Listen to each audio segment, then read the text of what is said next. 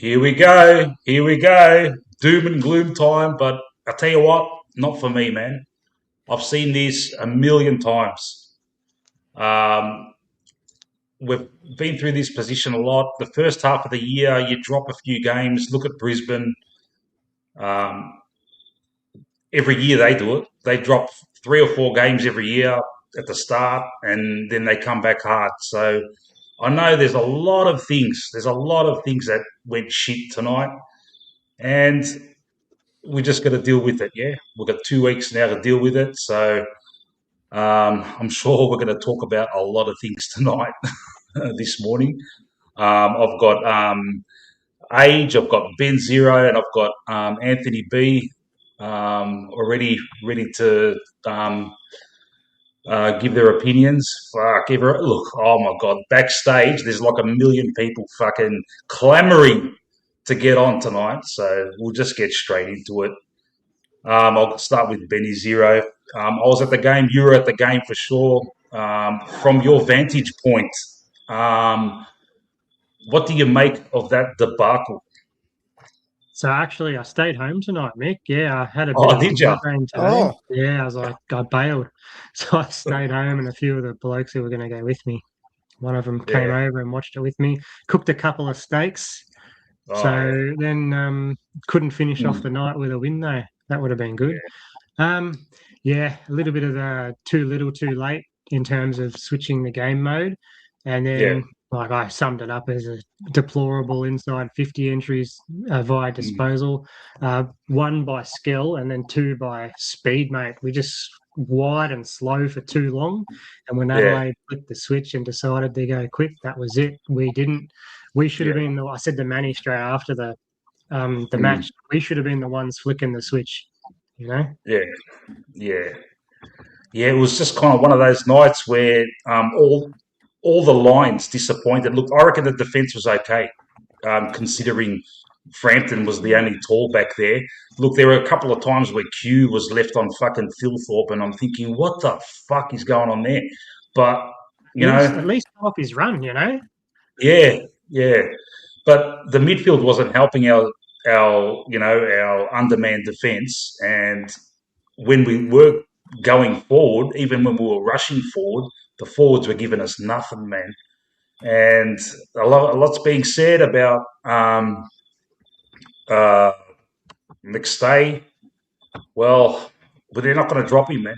He's not going to get dropped. So I know a lot of people are going to say drop McStay on this stream. It's not going to happen. He's in the leadership group. The Fly won't have the fucking balls to drop him. And yeah, look. I don't know if I agree with dropping him anyway. It's like who you got to. It's McStay or Buller or Membry, one of those. But yeah. All right, Matt's saying he's not in the leadership group. Am I wrong there, or I don't know? But Matt's in the I think he's backstage out. anyway. Yeah. Oh, he's not. Oh, okay. Nah, he's not out this year. Oh, okay. Fair enough. All right, I'll get Matt on. I'm sure he's got some scathing stuff to say. But before we do that, I'm going to talk This will to. be fire. Before we get to Matt, I'll just first in best dressed. I'm going with Adrian. How are you, Age? Good evening, Woodsman. Good evening. How are we? Hey, mate. Good, mate. Now, we just need to be really frank about the performance tonight. It's nowhere near what we're sort of capable of. How we started the game, that first 10 minutes was really disappointing. They probably could have put another couple on us in that quarter, so we're sort of lucky that they didn't. But yeah, that third quarter coming out after halftime is probably the worst in terms of team cohesion I've seen us sort of play for quite a long time. Maybe the Hawthorn game last year where we just got dominated. Very, very rarely under Fly have we had games where we've just been dominated for periods of time. Tonight's one of them. We just need to look at cold, hard facts. There were 10, 15 minutes there. We were just non-competitive, really. Look, around that, there was really good passages of play and things like that. But as I sort of spoke about last night with the centre clearances, in the end, it went 9-16. But the look, it doesn't read well, but it's more the quality of the exits, as I've always said. Their quality of exits on those 16 were a lot better than the quality of exits on our 9. So really, it was sort of in front of us, the blueprint that St Kilda sort of provided last week. It sort of showed up tonight, and I think that's where we lost the game. Really, there was periods of clearances out of the middle where we were just non-competitive, especially in that third quarter. Yeah. All right, H. I'm just going to quickly throw this in, okay? And I never say this, and I'm not about I'm not a big guy. Like, look, I just do this channel, have a laugh, get people on. We all talk about. We're all one-eyed pies fans. We put our opinion in, but I'm going to say the word that I rarely say. And I'm going to say like and subscribe, please. I hardly ever say that, but there's like a million of us listening, tuning in at the moment. So I would appreciate that. Thank you. And that's the only time I'll say it. Anthony B, how are you, pal? Yeah, guys. After 7 hours last night, we are back for 7 hours again tonight. It seems. I was on for 5 hours, and I let Matt and Ultimate Greatness take over because I was absolutely fucking cooked, mate. And then I'll tell you what, they did a great job, mate. The both of them took the reins, and there was still like between 20 and 30 people listening in at fucking 4 a.m. I couldn't believe it. But yeah, go on, Anthony. Sorry, mate. Yeah. Look. Very, very disappointing match. I'll probably start with the positives out of this game. So I reckon there were a fair few today. I thought Houston, that was his best game for our club at least. Just his kicking was, I don't know, like he was in the right positions. Yeah. He was against a few of the tools a bit today as well, and he held his own. So he gets a big pass mark today. Crisp, I thought really stood tall today. Crisp, I think, can hold his head high. A bit of run and gun from halfback, so he also gets a pass mark from me.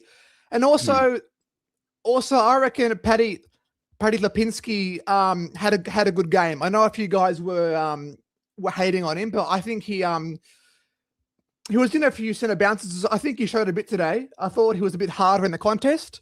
You reckon? I actually thought. Were you at the game, Anthony? Were you at the game? No, I wasn't. No. Yeah. So look, TV. I know it's a different experience watching it from home. Like me sitting in the stands, four rows away from the ground. It looks like he just had another one of his, average games. But if on the tally it appeared that he was better than that, I'll concede. Oh, look, I don't know. Look, I'll put it this way: he wasn't poor. I wouldn't say he was poor. So he didn't have a shocker. But I think this game just exposes issues that might have been covered up last week. I think the whole game plan. I see a team that's a bit confused on the field. I think we are a bit confused on the way we want to play. I'm not sure if these modes we have, these slow kick to mark and this run and gun. I don't know. I think we're just a team in two minds right now, and I don't know why it took us until the fourth quarter to actually have some dare in our game. And our whole team just looked. There was no cohesion. As Ben put it, the forward connection was abysmal. That was some of the worst I've ever seen on a footy field. And this forward line is not. Hopefully it gets better, but this forward line is not gonna function. Like I don't know how you can take us into finals. It wasn't it. It wasn't it today. A few small ones. At halftime, we had. I think Cameron got smashed in the hitouts. That was a bit. I know he was a tall ruckman, but that was a bit. Like he was demolished today. And Ed Allen, halftime, I think he had 1 disposal. So look, playing on a wing, I don't blame him that much because the whole team was bad. But I thought he showed a bit more after halftime. But I just think having a team this competitive, you have to show more, man. You have to show more. You have to give us a bit more. I thought Parker. I thought Parker was good today. He's a bit of a hot topic, but I thought he was pretty good today. But yeah, just a lot of got to see more from you, man. Today. Yeah, a lot on Anthony's stream just before there was a bloke that was ropeable on Parker, but man, at half time I thought I had the feeling we're going to fucking smash him from now, and even at 3/4 time after that putrid fucking third quarter, I thought. I did not get that feeling I had a million times back in 2022 and 2023 when we were down at 3/4 time. Yeah, we'll give him a run. I just did not have that feeling tonight. You just couldn't. No. Yeah, I don't know. It just wasn't there, and I was hoping it would come, but no. All right, Anthony. I got a full board, man. I got to get everyone on. Matthew, how are you, pal? G'day, mate. Matty. Good, mate. What's the verdict, mate? Yeah, I just finished your other stream 10 minutes ago, so I thought I'd jump on the next one. We should have just continued on. Fucking just have just go all year. Yeah. Oh, mate. Yeah, I had the same thing, like the 3/4 time thing, down by 4 or 5 goals. I sort of don't have that romantic feeling anymore. We don't do that anymore. Yeah. But look, those 250s killed us though. Like they did. They were real momentum killers. Were they 50s? Like on the tally, was it, or was the ump just fucking wanting to be a fucking movie star? Okay, there's a Collingwood killer rule. It's called holding the ball, so they can use a grey area, well, so-called grey area, and what they do is every single holding the ball the other team gets, and we miss 5 or 6 a game that should be holding the ball. So they use that to screw us. Now they look like they've got this new one where they can pull a 50 anytime they want against us. And like a bloke takes a mark and there's no one near him, and no one's standing 50 meters. Yeah, bizarre. Like. Can someone tell me, were they actually 50s? Yeah. And once they give the 50, it's like their forward line of giants and, 3 tall forwards that have been working together for fucking a good 3-4 years now. They know where to run and everything. It's, mate, you just give it. It's a given, yeah. It's a shot on goal, and Look at the difference between the forward lines, yeah. Theirs. And I feel like an absolute fucking dill fucking tipping that our defense we're going to fucking sort out their forward line. How wrong was I? But how different are the forward lines? Look at them. They're constantly finding space and finding each other and linking up with the mids. Ours, like fucking poles apart, Yeah. What's Tyson Goldsack doing? He's our forward coach. Last week he was the mastermind before our win for St Kilda, and tonight I don't know. He's our offensive coach, I think, or something like that. Yeah.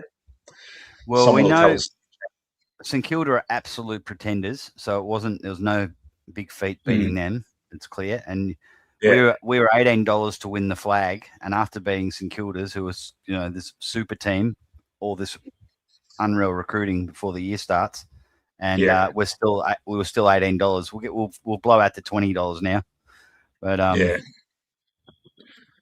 Void said that David King slammed those 250 meters. Kingy's probably like us. I don't think the players know the rules. Are they saying that if someone takes a mark, someone has to be standing the mark? Yeah. But how can you, if the ball's in play and you're 10 meters away, can't you just run and pick up? What do you have to stand the mark? Why does someone need to stand the mark? Is that a rule? Yeah. Now, Matt, you've been around as long as me, man, and you've seen starts to the season that have been absolutely fucking abysmal, and we've come good in the second half. That's why this performance it doesn't look, it's fucking shit, yeah, and it's a bad taste, leaves a bad taste in the mouth, but it doesn't worry me as much because you see it every fucking year. There's always some team that blows it out of the park and wins about fucking 6 or 7 in a row, then shits the bed in the second half. And there's always that team that's proppy, win, loss, win, loss, win, loss, and then they get it right, you know. And I've still got faith. I've still got faith. Look, one win turns everything around, mate. One good win, and then everyone's saying, "Oh, look how great we are," you know. So. I'm gonna get this gentleman on board. It's the first time, and he's got his own channel, and I love his work. He's Nate from Nate Talks Pies. I'll get him on. How are you, Nate? I'm all good. Am I good to just stay still? Otherwise, I'll give away a 50. Oh, no, it's fucked, mate. Yeah. Were you at the game, mate? Yeah, good old Pomfret stand, but also it's very disappointing to see our forward line structure the entire game and just our forwards. There's no chemistry, no cohesion. I'm getting straight into it, by the way. Just very, very disappointing just from what I saw tonight or last night. I reckon we just need to go short again, mate. Put fucking Geordie, Shooter, and fucking Elliot in there. Why the fuck was Elliot on the bench for the first fucking 20 minutes or so, man? Like, I was looking around for him, and I'm asking the people next to me, I'm like, because I knew he was crook before the game, and I'm thinking, is he a laid out? What the fuck's going on? And then I seen him run on, and I'm like, what the, mate? You need him at the start, mate, to get that first goal, to get us up and going, mate. Oh, man. He's an impact player, and if he's not having an impact, he's just another body out there. Like, I could have played a game with less game time and had more impact. I'm not trying to diss Elliot and whatnot, but I had a look as well. We had 8 players play 75% game time or less. Yeah. Yeah. All right. Who else we got? We've got the regulars here. Ultimate Greatness. What's up, Sean? How are you, pal? Hey, what's going on? You recovered from last night, mate? Recovery? I'm still going. What are you talking about? This is we started the pre-show and this is the post-show. So just all right. No, let's make a deal.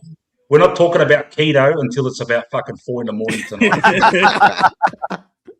And talk about politics with inside of the local football club. Yeah. Oh yeah. Wow. Holy. What's your take on last night's game, mate? What was my take? I mean, I feel like everyone sort of covered the majority of it. I just found it really weird. Actually, I'll just put my camera on because it'd be good so people can get yourself seen, mate. Yeah, so just so that people can see how much of a neutral I am. So I sort of found it really strange because last game we sort of went into it with a bit of because I feel like because St Kilda were talking so much, they were basically giving off so much banter in a sense. It sort of seemed like we were sort of up for the fight. Where it seemed like this week our confidence turned into a little bit of arrogance. Even I just felt that. Just our effort just wasn't necessarily there. We sort of just felt like it was like the game was already half won the second we sort of turned up, and then once we gave that extra 50% effort, we sort of figured because the first 50% of effort was more in our heads, we then figured out at some point, oh damn, we've actually got to win this game actually. So the mental side of it I found was very interesting because I felt like it was polar opposites from the game just gone and last week. So I'm curious to know if you guys thought the same. Yeah, I think there's a million different emotions and things we're thinking about. Yeah, all right. The center square was big. We got pummeled. It was just constant. Oh, there was Bronx cheers when we finally got one out, and we kicked it to one. Did you notice in the last? Was it the last quarter? When no, it was the third quarter when Nick was getting out of the center or something, and I don't know, he's just gone this torp or some ridiculous type of. I don't know. It was very un-Nick like, and it just went straight to a Adelaide defender. Oh man, but yeah. Hey, Sean, do you think Steen would have done better in the centre square clearances than Cameron? Has he got the jump? Yeah, I mean, he definitely. I think he's got a better jump than what Cameron has, and I think as well with and I think he'd also be a decent forward target as well because he can take a contested mark. Couldn't be any worse than the other blokes. Yeah, well, I was just about to say, with the effort that McStay and Buller have dished out, I'm probably going to give Buller at least 6 to 8 weeks, just so that we get a bit of a sample size. McStay, obviously, he's been here since 2023, so he's got no excuses. No. Especially when we've literally gone out of our way to put him in the leadership group. He should be kicking off the season. He's not in the leadership group. I've been corrected. But I'm saying the fact. I know, but I'm saying, but the fact that we have had him in the leadership group, it shows that we've obviously valued him to some extent. And obviously the fact that obviously he's not in it now, but it's just the value that we've put on him. I feel like we need more output from McStay because I think he's a bit more of a senior sort of operator from experience and things like that. So he's such a shit decision maker, isn't he? Some of the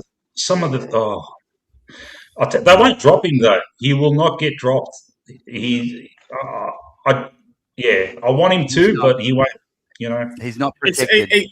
That's one reason they took him out of the leadership group so they could drop him.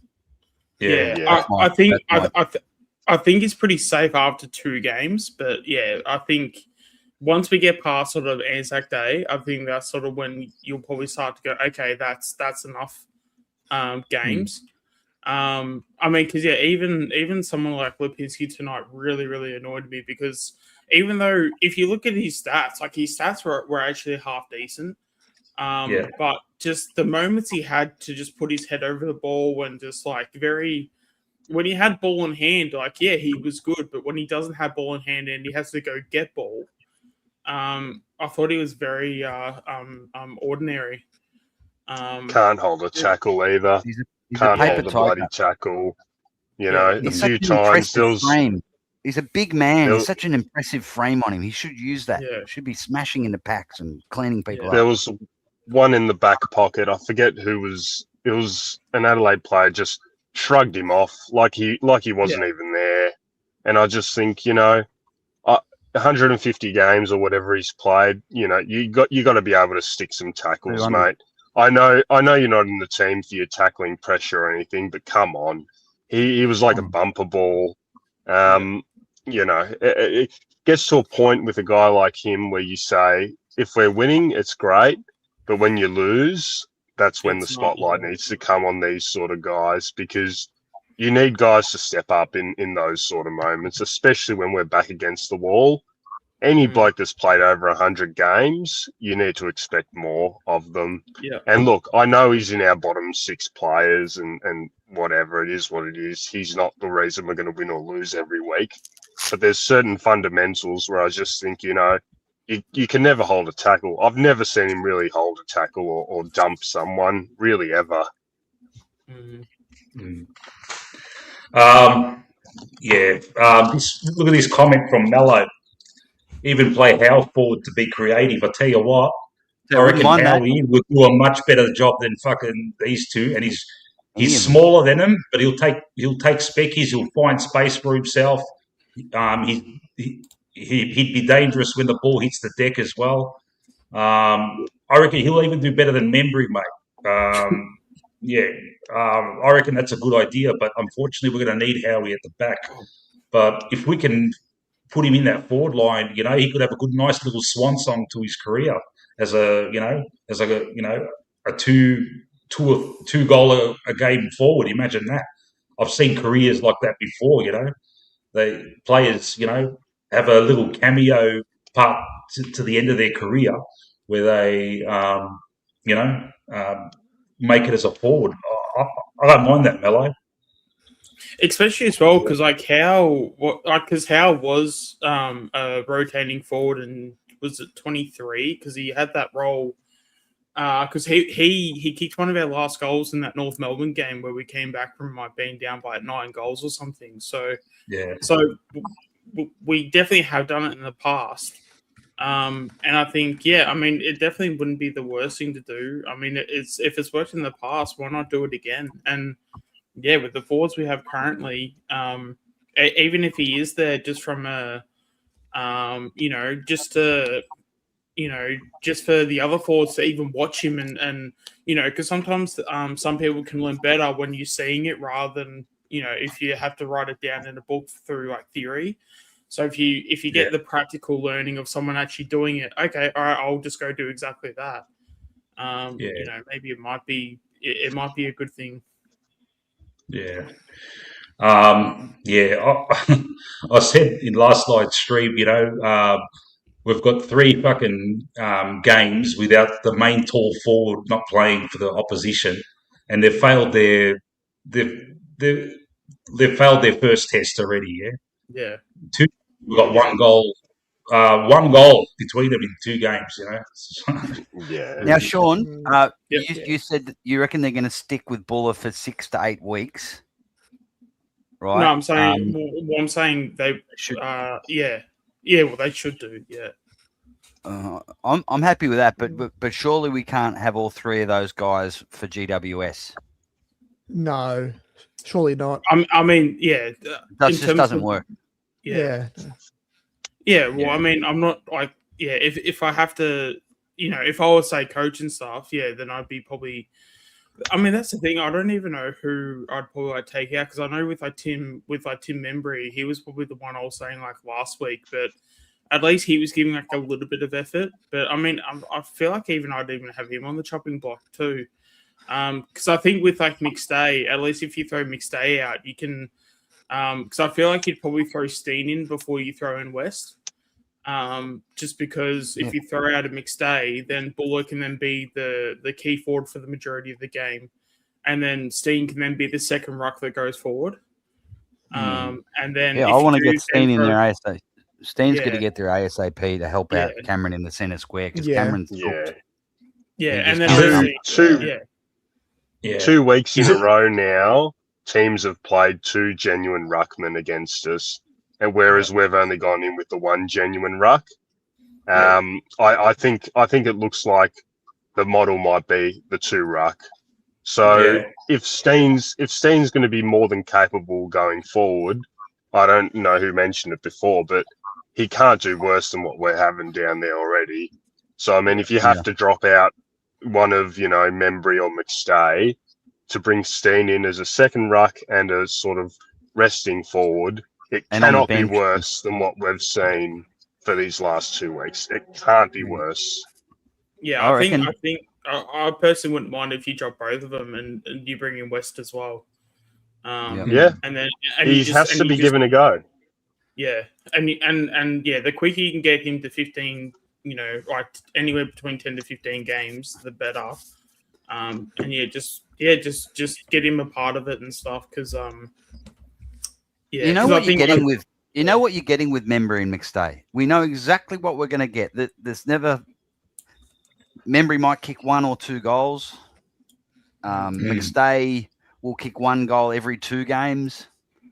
That's what they are, right? Yeah. He would be less than 0.5 goals a game, I reckon. Yeah. So you get West in, you get Steen in, get enthusiasm. They can't do any worse than what we're currently doing. The other thing about Steen, he could take the centre square, and then Darcy just does the rucking around the ground. Yeah, that's how I'd go with it.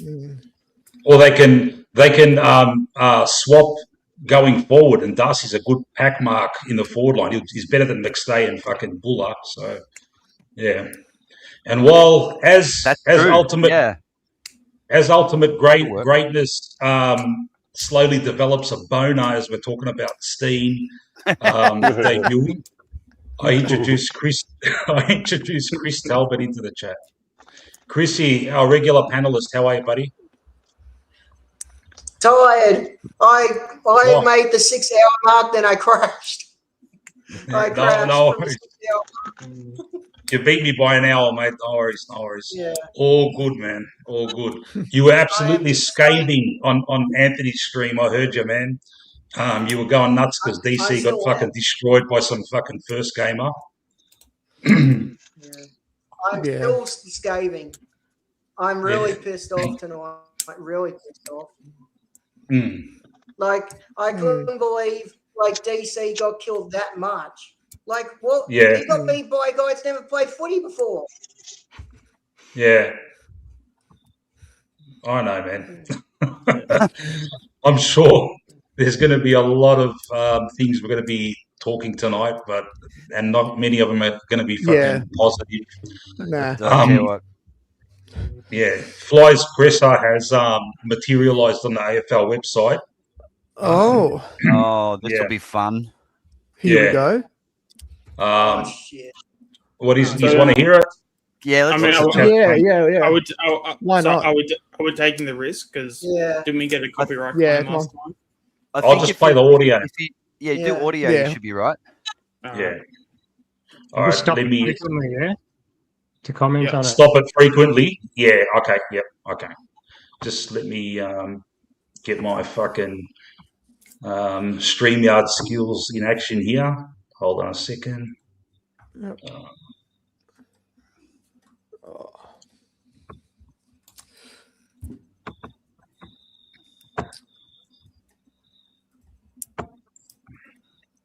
You can talk while I'm fucking doing this, guys. Fuck me dead. Yeah, I'm looking through the comments.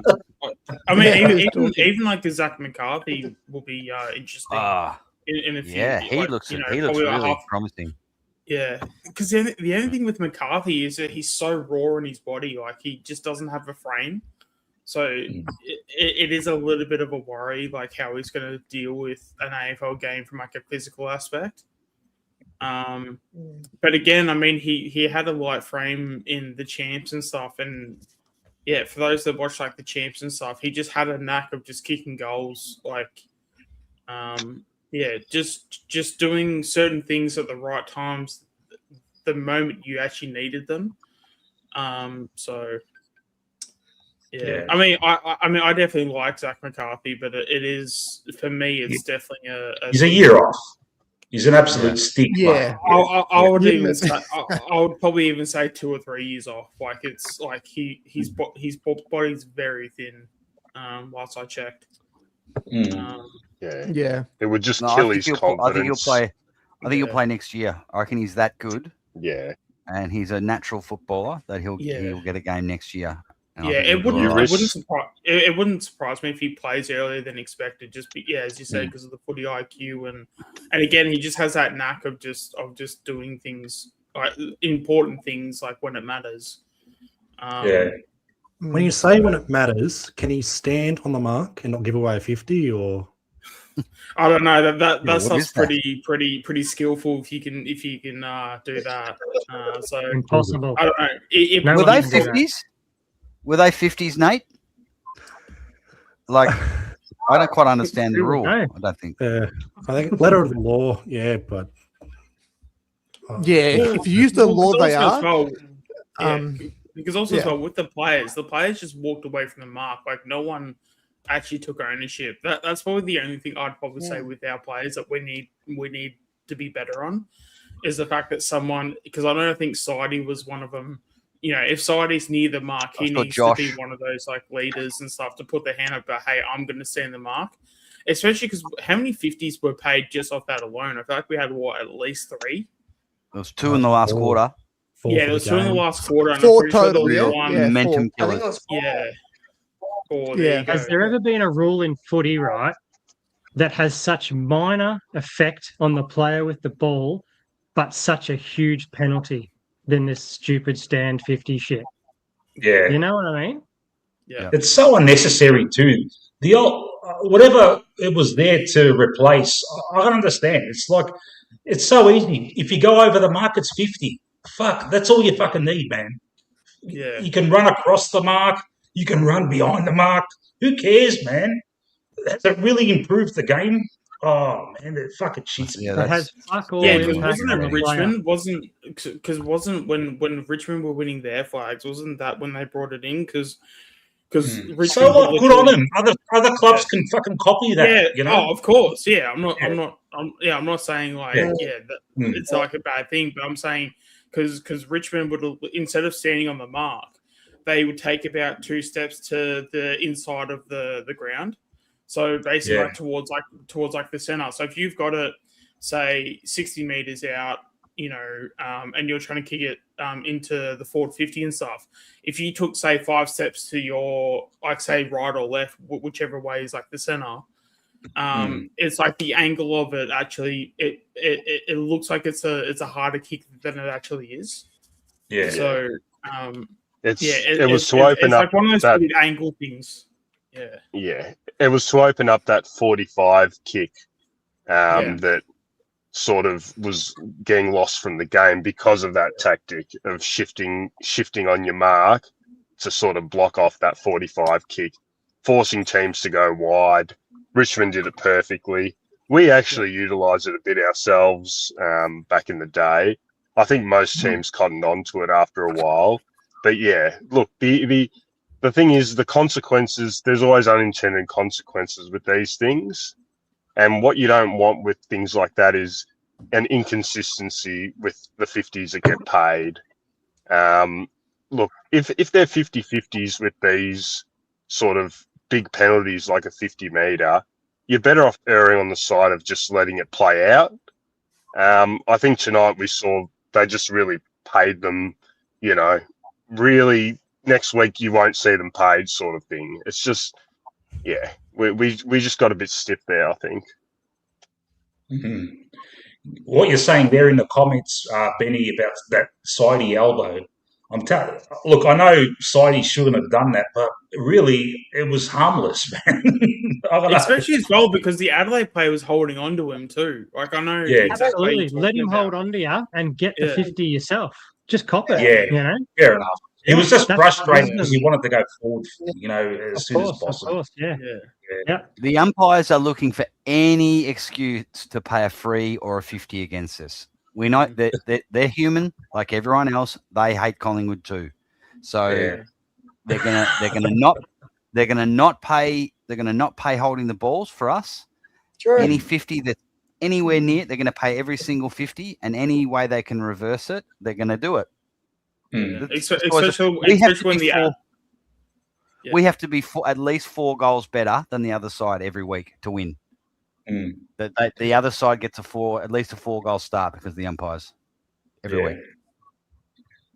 All right. So I've got the presser ready to go. So I'm fucking nervous with this shit because fucking last time, remember, I got cut off midstream and then I had to start up a brand new fucking thing. So what I'm going to do is, I know it might be a bit frustrating, but I'll play a little bit of it. I'll pause it. We'll have a bit of a chat about it. Yeah, I can't play. I don't want to risk playing the whole thing all the way through. Yeah, just stop and start. Yeah. All right, and just let me know if it's coming through nice and clear.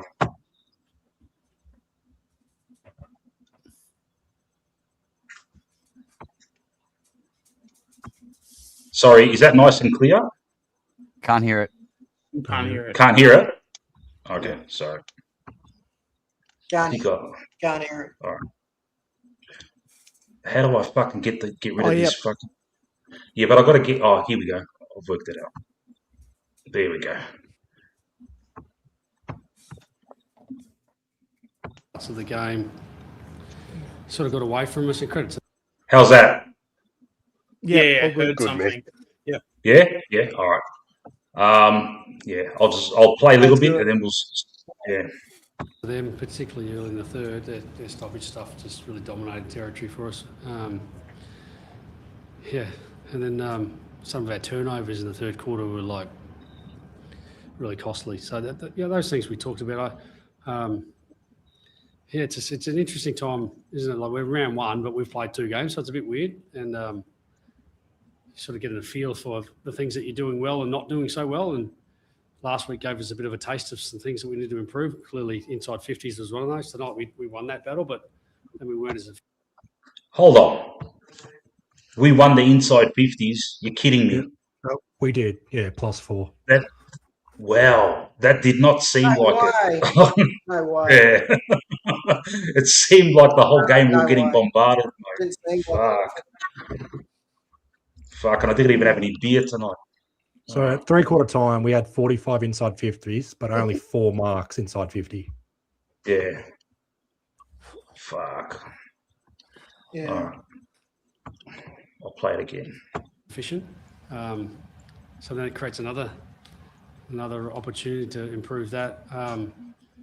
Yeah, like I repeat myself. I thought we were pretty average, and we played the team that finished top of the ladder last year, who, first game of the year with high energy and whatever it looks like, and yeah, but they didn't have Rankin, all right. And apparently, fucking 4 of their players were underdone. So I know they finished on top last year. We had the wood on them. We should have fucking really smashed them tonight. Which makes me think, if Darcy Moore plays, do we pencil that in as a win? No. We only lost by 14 points. The forward line, I think, was the issue today. No. I reckon our back line held up all right. Mm. Yeah. Yeah. It was a 3 tall forwards. No, want to work. Yeah, I think it was our forward connection that was abysmal. Like, you can play 3 tall forwards at least when at least one of them is good. Yeah. Yeah. So when they're all poor, that's really you're struggling, aren't you? Yeah, and like Membry's only 108. He's only 188 centimeters, isn't he? Yeah. So that's fucking tiny, man. Do you notice sometimes he goes up with one arm too? It fucking shits me, man. Yeah. I mean, double. He has a 2-legged jump a lot too. Yeah. Anyway, lost by 14 points. So I think there's blue sky in that. I think there's a lot of blue sky in that. You go, well, we had our chances, and here we are. Has he got a problem with your connection going forward at the moment? I mean, you had a lot more inside 50s tonight. Yeah. Keys only finished 1 goal. Yeah, I look at that's reality. We're not getting much out of our keys. That's real. I'm not going to shy away from that. We've got work to do on that. I think there's a connection breakdown at times. We had a lot of the second and the fourth quarter. We kicked 9 goals of our 11 goals. So you say no then. You say, no, what about the last quarter? How's that connection? I'd say pretty good. 5 goals, 3 or whatever it was. but it wasn't Buller and McStay doing anything, in those quarters. Were they benched? Were they or down the back line? Because it looked like they went down there. It was just a small forward line. Oh, benched. The Goey at full forward. Yeah. Buller was benched, I believe, for a bit of the last quarter. Yeah. Looked much better. Yeah. Yeah. All right. Back to fly. But no, we got parts of our game there, and that's what you get at round 1. You get opportunities to go against other teams and go, right, what's the issues right now? And centre bounce work has been a bit of a pattern for us, so we've got some work to do. And then we got some work forward of the ball. You mentioned the stoppages. Nick was so influential in the middle and the second, and then line at the start of the third, and he was on the wing. I'm just curious as to why it was. No, that's just subtle little shifts. They do little deals and stuff. So just for certain times of the game. But we that third quarter really shifted momentum, didn't it? And I've been watching the first couple of rounds, and momentum shifts pretty quickly in this game now. And if you don't hang in there, that in the end that was the margin, wasn't it? Like, what was it, 14 points? And that time they just put on 3 or 4 quick goals. And look, in fairness to him, I know in the past we've put up flies presses and we've been fucking absolutely throwing tomatoes at him after losses and stuff. In fairness, it was just the third quarter. It was the third quarter where we lost it, We break even in that third quarter, we probably win the game, But we just I don't know, we went to sleep. The centre, the CBAs, man, mate. When you got Nick, Bo, and Geordie in there, I look at that. When I look at that as our starting CBA, I'm thinking we're getting this ball out, man. I don't know. They just got it out so easily. It just fucking gave me the shits, man. Yeah. Well, this is why it was so dumb to get rid of Cox. Like, there's a reason why they used Cox in the last quarter of the grand final. Yeah. We all remember that last play. So one of 6'11". One of the Adelaide ruckmen was 210 centimetres, but that was not the one that was beating DC, was it? It was the other They guy. both were. Yeah. Because 210 centimetres, you could be the fucking biggest fucking loping fucking giraffe, but you still got the advantage in getting the tap outs, mate. It's so fucking crucial. Yeah, as you're right, man. Cox, mate.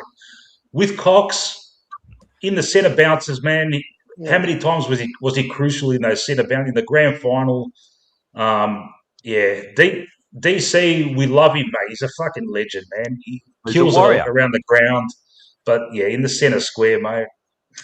I don't know, man. The perfect setup would have you have Coxie floats forward or off the bench, and he just does the centre square, and then Cameron takes it around the ground, and he gets to drop back across half back. That would be a perfect thing. So let's hope. Let's hope that the team can bring that. Did Coxie play today against No, he Geelong? didn't get named. He didn't get named. Okay. No, he all didn't. right. It was an emergency. Okay. All right. All right. Back to fly. Here we are. Yep.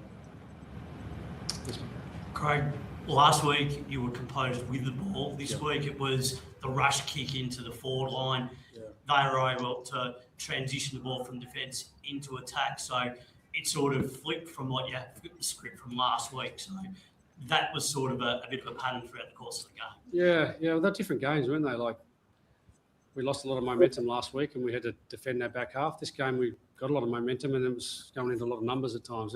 There's a few little tactical things that were happening in the game. Worrell was free and we had Dan Houston free for major parts. And we thought Dan was fantastic for us. So that's his second game in a row that we've got. Dan's starting to look like that. Are we all Dan fans now? That's a positive. It is a positive now that he's starting to come good consistently. It's 2 games in a row. He didn't play 2 games in a row last year. I see Benny Zero pumping the fists there. Benny Zero tipped Dan to have a blinder last week, and he's tipped it again for this week. So he in the vault. Just letting everyone know, I've got a vault that whenever someone on this show or in the chat makes a big call, I write it down. Sometimes it's hard to get it when the chat's going really fast, but I'll put it down and it's in there for posterity. And at the end of the season, I'll review everyone's big calls and see who gets them right, see who fucking is full of shit. And so Benny Zero's got fucking 2 weeks in a row. He's tipped Dan to. I got a bad one this week too. I said McStay and Membry kicks in between them, so I fucked up my. It's offset by that. Yeah. I tipped Dan to have a fucking day out too. Don't worry. Fuck. It was his 200th game today. It was his, yeah.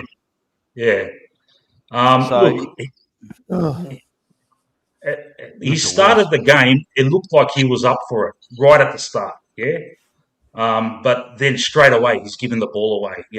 Trying to do these fancy short passes, thinking that he's like Nick Dacos.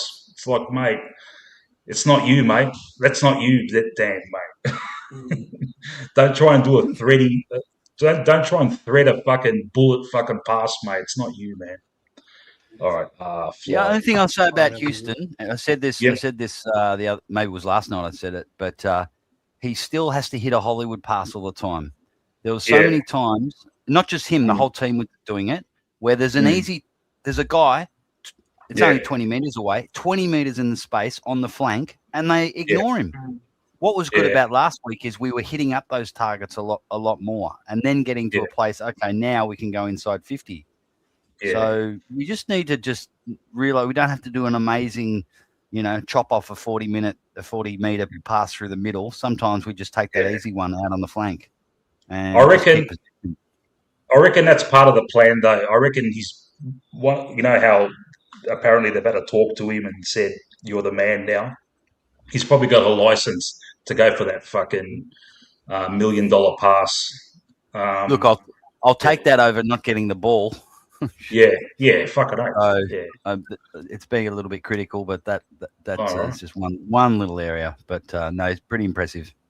Yeah. All right, back to Fly. Really, I hope it could be for us. But then we didn't quite manage. At that period, we won stoppage early and we didn't score. I think first quarter we kicked 1 point late. Yeah. It's not much for our fans to be excited about, is it? So tactically we've got to get that balance right. We promise our fans that we'll get to work on those things. Can I elaborate on My daughter cracked the shits in the first quarter when she saw the score, mate. Yeah, one. That's all we scored in the first quarter. 1 point, was it? Yeah. Oh, yeah. About 3 out on the Fulls as well. Yeah. And they were kicking it out on the full all the time in that fucking in the city side. And I'm thinking, is there a fucking massive breeze going fucking sideways or something? And when I kept seeing that, I thought to myself, all right, they've got the first couple of goals, but I don't think they're on. They're a bit erratic. We should fucking run over them. Yeah, how wrong was I? All right, back to Fly. and the deals that you're doing? If you watch every centre bounce, there's lots of deals going on. Players starting forward that end up in midfielders. I don't want to give too much away, but most opposition do it. It was just that one moment. It wasn't a tactical thing. I wouldn't read too much into it. Because you didn't come in until I think after maybe the fourth centre bounce, and Adelaide had 3 goals by then. Okay, I'll need to look at the tape and make sure that we get on top of things. If it's a to be honest, our centre bounce stuff we put a lot of time into it. We've got more work to do. We do. That's real. We've got 12 days now to get these things right. It's fortunate you get to round 1, you get a bye. Some areas of the game you can get to work on. We had a 6-day break. Now we've got 12. We'll get to work on some of this stuff. I hope so. Can't do much about it. Thank you very much thought, to be honest. Me too. I'll give you a chance, Craig, to get some reinforcements down that pretty thin defensively. How are they going? Yeah, well, rightly or wrongly, we try to support our backs tonight with some spares at stoppage and other parts. But Darcy hopefully will be available. Not sure. He's got some minor hamstring awareness and how he's sort of working towards that too. So time will tell on their progression, but we'll welcome those guys back if they're fitting well. Yeah, just the game with Darcy Cameron tonight. Played well last week. Yeah, followed on once again. Yeah, Darcy's such a pivotal part to us. That young lad's got a bright future though, hasn't he? McAndrew, you can see why they pick him as first hands at centre bounce with the new ruck change. It looks like it's going to play into his hands a bit. He was quite good himself. How impact was the flow on of Moore and Howe, forcing Quainer and Maynard to play a lot more than they are? Look, I thought they battled pretty hard. I don't think that was. I'll tell you what, I feel for Big Billy Frampton, man. Man. He's had 2 weeks of fucking hard work, mate. We've asked a lot from him, and there were times when shit was happening and like he was doing dumb things, but he fucking battled his heart out, man. Look, well done, man. You're doing the best you can in that situation. And are you still, Matt? Are you still disappointed that Fly hasn't gone with Cochrane the first 2 games? Yeah. Perfect opportunity to throw him in there. Yeah, like give Billy some support, Yeah, because also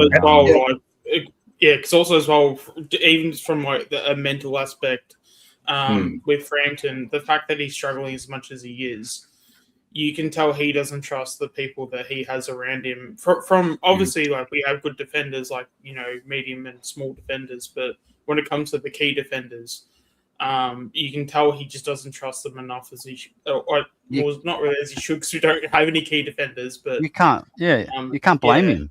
Like Quaynor on Fogarty. Quaynor on Philthorpe. Yeah, it's definitely. I love Quaynor, but you know, that's just too much to ask. Yeah, it's definitely a coaching issue rather than a Frampton issue.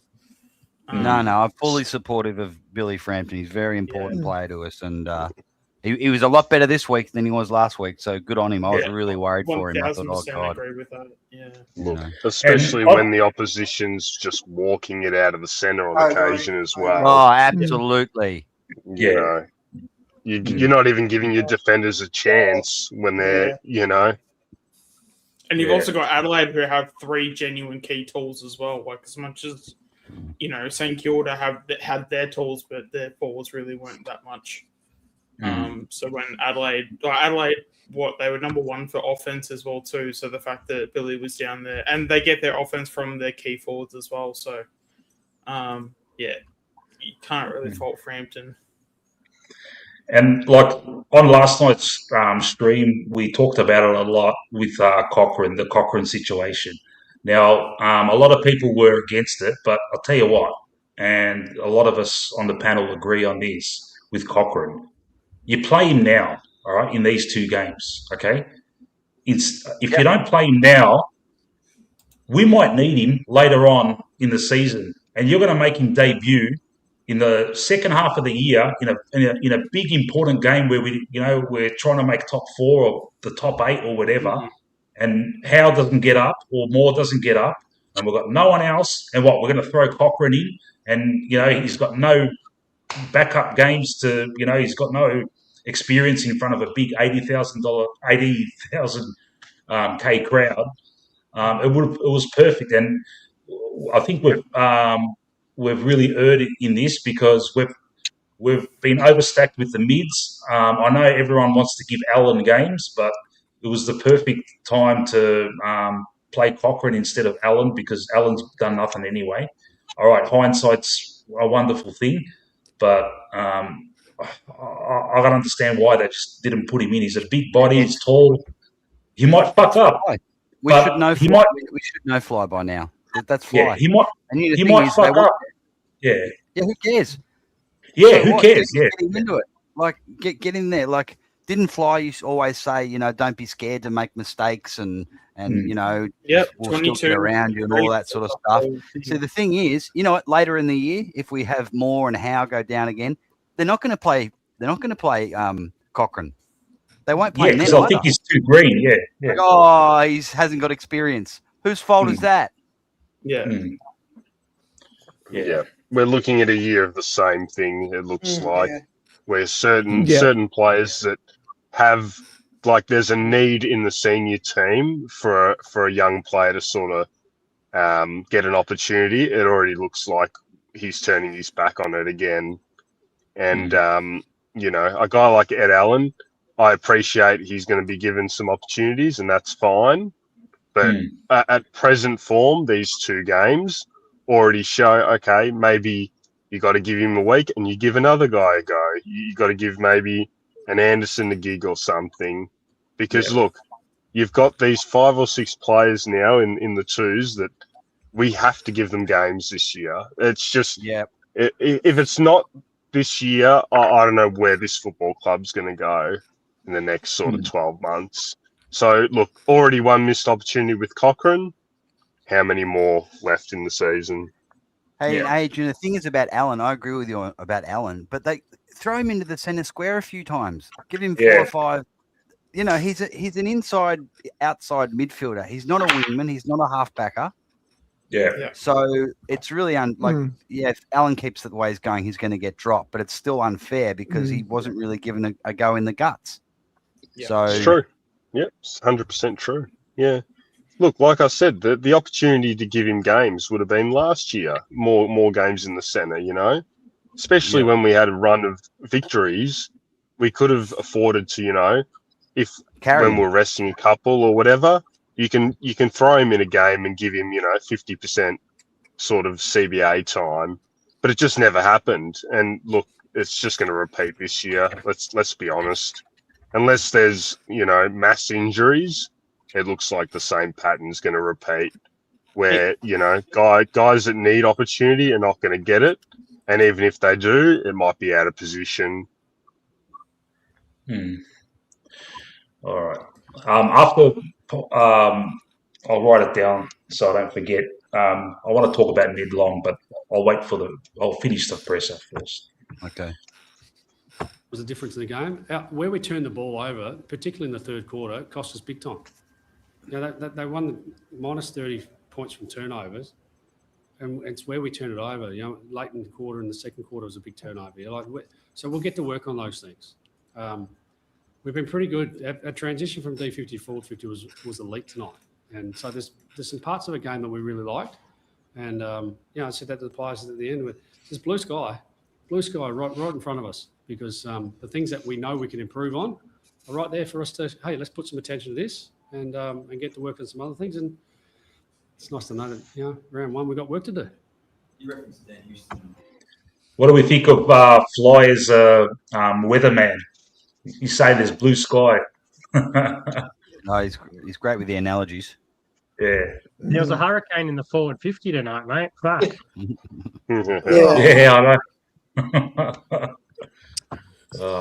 Thank the Fly. Do we think he cares? Well, who was it that said he's lining up? He's readying himself to take on the Brisbane job after this. Was that you, mate? Well, that's his team. That's who he barracks for. He loves Brisbane. So yeah, he'll take over from Fagan. So just go. We need a development at our stage where we're at now. We need someone who's going to develop our young players, and if he's not going to do it, we need to move him on. Because it's going to fuck us up for the next 3 or 4 years if we don't. We need to find out what these guys can do. Yeah, I agree. Okay. All right, no worries. We'll talk about more of that, but I'll go back to Fly. Yeah. No, he's playing a slightly different role, Josh. He's sort of allowing him to intercept, mark the ball a bit, and we just love the ball in his hands, kick-ins and all that. It's he was important tonight, really important. When we were up and going, he was getting the ball, he was making good decisions, and we got a Collingwood ball user there with Josh and Nick, and he's a weapon for us. Thanks, guys. All right, that's it. Here's the what? All right. There'll be one of many Fly press conferences that we put up and see. A couple of times last year when we did it, there was a bit of vitriol spat at our mate Fly, and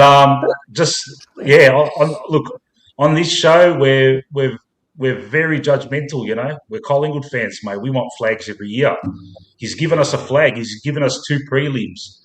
But the consensus we get here on this panel, but look, everyone's got different opinions.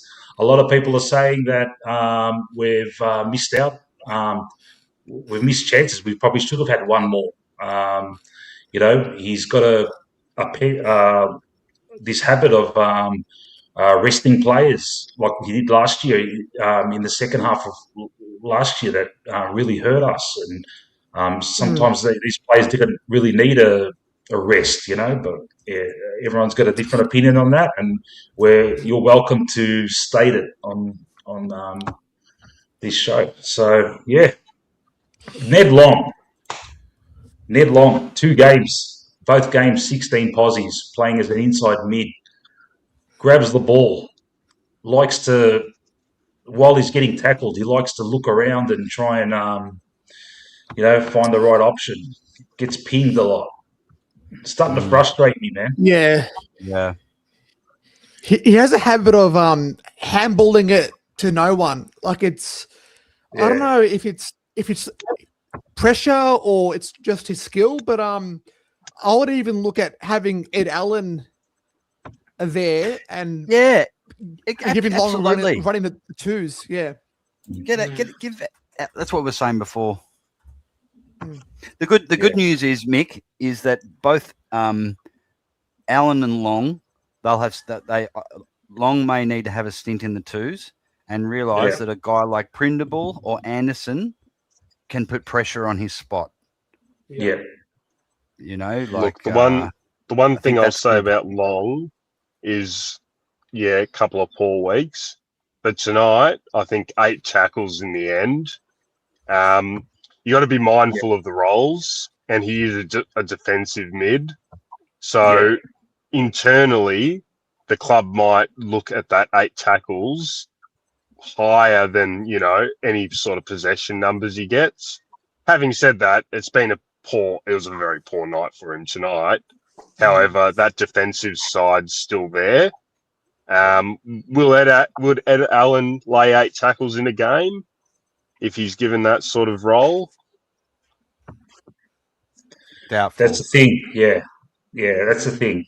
And look, Ned's got the runs on the board. Yeah, he's got the runs on the board. He just there's still a lot of deficiencies. A lot of us thought that he was this year was going to be his breakout year where he plays a full season like he did that first half of the season last season.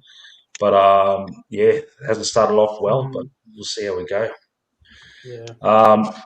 If I'm not going to tell everyone to give their 3-2-1s now because there's no fucking way I'll wait a little bit later in the stream and I'll get them. But it's very hard to give it for this game, isn't it? It's like Nick was quiet. Like Nick, 33 possessions, he wasn't as effective as usual. Josh was very good. I had Josh was my best on ground, and then Houston, and then Nick 3. That's right, Nick 1. Yeah. Wasn't Josh Dacos' efficiency up to it was 88%? 89, I think. 89. Do they have efficiency on this? No. Oh no! If you go to advanced, it will. Oh, okay. All right. Josh was 86 on the app I've got here. 86 efficiency, 86%. Yeah. Can I just say something about Long? And this happens too often. Yeah, This is something he can improve on. This is something he can really improve on. There was a stage there in the third quarter where Crispy got the ball. It was on the outer wing. Crispy got the ball and pinged Longy a handball, and then went screaming past for the 1-2, and Crisp was out. He ignored him and then went backwards, a 20-meter handball backwards towards the boundary line. Do you guys remember that? Yeah, I think so. Yeah. That really pissed me off.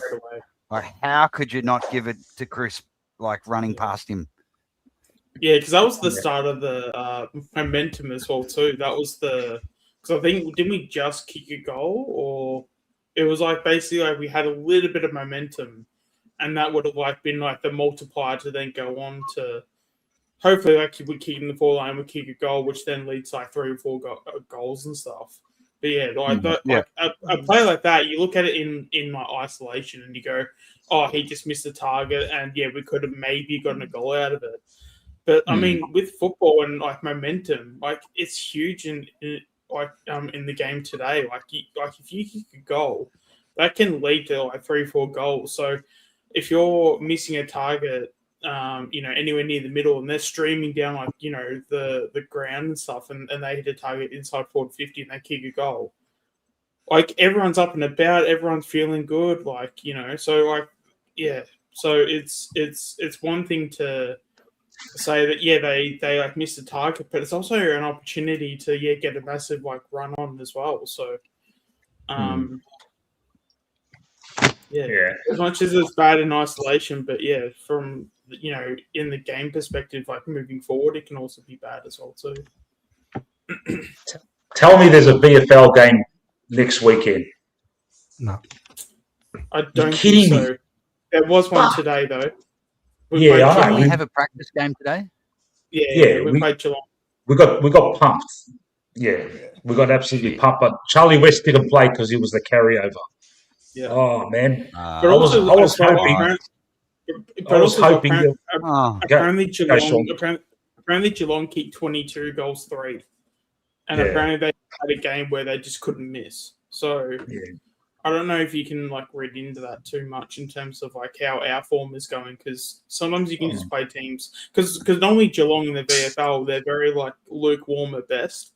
They're the sort of teams where they're like sort of the first teams like miss finals. So they're around that like 10, 11, 12 sort of range.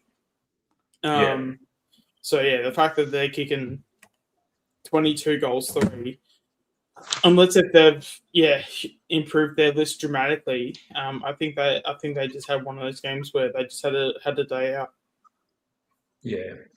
I was praying that there'd be a VFL game next week because I really wanted to see Charlie West fucking have a good game and fucking kick a bag to put pressure on these two fucking giraffes that are doing absolutely fucking nothing, mate. Because that would have put, if you played a good game and fucking kicked a bag, everyone would be saying, fucking play the kid, mate, you know? Yeah. But now we're going to, wait again and they'll leave him, they'll have 2 weeks of working out where to run and shit, in training, but who knows, man? Yeah, and that's the other thing. So because he didn't get a game this week, then how does that go for his prep? Like in terms of preparing for, so hypothetical, let's just say there is a VFL game or whatever. If we get an injury during the week to say a forward, I won't say a name, but let's just say a key forward goes down with injury. Like he doesn't have much prep going into like the game next week if there is. Obviously, and again there's a bye, but let's just say AFL this game next week. But if there's like an injury going into it, he's had like very like the amount of prep is like very small compared to someone that would have played in the VFL squad today. So I'm sort of like in terms of having him as like a holdover and everything, I'm just wondering if that is like like the right call, because if there is at a time we do need him, like we're gonna need him to be like prepared and ready and also in form. So if he's not playing games, that's not really a good sign, is it? Yeah, it's a shocking set of circumstances. You could at least play him a half or something, because it was the pracky was yesterday, wasn't it? No, today. So the pracky was today. Yeah.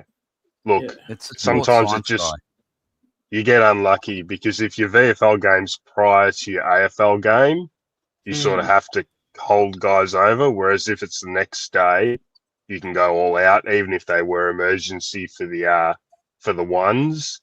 So it's just one of those quirks. But yeah, just disappointing that he doesn't get a run this week, and then next week there'll be nothing.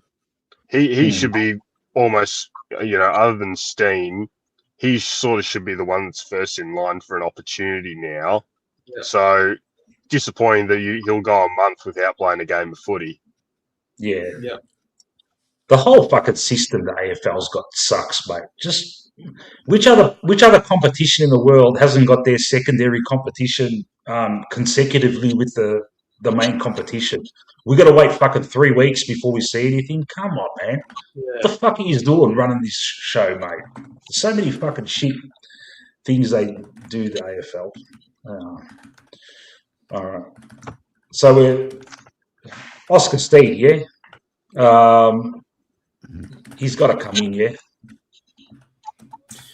Yeah. I don't reckon he will. Yeah, I reckon it's going to be another Cochrane. He won't play. He won't play until Cameron needs around 16 or something. Yeah, I betcha. Yeah. Fucking shits me. You're telling me. I'd have him playing against GWS. Yeah. Swap him out for one of the McStay or Membry. That it must be concerning for them with the not only the forwards but the centre square. Like this rule is not helping Cameron at all. Steeny's could be chop him out, It's also the kids. Like I'd love to be a fly on the wall just to know like what's going on in their heads as well. Because like they would be like, and I'd imagine when you're at that age too, and you're trying to make your way into the AFL, it's probably like a really like shit place to be in because you've got all these like concerns and things you want to like, you know, for like for a lack of a better term, you want to like sook about, but you can't really do anything about it because I feel like in these sort of like moments, if you are the one to sort of say something, then you sort of get thrown down the pecking order. Then you're too, you know, you're too much of like not a contrarian, but like what's the word? You know, you're basically going against like the team values and all that stuff. So it'd be a really tough spot because you're there. You want to be that person to impact the club in a positive way and stuff. Yeah, I don't think it's about being like too sensitive, but it's a thing of like when you care so much and you want to, you know, it's like us. Like if we were to get a game in like AFL and stuff, like we're probably chilling at the bit every single week. Like I want a game like this week. Come on, let's go. And then like, you know, you sort of get yourself hyped up and you work so hard for, you know, to basically work for an opportunity and you don't get it. Especially like pre-season, like you worked your ass off for what 3-4 months. And then everyone's like sort of like, oh, you're going so well, you actually might get it. And then just for it to be pulled out from under you, like I don't think I think it'd be a really hard thing to take, and I think it's an aspect we don't talk enough about. Yeah. All right. Who else can we talk about in this lineup? That Jack Crisp was all right today. I thought that was his best game for a while. Especially back to his old self from a couple of years ago. Yeah, there was actually a few lead-outs he had where, ironically, he kind of looked like a bit of a key forward when he was like lead-out, take a few marks. Like, and why was I so convinced that we would be able to nullify this forward line of theirs? Because there were Q was okay, but you're just asking too much of the kid, man. Fuck. I'll tell you why, Mick. You know what it is? Yeah. I picked Collingwood to win by 35 points because we didn't anticipate the drubbing we were going to get out of the centre square. Yeah. That's what put the defence under so much pressure. We could have had Howe and Moore and we still would have been under pressure down there. Yeah. Do you think let's say we won the centre bounce drills, yeah? Do you think McStay and Buller still would have fucking shit the bed? If they would have kicked a goal each, and Jamie would have kicked another goal, and we win. Yeah. If we'd broken even in the centre square, when you move the ball quick into the forward line, there's a lot more space, isn't there? The way we did it, having to rebound constantly and slowly, we give them time to sort of bunch up, and it just looked like dog shit. The thing is though, when the tall forwards, doesn't matter whether you're tall forwards or you're short forwards, if you're moving the ball poorly, then it's not going to work. But the thing is, when you've got guys like McStay and Buller and Membry, when the ball hits the ground, that's when we're in trouble. So the smaller the forward line is, when there's ground balls, we can hold our own. But when you've got big loping guys, that's when the ball hits the ground, that's when you're in trouble. That's why too many balls is an issue. Ground balls, didn't they? All night, everywhere. They killed us. It just seemed to bounce their way too, but, you know, bit of their positioning was good. Yeah. They were a bit cleaner off the deck as well, I noticed. We were a little bit fumbly tonight. They had a lot more sort of, you know, first touch, bang, off they went. So I think it's hard because there was periods where we really dominated all around the ground, especially, you know, when we sort of came back there in the last quarter, obviously. They looked a bit gassed. We looked like we were running on top of the ground.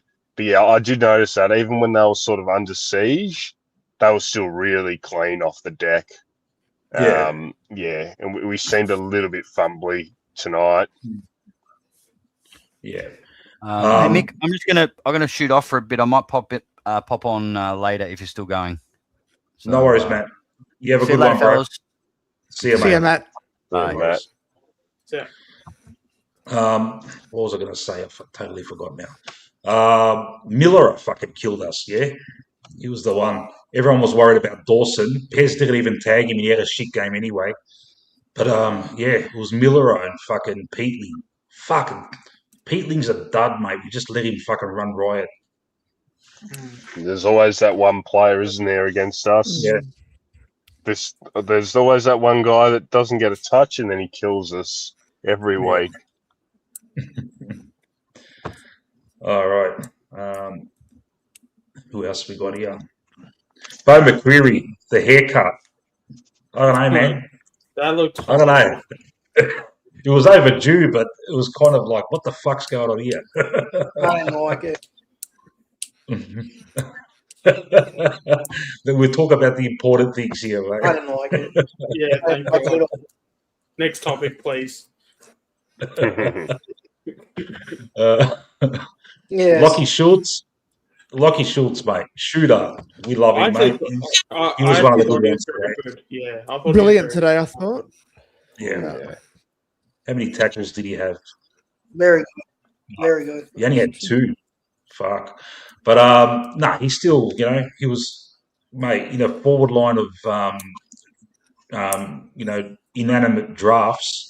He was mobile. He was making things happen. So mate, that's what I mean. You see a guy like Schultz having a fly and split packs and things like that, and you just think it just makes you so sick when you see McStay and Buller virtually do none of it, and you got a guy that's 6 foot who's the guy presenting and flying through the footy. It just grinds my gears so much. Like when you have that, when you're in that situation, there's no other thing but just to bomb it long forward. Yeah, like you're under pressure. You got someone on your back. That's all you can do is just bomb it into the forward line. And when that happens, Shooter and fucking Jamie are the only ones that are making realistic fucking attempts at taking the mark. And Buller and McStay, are doing nothing, mate. I know. Yeah. Makes you sick. You sick. And you know what shits me the most? I reckon every Sydney game I saw last year, I don't watch all the Sydney games, but I've probably seen about 3 or 4 games last year. Every one of them, Buller's fucking taking marks, kicking goals, and I'm thinking, we've got ourselves a beauty here, I mean, technically, there's still time. Like, it's only been 2 games. Yeah, I know.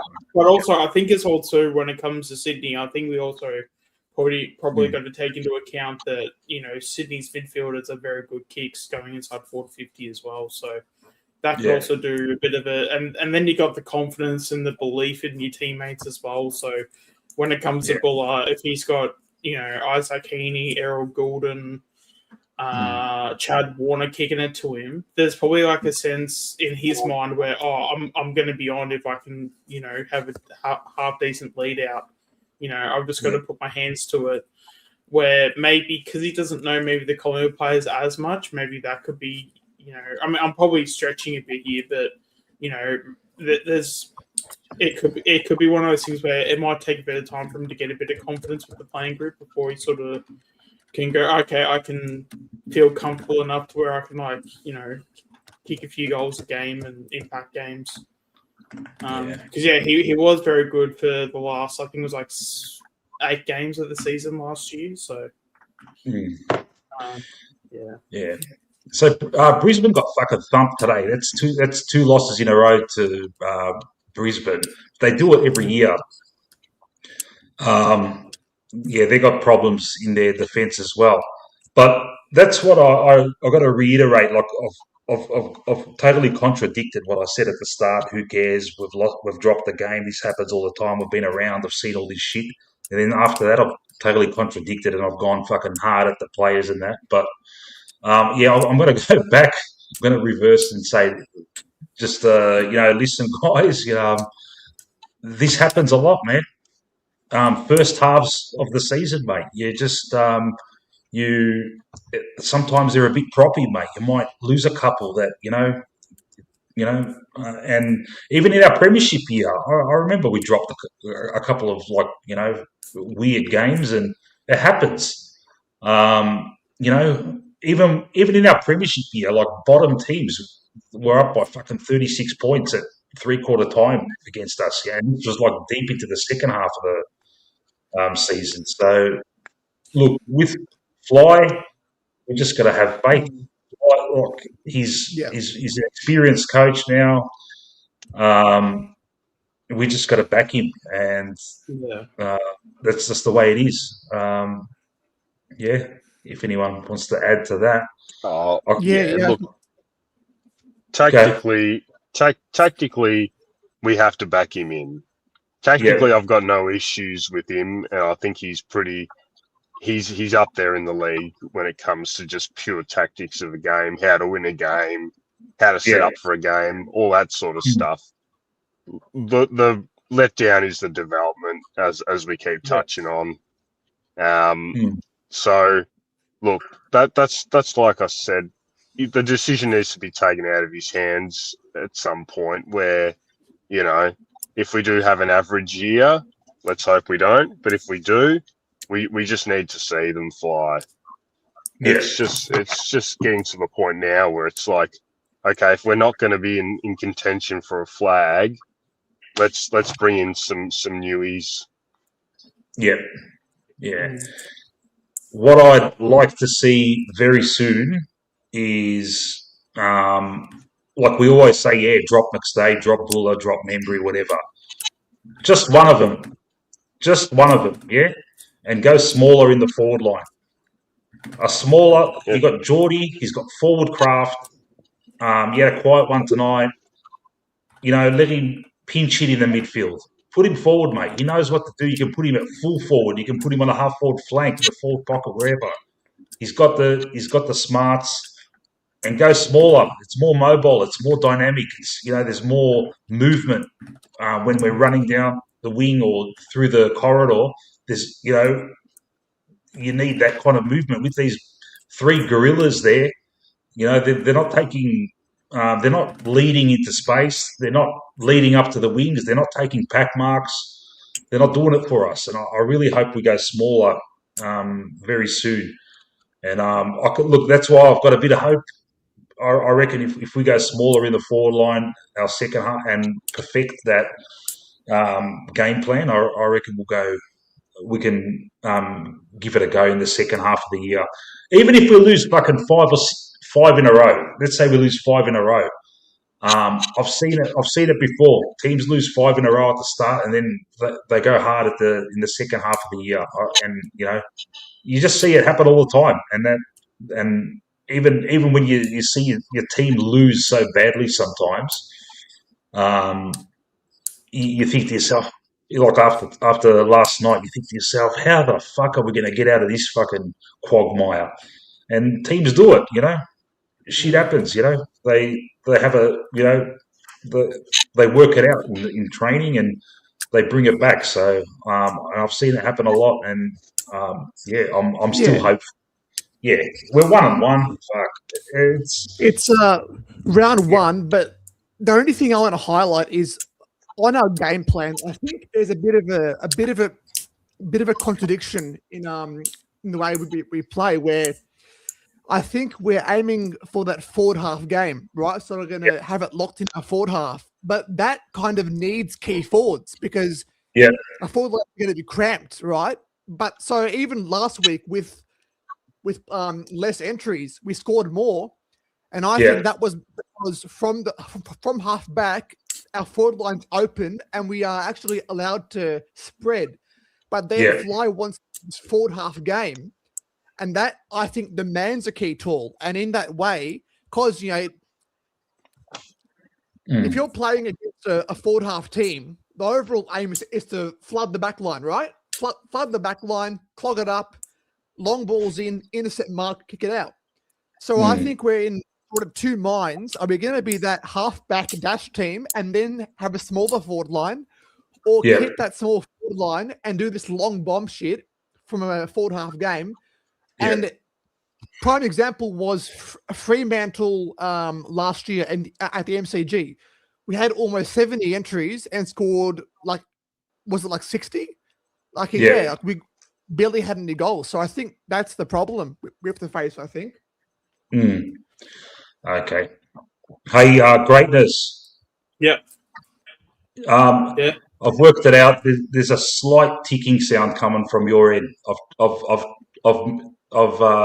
muted. I've gone through everyone and I've muted each person. Oh, is that because of the bottle? I've been flicking the bottle. Yeah, it's probably that, man. Yeah, okay, my bad. All right, look. Yeah. All right, look. Just want to say, look, in the chat, milkshakes. All right, I'm going to address you directly. Yeah. Just take it easy, man. Look, I've been watching you. You haven't said anything like really, really nasty to anyone else. And look, sometimes you put in comments and they're really good. Yeah, they're really incisive. You make some great points.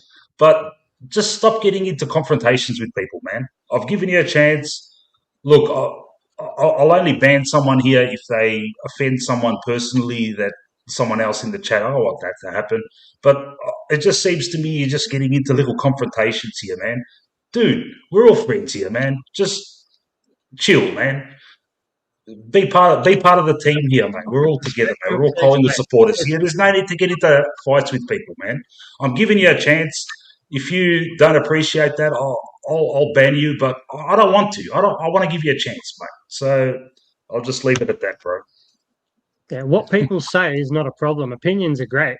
It's how you deliver it, and then bang on about nothing to do with it. It's pointless, mate. Come on. Yeah. I'm giving you the benefit of the doubt, mate. You can look.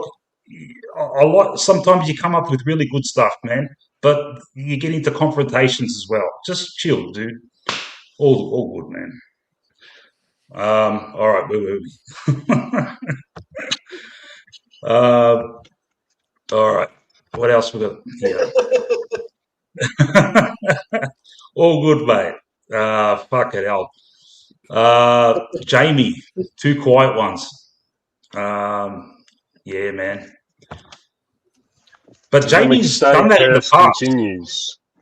He's done that in the past. He's had little patches where he's been fucking poor, and then then he has like a 3-4 week run where he fucking kills it, and that's when we drop one of the fucking talls, and he's got free reign, you know. But he's 1 year older. Yeah. What else we got here? we know Jamie will bounce at some point. That's if he's fit, he's too good to not impact games at some point of the year. The problem is, like I was saying before, the talls are just killing him. You know, they're just killing him. He's our true full forward. He should own that forward 50. He should be the one that dictates the leading lanes and everything else, and everyone should play a supporting role around that. He's our only true, proper champion forward in that team. Simple as that. Yeah. And look, it's got to happen. Yeah, West is going to come in for one of these. West.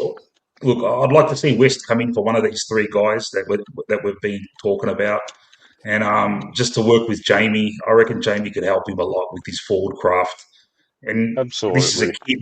He's 19, 20 years old. He's already got some forward craft. Mate, when you're kicking bags of 5 in VFL, you've got to have some sort of forward craft.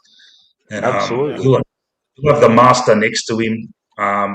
You know, Membry, he's always going to be the same. He's going to fucking touch the ball fucking 3 times, and you just got to hope he kicks 3 goals with it.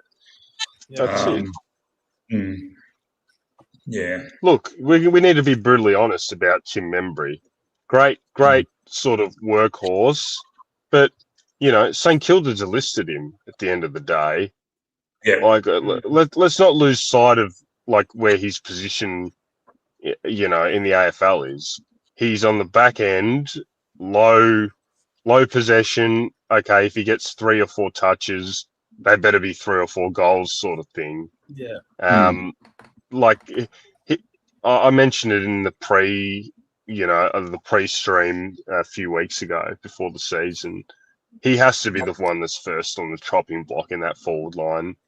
And with what's played out, it looks like that might be the case, to be honest.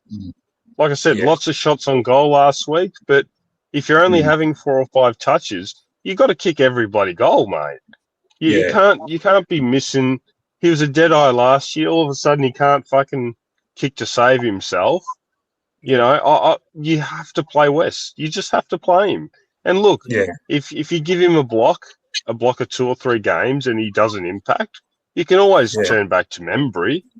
But you know, it's just getting to the frustrating point now. We're 2 games in, and I'm already frustrated with selection. Also, as well, especially with the Tim Membry, I think we also got to focus on the fact that when it comes to, because obviously he was at St Kilda prior to being with us, right? To St Kilda, he's like a top end player, but to us, he's a bit of a fringe player.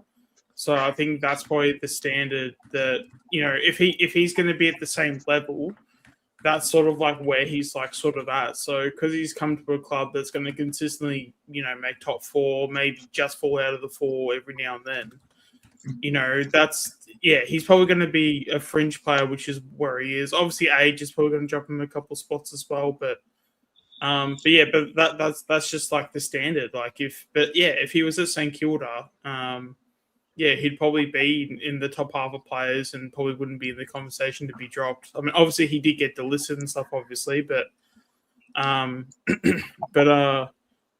think it's also just the standard because we're a team that performs higher, like a lot more often than not. The standards that we have are going to be higher than something or from a club like St Kilda, so. That's also the other aspect to it too. Yeah. Oh, it'll definitely be his last season, Peter. Let's not. Yeah, that's not even a word of. He will not finish the season. Yeah, he's not going to finish the season in the senior side. I can almost guarantee it. I'd be astonished if he's there in our last game, whenever that is. Astonished. Yeah. Well, it's kind of funny because the second we picked him up, my first thoughts were, "Oh, this is a Band-Aid fix for King in 2 years' time." That was like my initial thought. Yeah. The guy that's still fit, probably still had a couple of years to give. You know, fringe player, but in the end, he's played every single game purely because our forward line's, you know, pretty dysfunctional. He was okay. He was serviceable last year. This year, it looks like, you know, I don't know. I think he'll just be the first one gone. It's as simple as that. And then he might not return. Yeah.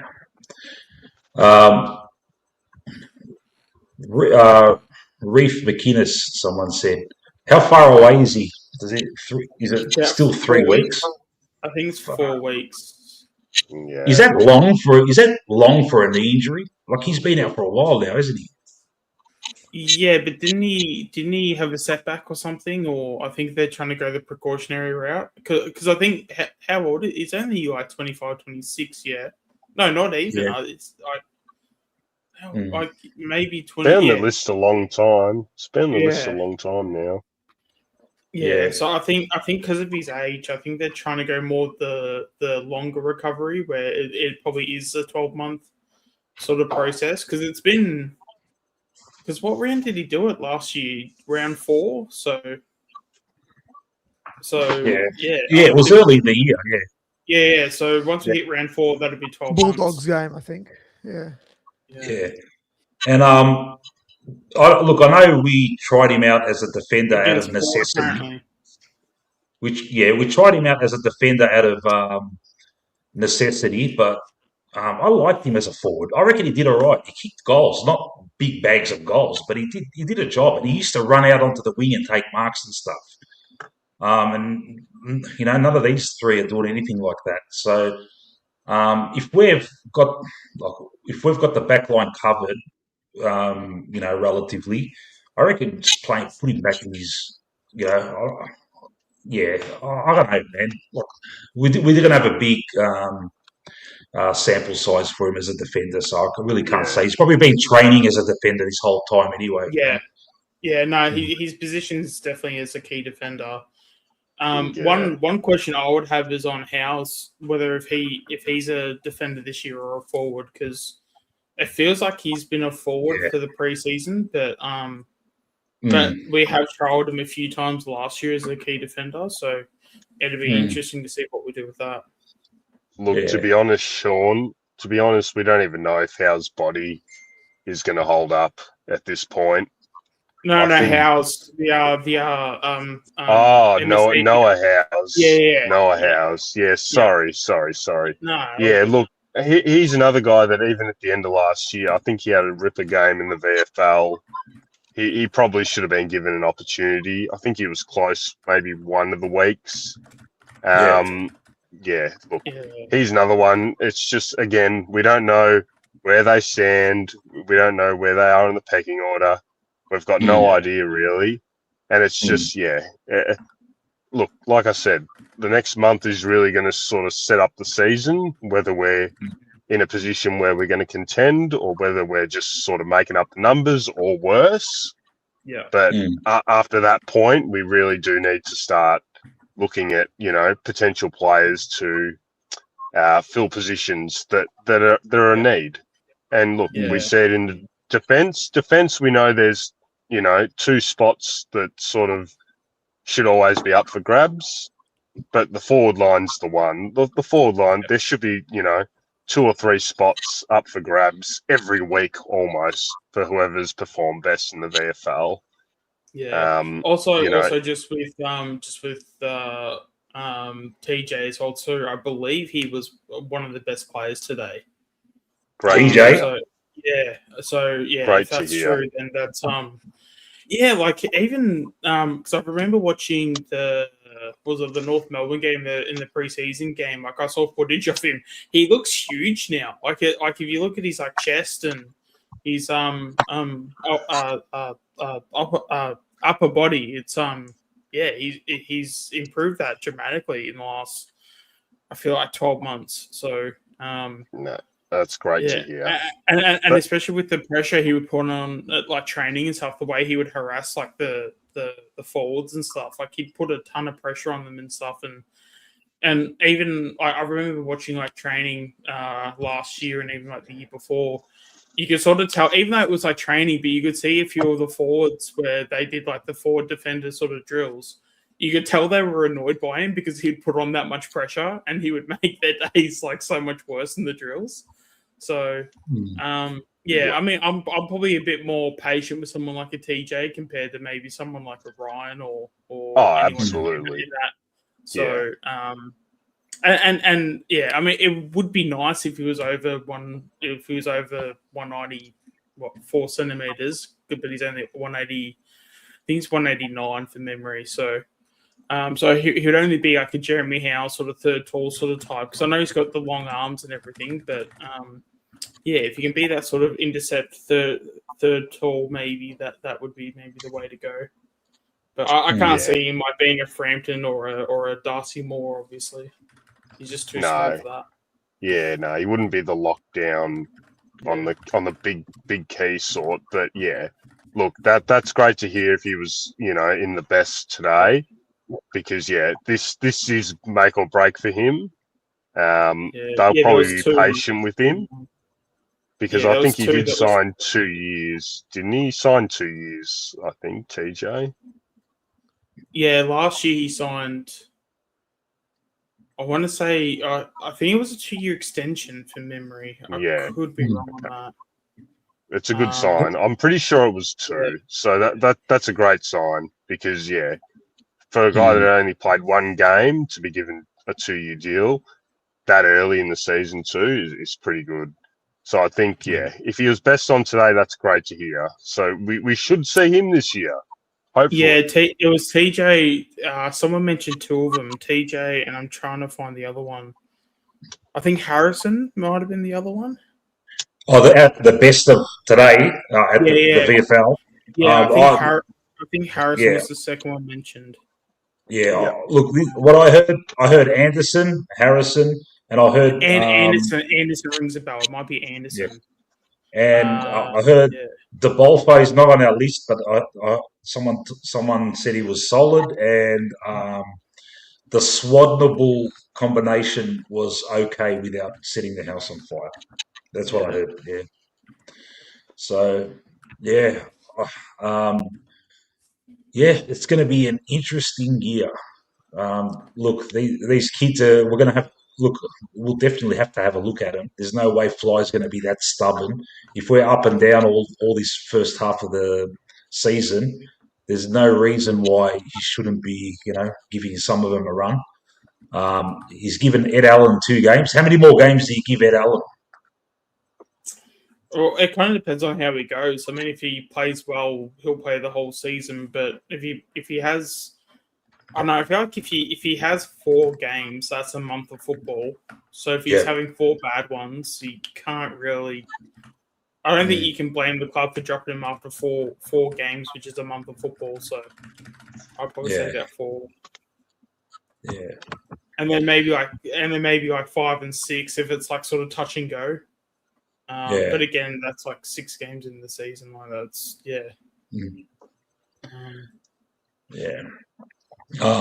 Earlier, I noticed. I reckon we give Alan another few games. Yeah.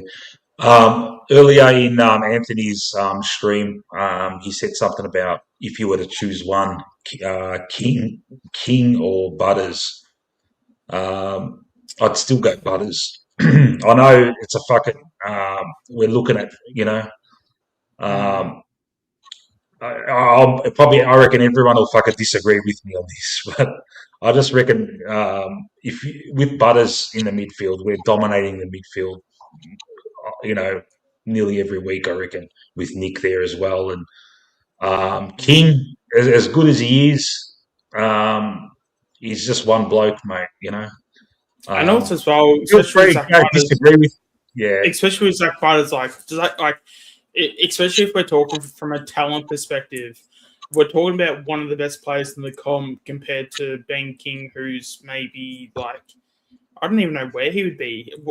He wouldn't even be in the top 100, right? In terms of the players in the comp. So as much as he would be a good positional need and a good tall player, because I mean he did put some size on his frame, which was good because that was much needed. Because I don't know how he was that old last season and he still looked like he was. I'll probably refrain from certain comments, but yeah, the fact that he still had a light frame, it was a bit strange to me. But yeah, that State of Origin game that I saw, it looked like he put on some size. So. Yeah, if that's a sign of things to come, then that makes me a lot more confident in getting him. Yeah, we've got a friendly Carlton supporter in the chat. Folly Timmy, no worries, pal. We're all mates here. I go on the Blues channels all the time, and they give me the time of day. So I'm happy to give time of day to anyone that's we can't stand you. We hate you, but. If you're being nice, mate, I'll put your comment up on the screen. Are they still doing the content? Are they still doing the content with those 4 guys from 4 different clubs?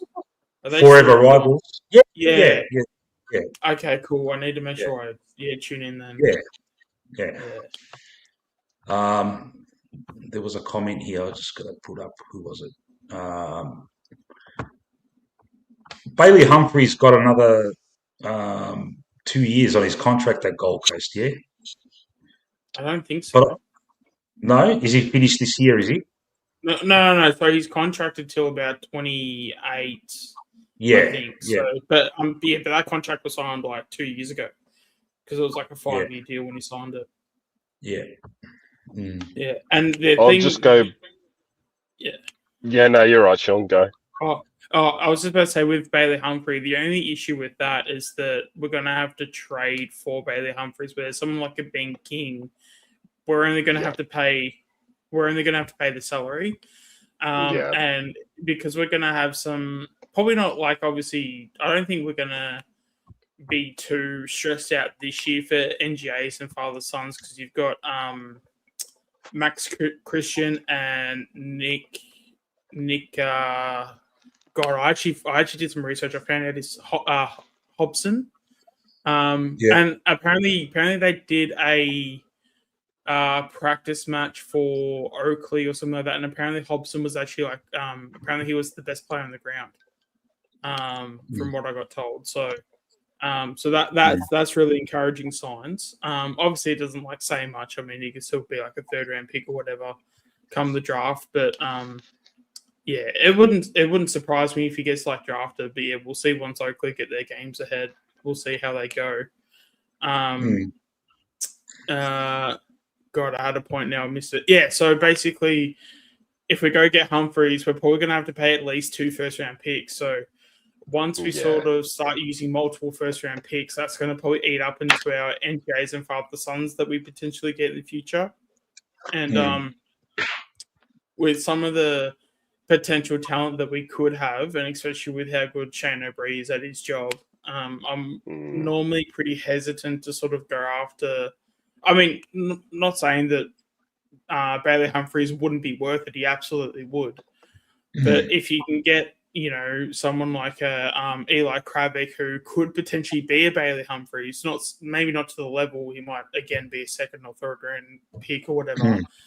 But if you can get someone like him, if he comes good, then you get a Ted Fraser if he comes good, because his dad was a pretty good player. And then there's like other kids from other years as well too. Chris Egan's kid is an NGA prospect as well too. So again, it's sort of like again,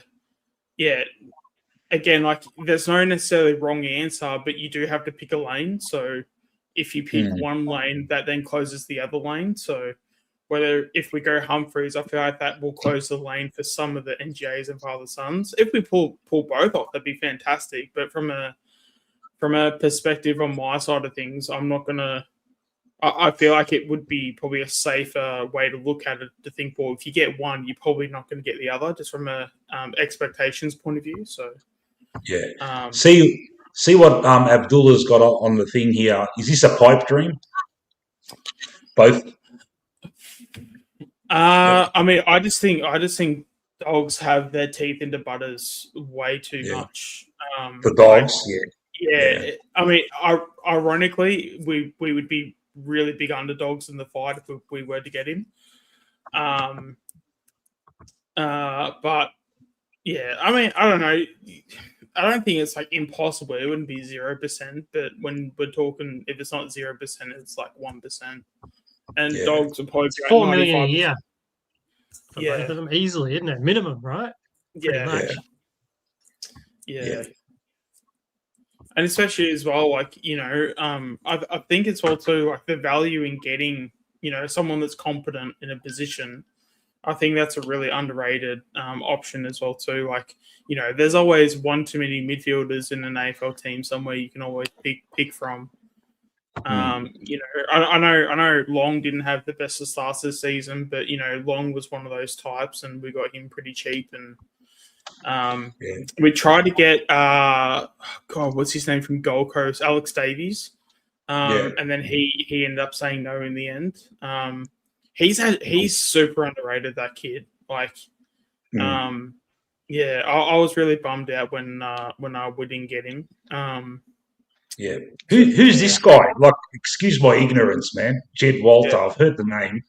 Yeah, so he's a key forward from Gold Coast, and because they have now got Jamara, he might be the one that might be pushed out. But he's a key forward, so not a midfielder. Key forward. 200 centimeters. No, 195. He's more of a Kerno sort of build. Like, he's stocky. Like, he's 194 centimeters, very stocky. But he's he was the number one pick 3 years ago. And I know for a fact Derek kind of loved this kid, so we did value him in the draft, but we obviously didn't have the number one pick, so we had no chance of getting him.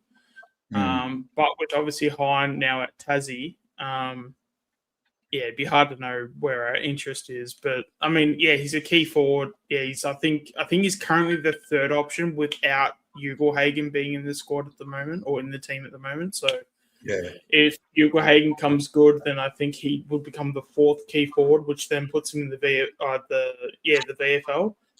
Yeah.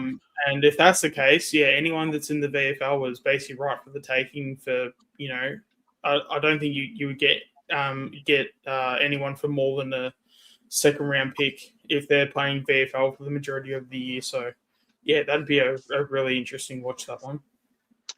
Yeah, they're going to have a salary cap squeeze at the Gold Coast as well, I think. So it'll probably be easy to shake out. Like, let's just say Ben King does stay, just for argument's sake. It'll be real easy to then shake out like a Jed Walter out of there. So you never know. There could be some shenanigans going on with that because, ultimately he could be the guy we might even target. I know for a fact we were really keen on him. We really liked him during his draft year. Obviously, it was like a 0% chance of us getting him. But there was, from the people I spoke to, we were really there was, I don't know if there was like a dead set plan in place, but they really liked the idea of even like potentially getting him in the future. So it wouldn't shock me if we go after him. Yeah, because it seemed like we were pretty keen originally in the draft. Yeah, because ultimately, look, if you just don't want to pay Ben King the $2 million he's probably going to get, you can definitely target a guy like a Jed Walter, and you probably get him not on the cheap, but I think you probably get him for trade. maybe like a mid to early second round, and that's coming from a former pick 1 as well. Yeah, I know someone said he was pick 3. He was definitely pick 1. Yeah, because I think Gold Coast traded. Yeah, Gold Coast traded up in the draft to get pick 1. Or is it Can we get Zach Bailey? Oh no, sorry. I was thinking of Cadman. Cadman was pick 1. My bad. Yeah, maybe pick 3 might be right actually. Can we get Zach Bailey? I mean, he'd be easier to get than Butters. I guess it just depends on how much you want to pay for him. And he'd probably want like some time in the midfield when he's probably a half forward at Brisbane. I mean, I've always been a bit of I wouldn't say like a fan in a sense where I think he'd be like a grader, but I've always appreciated his game and stuff. Very hard worker. Sort of, I don't know, probably a bit of a Schultz, but with a lot more X factor. Like just sort of a mix between like a Schultz and like even like a DeGoey. Like the DeGoey type of X factor can just sort of break a game open. But just runs hard all day. Yeah. Catch you later, Ben Zero. Thanks a lot, man. I'll see you at the Marvel in a couple of weeks, mate. Who's this Ty Gallup? That's a key. He's that other tall. He's the other tall from Brisbane. Yeah. Yeah. So you got Logan Morris, and he's the other one. Which they got Ty Gallup for. Yeah, well, they got Ty Gallup like not the last draft, but the draft before. They got him for like pick 60-something or 50-something. Yeah. And then he comes in the grand final like the same year, and he kicks like didn't he kick 3 or 4 or something? Crazy. Well, he's getting silver service from a stacked midfield that True. Yeah. After we lose, we talk about prospective fucking gets. Yeah. Well, I mean, there's holes. That's the reality of our situation. Very competitive team, but there are holes.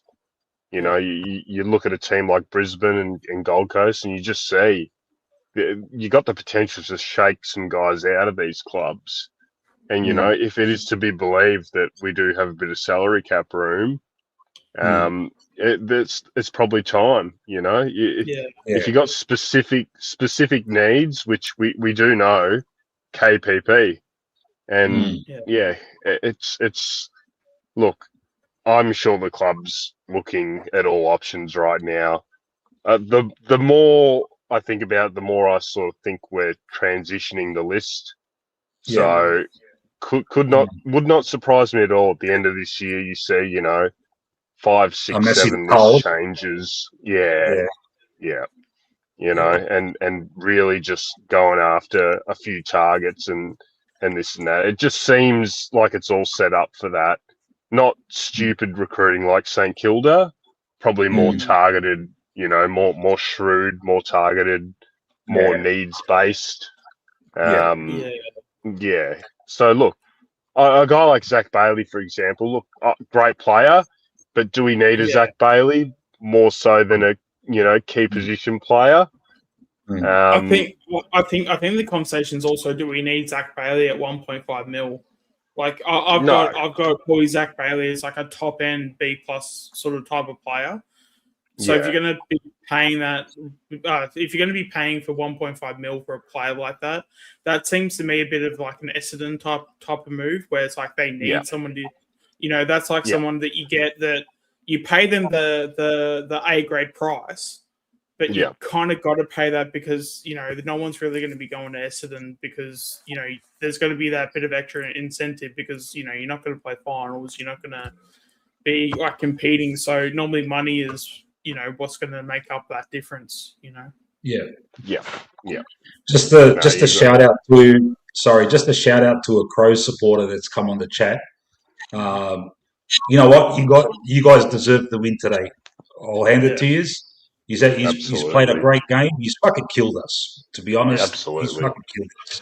And all power to you, and we'll meet again. I mean, obviously we were at a shit house, and obviously Adelaide capitalised on it, and there's really nothing else to be said. But congrats on taking advantage of the situation, because at the end of the day, you can only play you can only beat who you play. And we definitely weren't switched on, but that's not their fault. Like, they came to play, they won, and they got the job done. And that's what matters at the end of the day. Yeah, they've travelled to Melbourne and they've beaten us. After we've really played a good game against them in the finals over there. They've really, I did think pre-game, I said we might have a mental edge over these blokes. But I tell you what, from that first throw up, they were on tonight. Yeah. They were on. Yeah. So that's the first thing. That's the first thing I fucking thought when I sat down to watch the game. I thought, "Fuck, we're overdue for a big start in a game where we just come out and fucking blitz." It obviously didn't happen. Yeah. And I'm writing down these fucking. I was trying to write down notes in my notebook on my phone because I'm a professional football analyst these days. But I got so frustrated, I stopped. But it was. They jumped us and they held on, and then that third quarter, you got to hand it to them, mate. They did all. Whenever they were going forward, they found options, and you can't. That's unbelievable. And I'll tell you what, it's the truth, man. They finished on top last year, so they know how to play footy, mate. I think there could have been a bit of a probably from the fans' point of view. From us, we all tipped the Pies to fucking win well, So we probably didn't respect them enough. We didn't, as fans, I'm saying. I don't know about the players, but we probably should have. In terms of the way we played, it felt like we had more of like a little bit more rope to give than we thought, and then once we sort of realized that we didn't have enough rope to we sort of like hung ourselves in the end. Which is probably maybe not the best term to use on YouTube, but there you go. It's been said.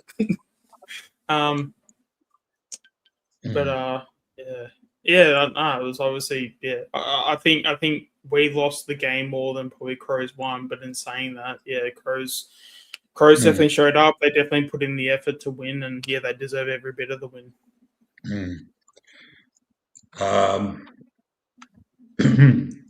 GWS. What annoyed me? Go on, Chris. Go. Chris. What annoyed me was the start. McStay and Buller What annoyed me was Yeah. McStay and Buller kicking down the full in the first quarter. Yeah. Like McStay, Yeah. come on, Buller. They weren't hard shots, and they kicked down the full. Yeah. And yeah, like McStay started well, like he was busy, but straight away he's shanking him, and it's like, fuck, mate, you know. Yeah, I think. Look, it just looks like at the first two games, it looks like the injuries have kind of caught up with him, man.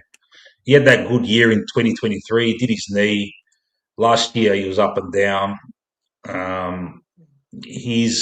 Look. Prove us wrong, Dan. Prove us wrong, McStay. Fucking come out and fucking do something, mate. You know, we don't want to bag you every week, but you're the number one whipping boy now, mate. Yeah, but I mean, also as well too. Sometimes it just takes like, you know, if you get a good run where, you know, if you get like say two of the bottom four sides in a row, and you know, you get say 2 games where you kick say 3 goals each, and you kick, and then you basically go out of those 2 weeks kicking 6 goals. Sometimes like you just need that confidence boost, and that confidence boost can be the difference between you then not like, you know, having like a season where you basically going after the Coleman, but you can at least like have somewhat of a season where you can be pretty like proud of yourself. And whether if you average a goal and a half or 2 goals, I mean, it's better than averaging half a goal. Yeah. GWS in 2 weeks. Who they beat in their first round? They smashed Hawthorn, yeah? Did they? Yeah. And then they lost the Bulldogs. Yeah. And then they got done and Bulldogs beat him by 81. 81 points. That's a big fucking win, man. So they're not fucking unbeatable. Yeah. Let's not be too scared of them, but fuck. No. They got a lot of players out, huh? Tom Green, is he out for the season? Yeah. Yeah. And I think Josh Kelly's out for the majority of it too, I think, as well. Yeah. I'm not sure of the timeline on him. I think but I'm pretty sure he's out for the majority of it as well. Yeah. There's a guy in the back here. I've never heard of him before. He's telling me he's a 25-year member. I've never seen him in the chat, mate. I'm very wary of putting people I've never heard of on the panel. The reason is I've done it in the past and we get trolled. Last time some fucking dickhead put some fucking Epstein shit up when I put him up on the panel, and it happened after the Crows. So I'm not going to put you on, mate. So yeah, sorry, man. You could be legit, but I've never seen your name before. So sorry, dude. Get involved in the chat. Convince me that you're a Collingwood supporter, and yeah. Sorry, dude. You could be legit. I don't know, man. But fuck, that's how it is. Yeah. It'd be like it'd be something like, oh, I'm a 25-year member, but then like you won't know who like made That's them. what they always do, man. They always say that shit like that. They say they send me a private message. Yeah, I'm a fucking. Oh yeah. The worst one is last time someone impersonating Kev. Like fucking grow up, man. You know. Yeah. And I fell for it. You know. Yeah. Anyway. Not anymore, mate. It's only the familiar people that get on this panel, people that have been with me right from the fucking start, mate. Not How many? You know. Yeah. Go on, Chris. Chris. How many weeks do you think they'll like Anderson? I mean, Allen and Long before they play Anderson? Yeah. Well, look, they'll need to have a look at Anderson in the resis, man, in the VFL. Yeah. Yeah. It's such a tough question because we will have one answer here, but then Fly will have a different answer. Like, I mean, even I'm blanking on his name. Matt. He basically, you know, we were joking just before. I think just, around the start of this stream about how like it'll probably be around like about probably like round 16 or something. We'll probably see some of these guys where that's probably more due to like someone like Fly, where really ideally they should be playing a lot sooner. Even just things like Anzac Day and just like, because like even something like a time printable, like I feel like there's a few guys that we've got that they just give off vibes where it's like I don't know if there's like a saying, but it's like if you go to the local pool, you chuck them in the deep end, they'll turn out to be like a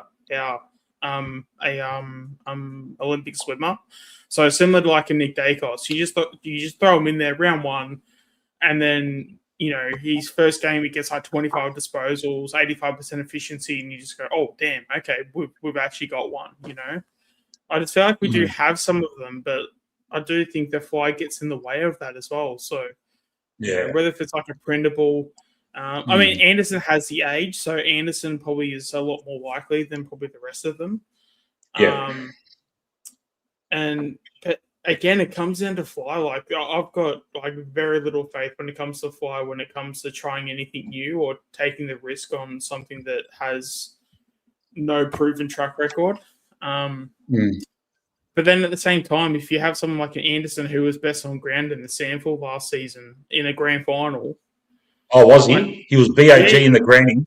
Okay. Yeah. So in the Sandford grand final, he was the best player on the ground. Yeah. Like surely that's just like, let's just chuck you in. Like let's just see what happens. Yeah. I can understand like someone like a Swaddling or I mean time printable a little bit, but like that's only because like printable, like his body is like already pretty big as it is. And like it's just so clean and so just like he's not like flashy, but he just does everything in a very neat and tidy way. Yeah. Yeah. What was I saying? I'm not going to touch the void comment. I'll leave that alone. I actually don't know too much about it, but I know enough to not touch it. Yeah, DiCaprio loves fucking young girls. Yeah. But Fly likes them old. Yeah. He likes the nursing home. That's the thing. We get sucked in with all the talk about these youngsters, and I can remember,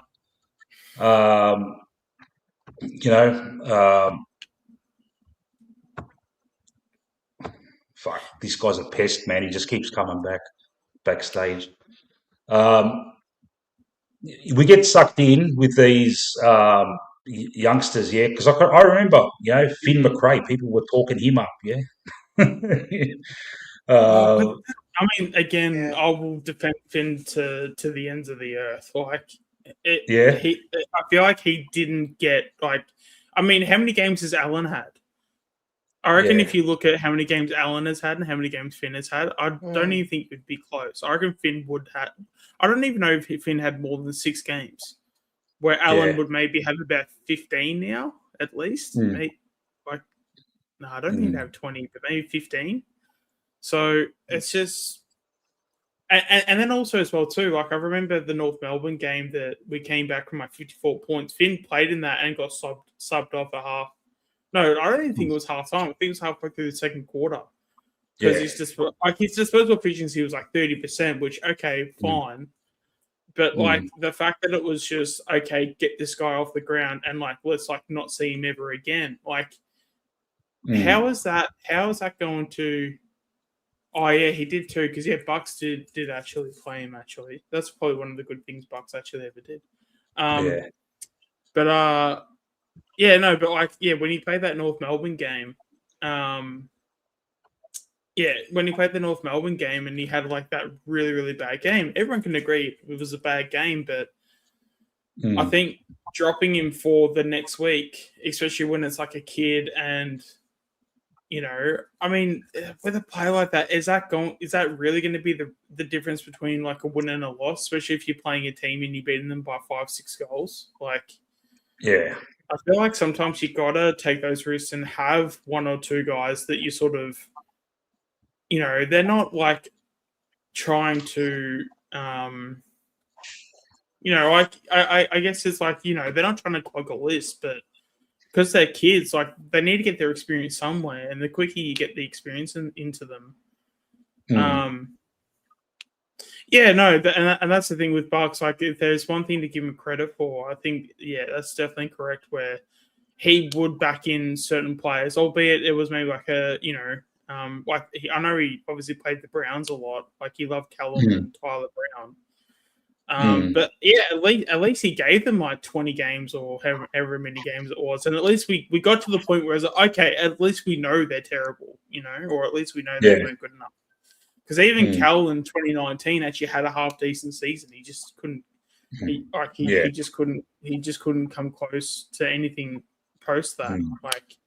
Which sucks. But I guess it is what it is at the end of the day. But I fell for the Tyler Brown hype too, because I thought he turned into like a tall, elegant Pendlebury. Not as good as Pendlebury, obviously, but I thought that type of player kind of thing. Yeah. And well, he was 194, wasn't he? Or no, 192. Yeah. He was definitely one. He was over 190, so he had the height. Yeah. Like, and tall mids were all the rage, especially back then. I mean, even more so now. But yeah. I wonder if, like, I just quickly checked the AFL app. They haven't named the teams for the West Coast game, so I wonder if they select him. We'll see. I was going to say, this guy on screen at the moment, breakout game, mate. On this performance, he definitely keeps his spot for the near future, at least. He's done everything he can. We lost, but he was one of the good ones. Did they? I'm not sure if they named him in the best. Oh, probably not, but. I mean, with Steele, he's definitely building. I mean, he's definitely getting closer to that top 15 spot. Yeah.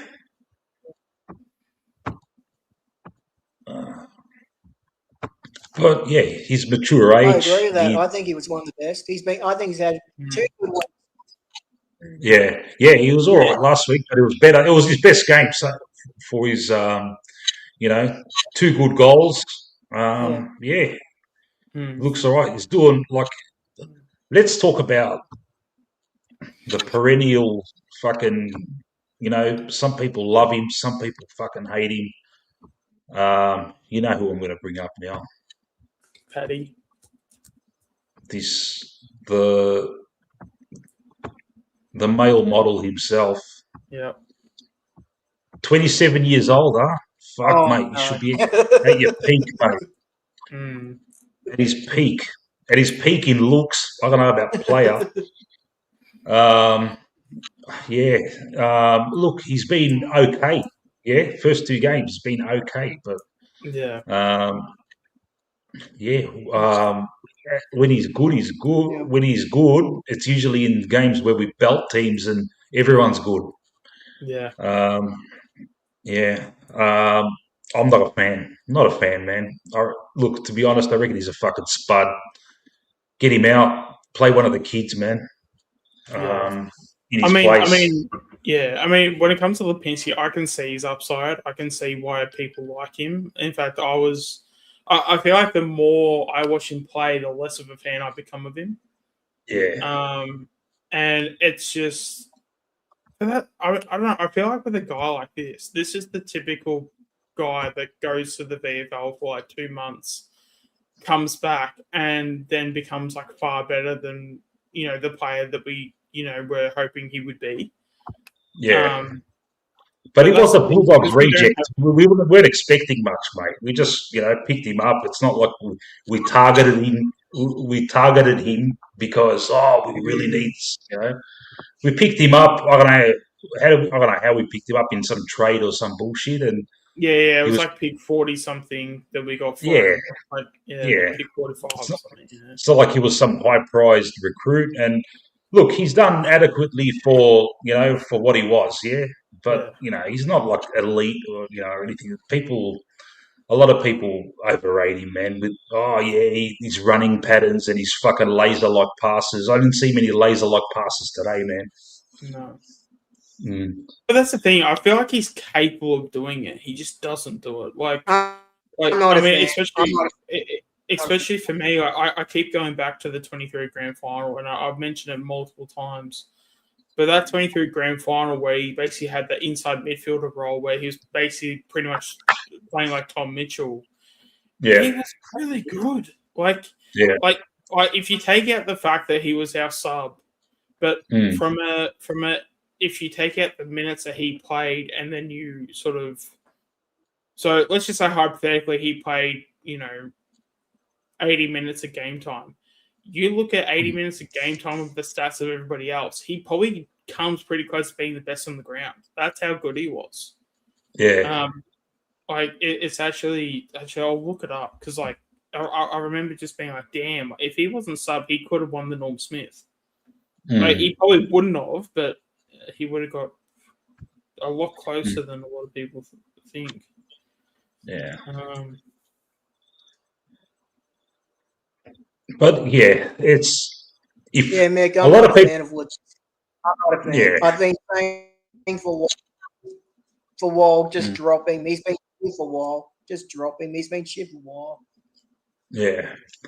Like a lot of people are saying, a lot of people said before the season started, this year feels like a 2010 style year where we started off with the old brigade, and as the second half turned, came in to being, all these new players come in for the Lockyers and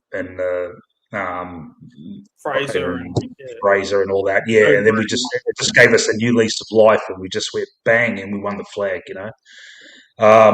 If that's the case, he's going to be one of those that goes out for one of these newbies. But how many look that I disagree with that notion that people have said it feels like a 2010 year, because I don't think your second half of the year is not going to go well with the addition of all these fucking rookies, like Prindable and Swaddling. They're not going to turn it around for us. They're in just to get games and gain experience. Well, probably not Swaddling. Swaddling's a bit too early, but yeah, Prindable, Anderson. One of them, one newbie, can help you, can add a spark maybe, but you're asking too much for two or three, But Angry Anderson, everyone's favourite. He's the one that, he's mature age, fucking BOG in the Sandford Grand Final. So he's the one. He's got to be the next cab off the rank.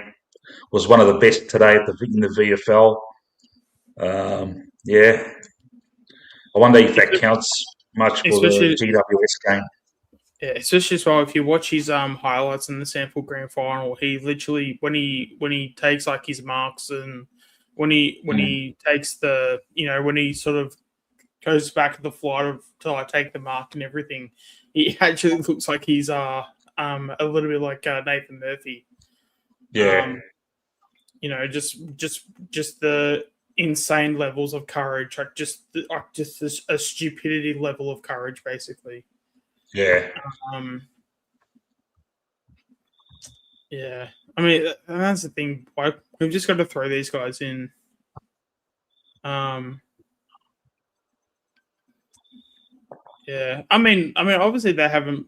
Well, I mean, it's probably hard to say because it's only been 2 games and stuff. Like, I'm sure they'll get their opportunities and stuff. And and again, like the VFL is going to be massive in terms of seeing where everyone's at, because I'm so curious to know what the numbers will be, because I remember like even in the VFL, like the last couple of years, we'd have guys that would struggle to get 20, 25 disposals. I don't think we're going to be struggling this year for something like that. Yeah. Like I think I'd be shocked if we had. I think we might have had maybe half a dozen players that got over 30 disposals in a game last season. So, yeah.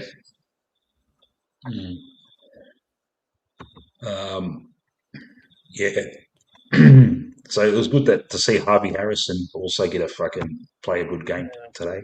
You can't take much out of this though. It's a fucking pracky game. Fuck, I wish VFL.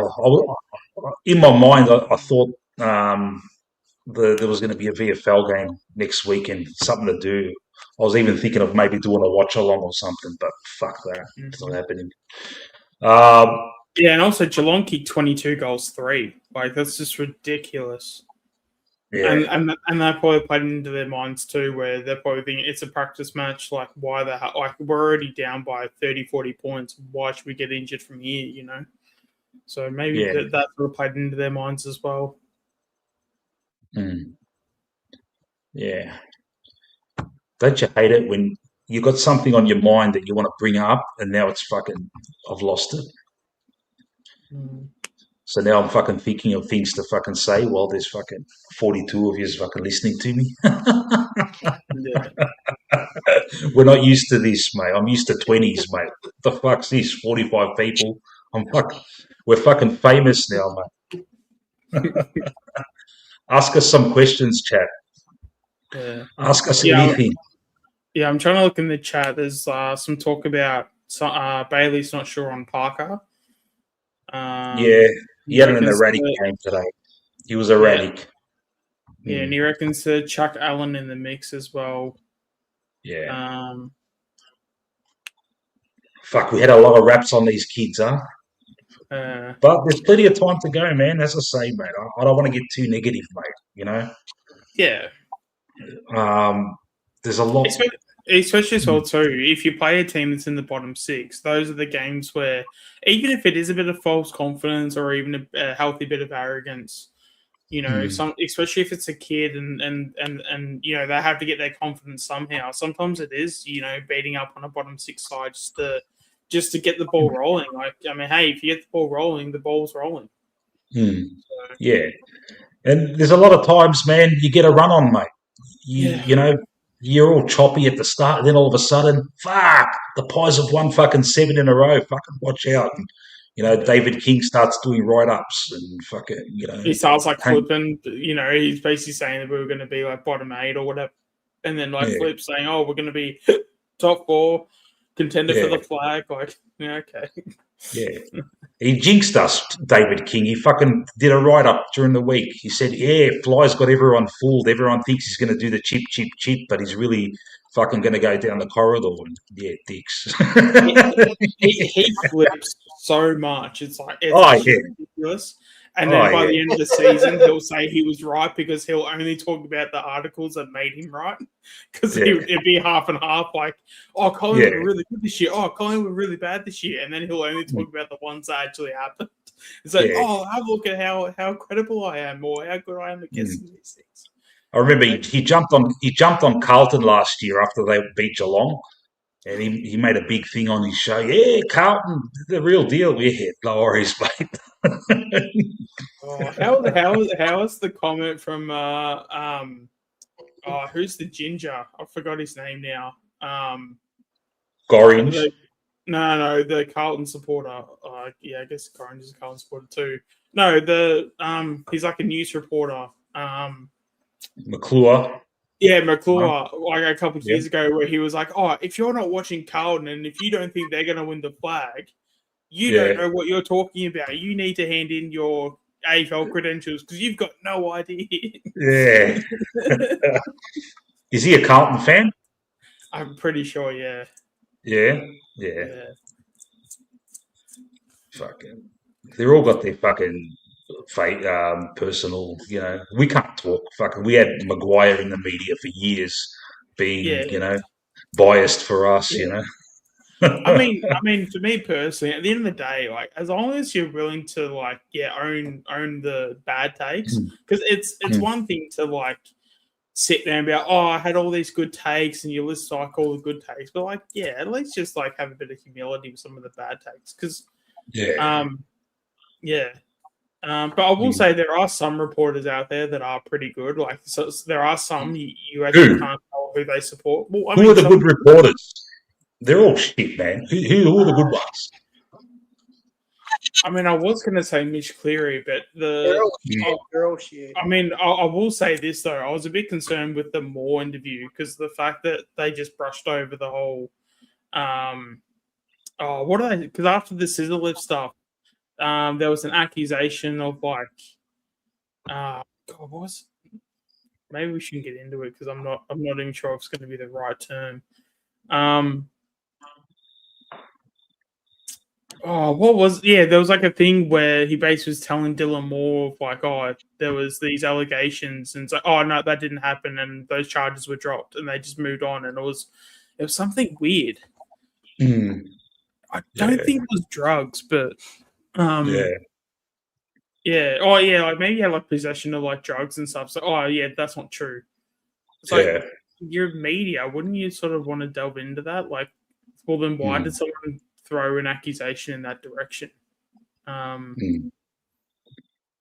I mean, I guess we do live in a world where people do throw accusations out pretty easily. But yeah. Abdullah in the chat. Nick Dacos potentially going to Tasmania. Look, if that happens, it's 4 years away. If it happens, it happens. It'll be, if it does happen, it'll be an AFL facilitated move where they make it happen more than us, allowing it to happen. And if it happens, it happens. If we get fairly compensated, and when I say that, I mean fucking a whole fucking bunch of fucking picks and maybe a player or two. We'll judge it when we see it. But I know the media is jumping on it now. It's like from now, it's 4 years, man. A lot can happen in 4 years. But also as well, that's the thing I don't get is that like I know they're trying to use the Dacos name because it's going to like sell papers, but yeah, the dude's contracted for another 4 years. Like, surely there's another player, even for like a different club or whatever, that you could like use. Yeah. It's clickbait, mate. Yeah, well, it hasn't stopped our mate from doing it. Hey, Chris, you put it in the comments. Is that because me and Greatness are fucking talking too much? You can't get a word in? But it's a good question. Yeah. Do you think... No, it's all good, man. Because I asked Anthony. I asked Anthony on the stream tonight. I said to him, we should have played Cochrane, because look at Adelaide's forward line. Yeah.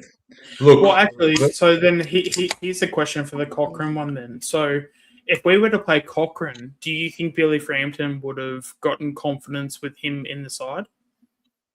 I reckon he would have been a little bit better I think, off. yes. Yeah, with another tall, maybe Cochrane, whoever Cochrane's man would have been, they would have gotten away. But I still think we would have won last week if we played Cochrane instead of someone like Allen. Our midfield was stacked. We could have lost. We could have, But the thing is, they were probably all pre-season. They were probably saying, "No, Allen's playing round zero. Allen's playing." They'll probably had that. They wanted him in. Give him. They're going to give him these 5 games. I just don't like him on that wing.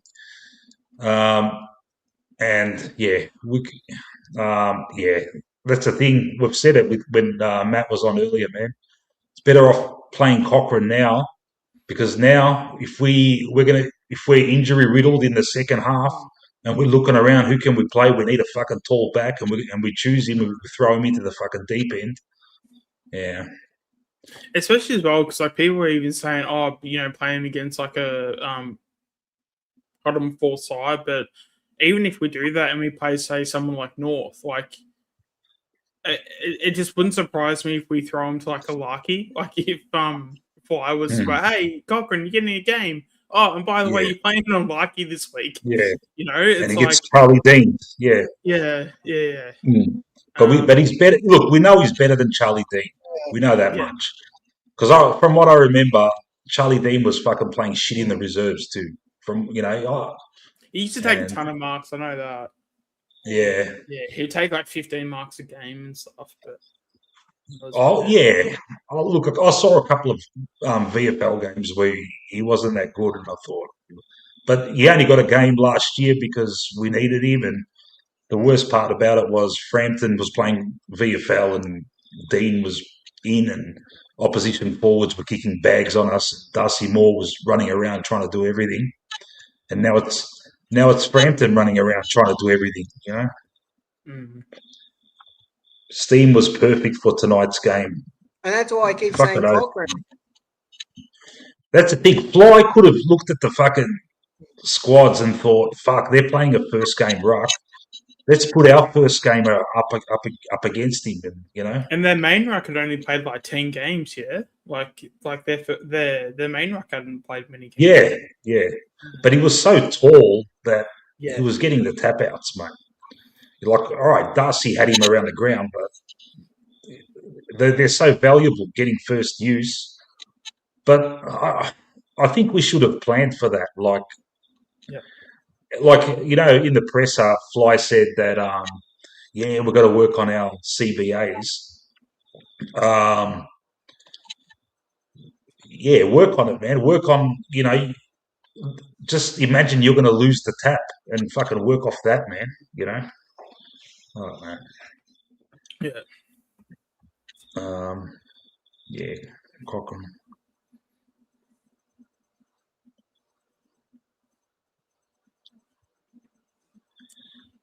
All right. So we think, all right. What else we got? Would Howe be back for the next game because it's 2 weeks? Maybe, but I reckon the typical Collingwood thing is to be cautious unless it's the goey. I'd rather us be too cautious than not, to be honest. Like, if he ain't right, don't play him. Because that's the thing. Well, once you keep getting injured over and over and over again, it's you know, it only takes a couple of injuries, and the next thing you know, you're effectively out for the season, or you continue to have those like injuries that keep coming on that take you out for the season. So I'd rather they be too long in their process than too short in their process, especially when it's like round 2. Like we're only just started the season. We have. Yeah. And that's why I've tried to keep it not in the doom and gloom territory, you know. Yeah. I've seen this many, many times, man. Choppy starts and then fucking good second halves of the season, you know. Yeah. And these days, teams win flags from, you know, between 5th and 8th, mate, you know. You can play the extra game in the finals. It doesn't matter. Sometimes that helps you, you know. It keeps you in the groove. Look at Brisbane last year, mate, you know, and the year before. Yeah. You don't have to finish top 4 and get that double chance. So you got a bye after round 23, and then you got another week off. You know, the players are thinking, "What the fuck's going on? I'm hanging a play here." You know, sometimes you're better off, mate. Finish 5th, get the home final.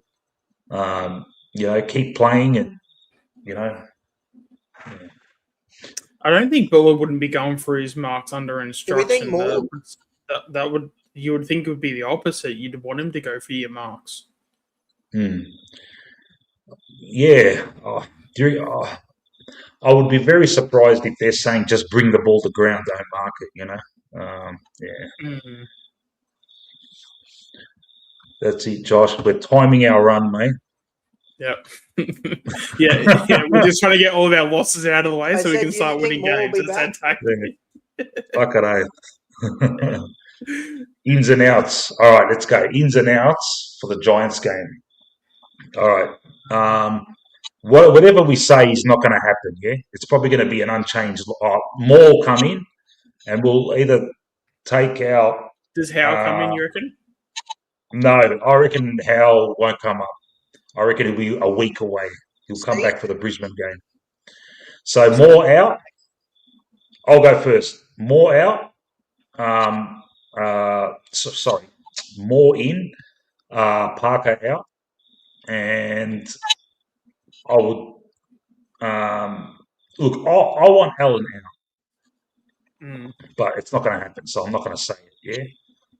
Yeah. So Moore in, and Parker probably gets the flick because he was very erratic today, which was disappointing. But we need that tall defender. You know, we need that tall defender that handballs straight to the opposition. What do you reckon, Sean? Yeah, I'm just trying to think who would be.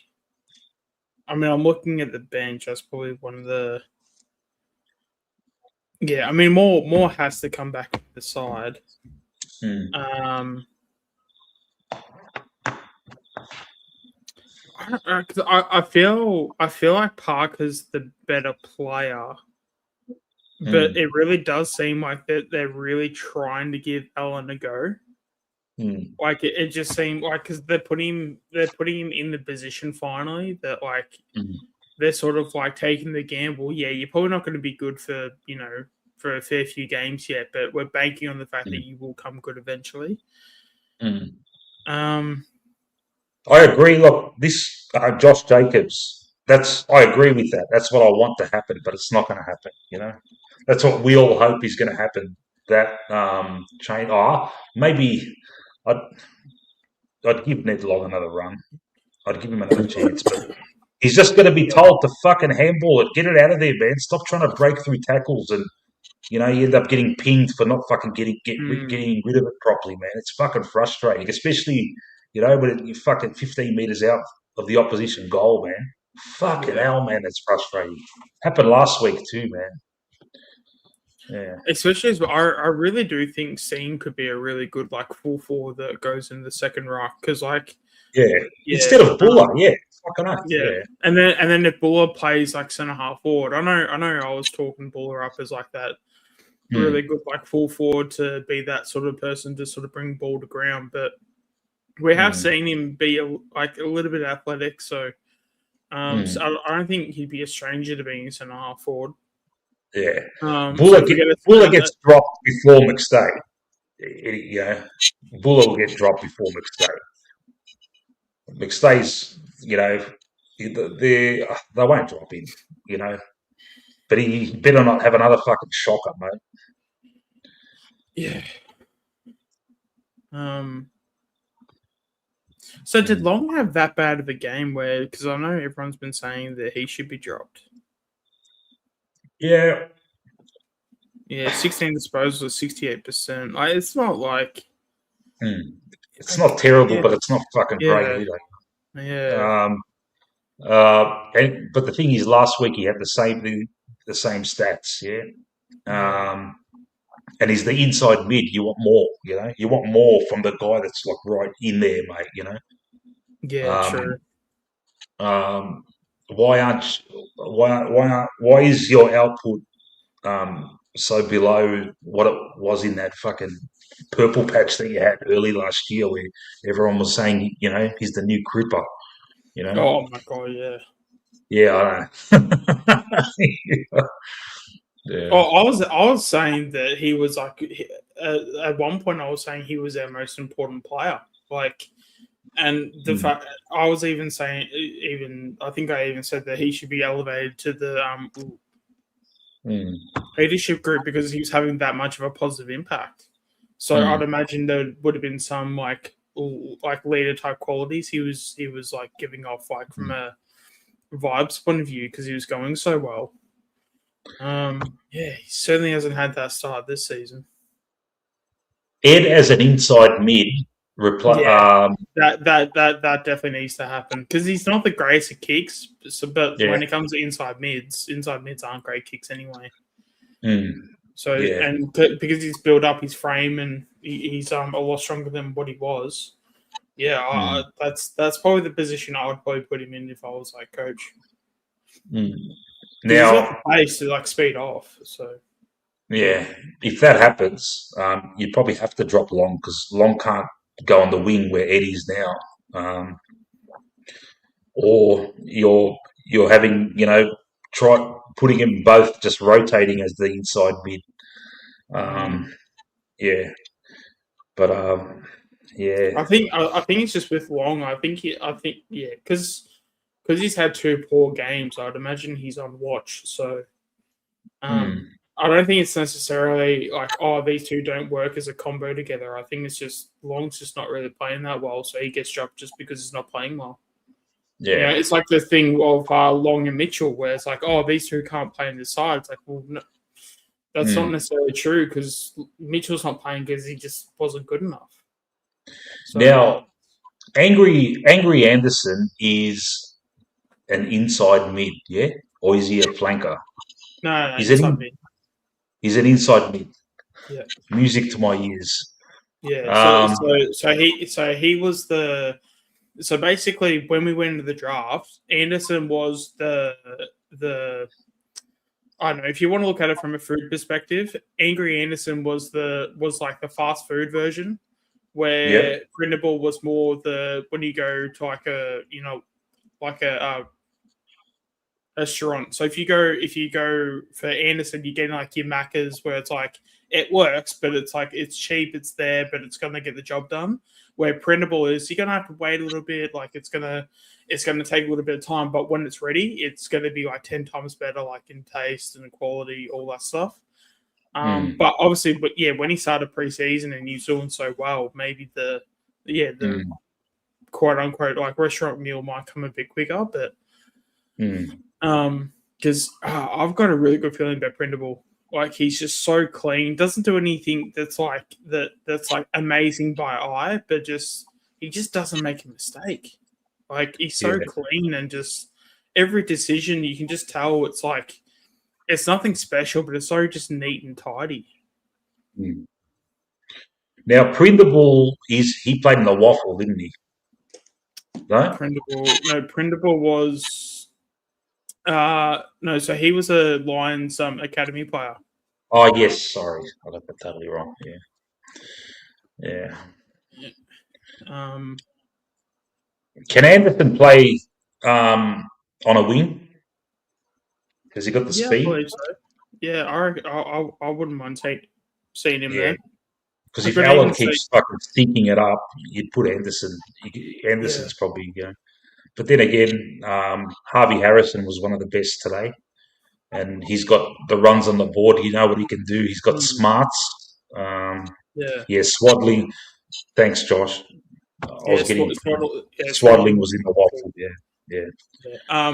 And Swaddling, the next Buckley, according to Ultimate Greatness.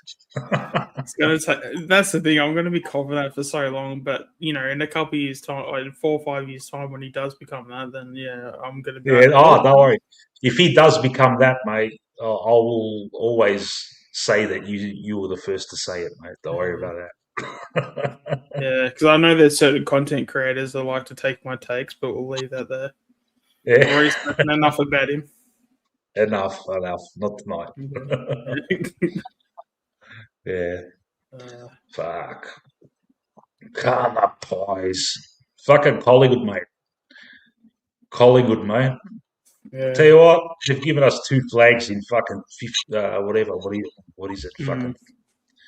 I got to see 1990 at least. 1990, I was a fucking 12 years old, watching it on my old fucking TV in my parents' living room. Fucking surreal moment, mate, when fucking Monkhorst kicked the sealer. Fucking Tony Shaw took a mark from 50, but everyone knows he couldn't make the distance, but everyone wanted him to kick the goal. But then he fucking short passed it to Monkhorst and Monkhorst sealed it. There was a massive fucking brawl at half time. It was one of the epic fucking fights, Everyone's getting knocked out. Gavin Brown got knocked out. Gavin Brown got knocked out at half time of the 19. I'm going into a tangent here, guys, but I'm on a roll here. Gavin Brown got knocked out at half time. He's all ginger. He's all over the place. Terry Danaher knocked him out. Now, as the play, there's a massive brawl. As the players are coming off, Lee Matthews has fucking grabbed Brown, who's fucking all fucking concussed and doesn't even know what day it is. He's grabbed him. He's slammed Gavin Brown into the fucking fence, and he's done that while he's looking at Terry Danaher. And he says to Terry Danaher, mate, the kid's going to come back, and he's going to fucking come straight for you. And he did, mate. He came back in the last quarter, kicked a fucking crucial goal. And when he came back, there was a massive roar in the crowd. And it was just it was a strange grand final because like Essendon did not play the ball. They just wanted to fucking punch on. So they were giving away all these dumb free kicks and giving us goals. And we really sealed the game in the late in the second, really. After that, it was just, and it was just a fantastic moment. Sorry, man. I just had to go through that fucking tangent. No, I mean, especially with because even with 1990 was like sort of a year where, I mean, I was born in 95, so I completely missed it. But that was one of the things that, because I didn't get my first grand. Not that I had to wait that long, in fairness. But my first grand final was in 2010. So everything before 2010, if I had to watch a grand final, it'd be like 1990. And then because every other grand final we had was like 02, 03. If I had to like watch them and everything, like it had to be on. It had to be 1990, and it was like obviously the VHS and everything. And definitely watched it a few times over. Still remember the majority of it.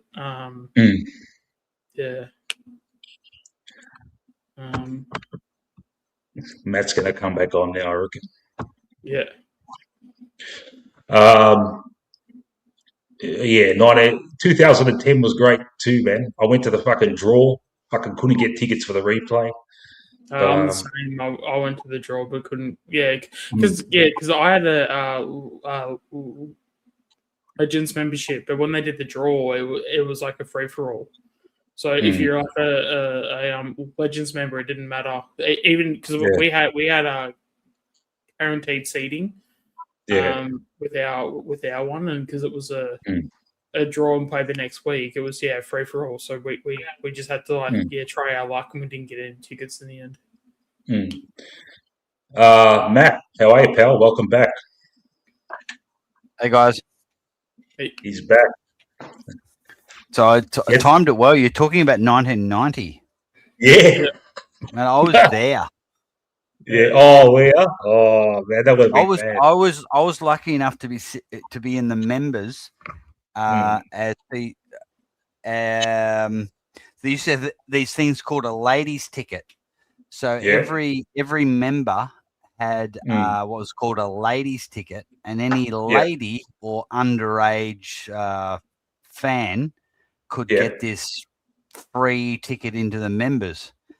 And legendary Collingwood player Bill Sarong, from down our way, we got his spare tickets. So Dad was an MCC member at that time. All right. And I got Billy Sarong's one of his guest tickets. Yeah. So we were, and that what happens on the grand final day, you either have your reserve tickets in the MCC or you go into a ballot. Or you get there at 5 a.m. and line up. Get your tickets. So, but never forget that day and that first quarter when that fight started. Were you there? Were you at the game? No. I said earlier, I was 12 years old. I was watching it in my parents' living room. Yeah. Okay. Yeah. So I'm 16. Yeah.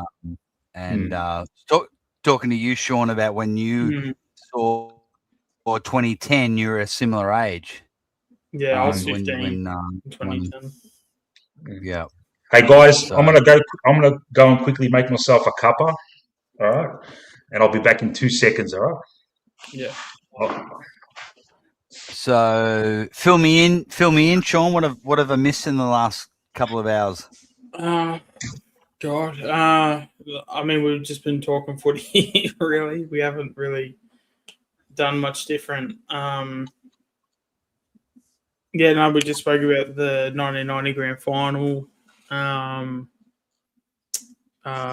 We also went through a few questions in the chat. A few people were posting some questions. We were talking about like who's like going to like come through in terms of like the kids. So, talking about Prendable, Swaddling, Anderson, Harrison, Just anyone that played a role in the VFL today. And then I got a bit of an update from the Oakley Chargers practice match. Rick Hobson, who's an NGA player for us for this draft, apparently he was the best player on the ground. So that's a good sign. What's his position? I believe he's a forward. I believe he's like a forward. I don't know if he has capabilities in midfield, but I'm pretty sure he's a forward. I don't know how he's going to break into this team. We're blessed for first team key forwards. I mean, I don't know how are you going to push McStay and Membry and Buller out of the side. So, but anyway, it's going to be such an impossible task, right? It's a massive mountain to climb. And the mountain's called Buller. Going back to 1990, anyone who is old enough to remember 1990, people don't realise how much of a gun Gavin Brown was. Like, he's a guy who was a wingman in 1989 and pretty much similar sort of thing. He played forward from time to time, but this is the brilliance of Lee Matthews. Lee Matthews said, Brian Taylor, not too sure about you. So he basically burnt BT and said, no, we're going with Gavin Brown. And Gavin Brown, I think he kicked it was like 15 goals in the final series. Like he kicked 2 goals in the grand final. But in the like the qualifying final against the Eagles, he kept 3 goals. And in the second semi against Essendon, Gavin Brown kicked 5 goals in the first half. He was a star. Yeah. Imagine throwing, hey Lipper, you're going to go play full forward in the series. Like Gavin Brown is so underrated in that final series. Yeah. Do you remember that, Mick, when in the second semi, Brown had kicked 5 goals up till half time? Yeah, and he was a undersized key forward, hard as nails. So we won the flag with him and Dacos, two guys, 185 centimeters. Yeah. The only other tall forward was Starcevic, who was the centre half forward who would do all the gut running up to the wings to take the marks. But these Dacos, because we got rid of BT, we didn't have a tall full forward. So it was up to Brown and Dacos, and they did the job for us, mate. Yeah. In the forward line, the main thing in the forward line is you just need footballers, people who know. This is why people don't realise the reason Jamie Elliott is so good is he is a footballer's footballer. Yeah, just knows how to get the ball, get out of his way. That was Dacos. Dacos, he's just on 6 foot, but just knew how to get the ball. Yeah. And, with Jamie, he's a country boy, yeah? Country boys, even when they're small, they know forward craft, Whereas in the city, you're defined by your height. And, you're tall, you're a key forward. You're shorter, you're an on-baller, But up in the country, mate, it doesn't matter how small you are, you learn how to mark. I'm a country boy. I'm 5'10", and I kicked 120 goals in thirds. All right. Yeah. But I'm a footballer, Yeah. Like I just knew how to get the ball, and I was a good kick at goal. Yeah. Who's the most lauded player that you ever played with back in your junior days? A guy called Stuart Anderson, who played best junior footballer. Yeah, played in the Premiership in 1996. Played with Tristan Lynch, who played Brisbane. Ben Robbins also played for the Brisbane as well. Played with Pendle's old man, Bruce, at Sale. Yep. Mark Stevens Yeah. played for North and then was a champion at the Crows. I think he played in the Premiership. Yeah. Good, played with some good players. Yeah. This is up in the country. Yes, in Gippsland, the Trow Valley League. Okay. Which team? Sale Magpies. Okay. Oh, that's Pendle's country. Yeah. Yeah. Yeah.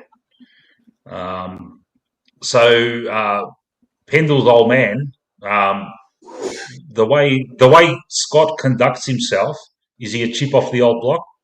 Just good upbringing. Yeah. Like I played footy with Bruce. I only played a couple of games in reserves at Sale, but just a talented sportsman. Like he was a very good cricketer, very good footballer.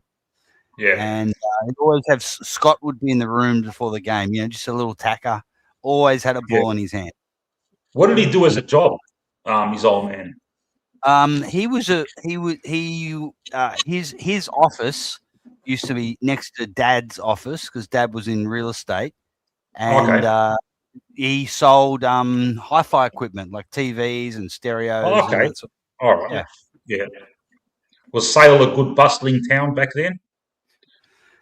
Like, was there a lot of industry and shithole? Okay. No, it's all right. Sale was an Esso town, so it was a lot of the people worked off. Yeah, on the oil rigs. Okay. Yep. Oh, okay. Yep. So my old man worked offshore for a while. All right.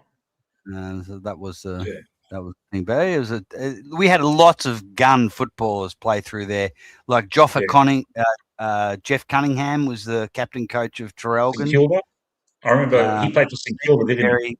Kilda player. Yeah. And his brother Daryl Fader. Yeah. He was a legend at Mafra, so he was a captain coach there. They won a couple of flags. Yeah. We had Merv Neagle was captain coach of Sale. He was a gun for Essendon. Yeah. Very underrated player. Like one of Essendon's greats. He played at Sydney there for a while as well. He played in all those flags in the 80s, didn't he? Yeah, and another player from that very good Essendon era was Leon Baker, and he was captain coach of Mafra as well. So he won the grand final off his own boot in the last quarter. Yep, one of those. Yep. Yeah. Great era. Yeah, I was an ordinary footballer, and I stopped playing until I played until under 16s. But I played with the Lance Whitnell, and he was an absolute He was an absolute fucking. He was a star. Yeah, junior footballer. Yeah, just you look at him and you go, this guy's a spud, but just a footballer. Yeah. And he should have been better than he was, man. He was lazy. But in juniors, man, he used to play in the ruck, and I'd be the fat kid in the fucking forward pocket, and he'd play in the ruck, and he would the umpire would bounce the ball, he would fucking just grab it from the ruck and just fucking run forward, take bounces, balk, fucking bump people out of the way, and kick a goal. And he kicked 10 goals a game, like against the shit teams and stuff. And we'd be lucky to get a fucking handball or something just to get a cheapie, And he was, he had a brother that was fucking a gun as well who didn't make it. So, and he just grew up a few streets away from me. And so did Kudafidis. Kudafidis grew up a few streets away from me as well. He went to the same high school as me. So it's that real borderline between the Carlton and Collingwood recruitment. Thomastown. Thomastown was a Carlton zone. Yeah.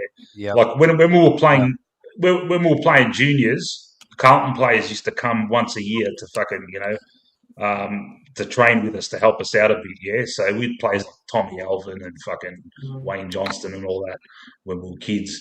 But Kudafidis, when in high school, he was in my high school, he had all the records for all the disciplines: high jump, long jump. Yeah, he was an athlete, hurdle. a real athlete, Yeah. wasn't he? Yeah. Everything. He could slam dunk on the basketball court. He was the only kid in the school who could slam dunk in fucking year 11, you know? He was an absolute gun. Everyone knew he was going to be a gun. And when it happened, and he was a fucking one-eyed Collingwood supporter to top it off, you know? Oh, wow. I didn't know Yeah. that. Yeah, he was. Yeah. Because I think there was a period there where you had Peter Dacos, his son Nick was a Carlton supporter, and Cooter's son was a Collingwood supporter. Oh, yeah. I think Nick was only a Carlton supporter because, believe it or not, I thought it was Peter's the good mates with Silvani. Yeah. Peter's good mates with Stephen Silvani, and I think the kids used to all go to footy training together or some shit, and Nick tagged along with the Silvani brothers, and yeah, he'd want to probably distance himself from that now, but yeah. So back in the day before the draft, our zone down in Gippsland was Footscray. So that's why you had guys like Bernie Quinlan and Brian He's Royal. from Traralgon, yeah? Yeah. That's right. So that was our zone. So sometimes you just lucked out.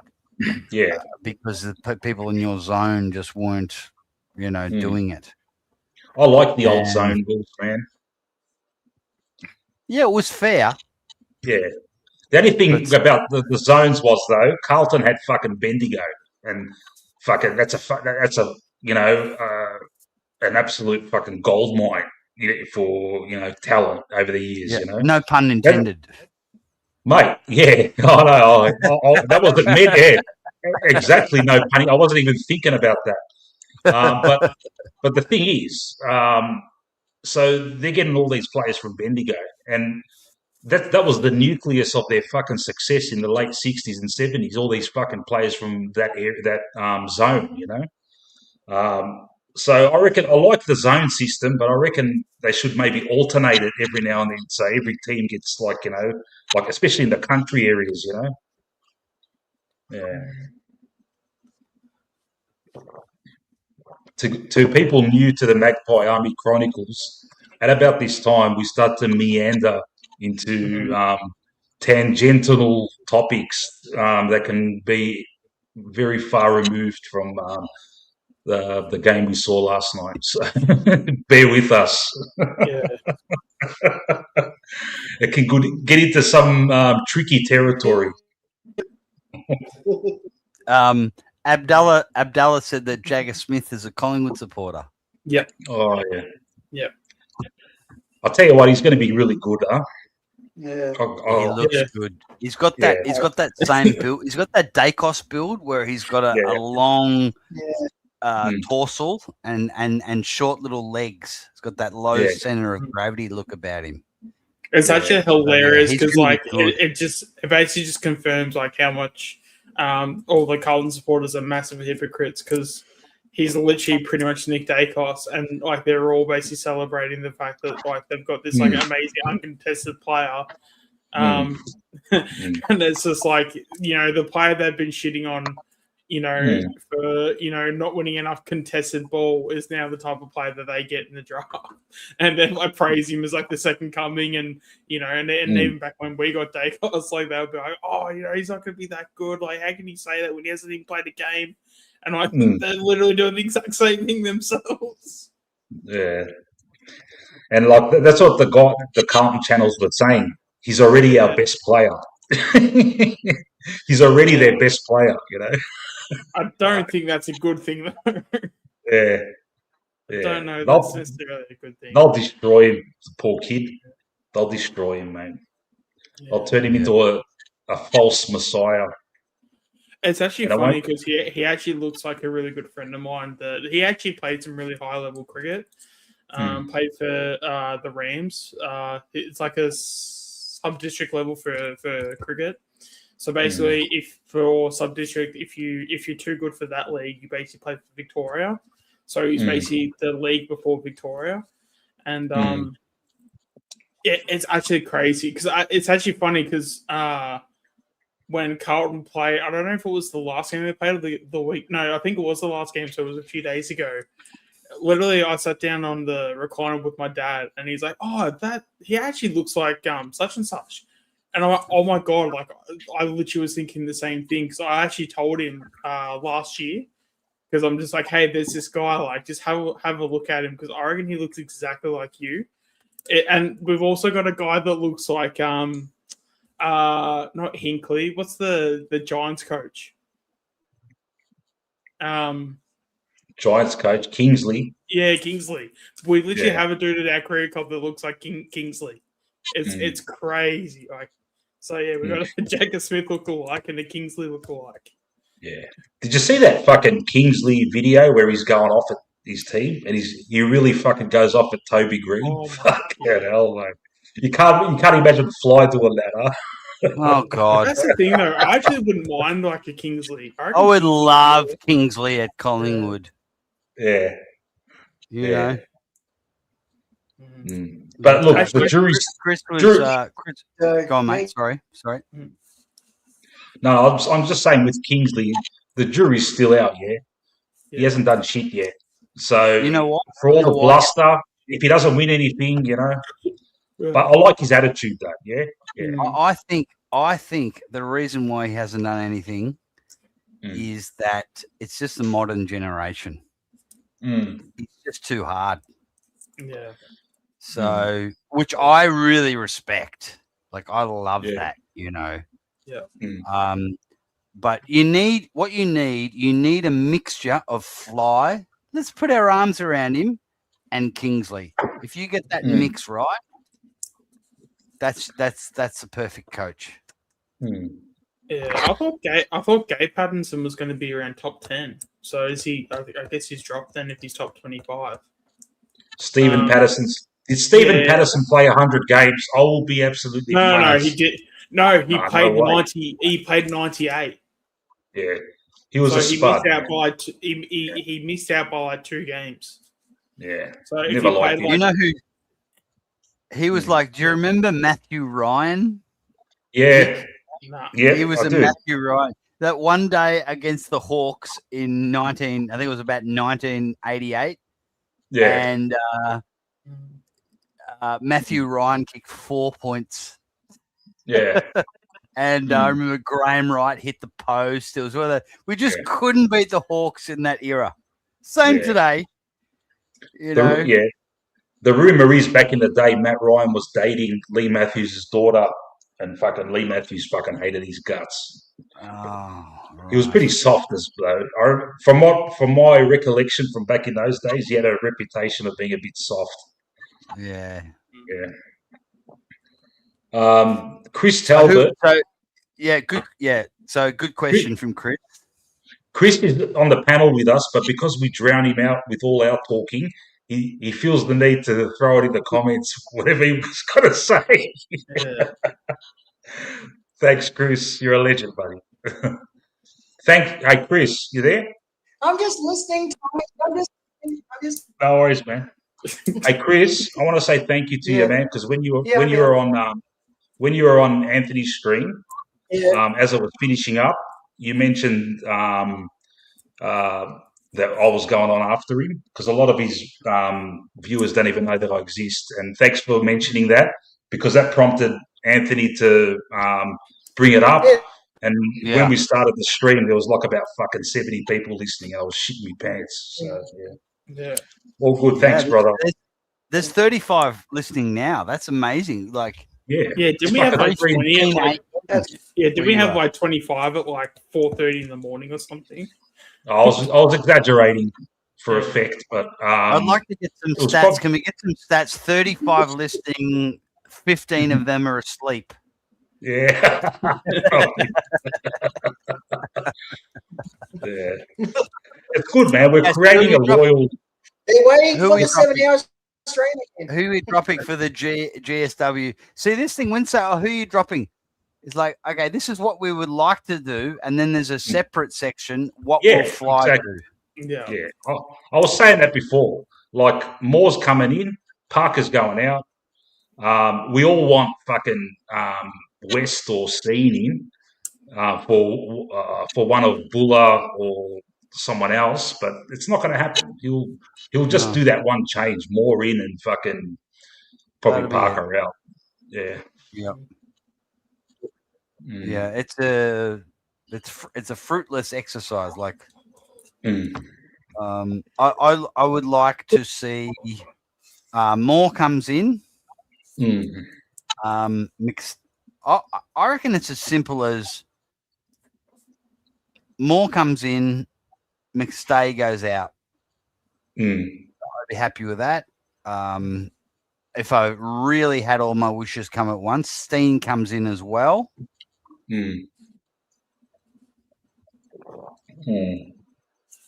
And you play Steen off the bench and let Steen do a lot of the centre bounce clearance work. Yeah. Massive issue with Cameron in the ruck tonight. That was a first gamer, and he got panned. Yeah, he'd be bleeding about that. He would take that personally, like, what the fuck happened to me? And yeah, man, it's very surprising. Oh, I had him penciled in for a fucking blinder of a game. You know, I wasn't surprised. You weren't surprised? No. Yeah, I saw it last week. Yeah, I think this new rule not going to help him, mate. And you know, like Cox didn't play for Fremantle this week, but they're going to hold him back. Like, they'll bring him back. I would fall over if Cox is not playing against us in Gather Round. Yeah, Cox will, in the first bounce, it will be Cox v Cameron, and we're going to get exposed. Yep. You cannot tell me they're not going to play Cox at Gather Round. I agree. Yeah, because it's going to be so personal for him. Like, Yep. And I'm not saying Cox has to be our number one ruckman, but it's good to have him in our back pocket because here's the thing: Steen probably won't get played till round 15 or whatever when Cameron needs a rest. That's what's so frustrating. Yeah, and we got rid of Cox just when the trend in the AFL has turned to two ruckmen because of the extra, the extra interchange. So everyone's going to be playing with two fucking ruckmen now, and we've just got fucking Darcy Cameron. Yeah, we've got one ruckman, and I know trends fucking evolve throughout a season, and I hope that teams work out that you only need one ruckman. But right now, with that many on the bench, it looks like you can afford to have two ruckmen in your team. You know what was interesting before Cox got cut? Everyone's saying, "Oh, this new ruck rule is going to be good for Cox." Yeah, and then he didn't get offered a contract. Yeah. I just find it so hard to believe that guys like us, and no disrespect to guys like us, have more of an idea than these guys who are getting paid. Fly would be on $1 million plus. Yeah. And the rest of the mob can't see that. Yeah. Because it's not like, you've got guys like TJ, you've got like Di Mattia, you've got guys like Ryan, you've got there's people on the list. Lockie Sullivan, I'm a fan, but he's a bit of a battler. Keep a spot for Cox. He doesn't play 5 games, but hang on to him. Because Freo have just gone, we'll have that. And Freo have got Jackson and Darcy.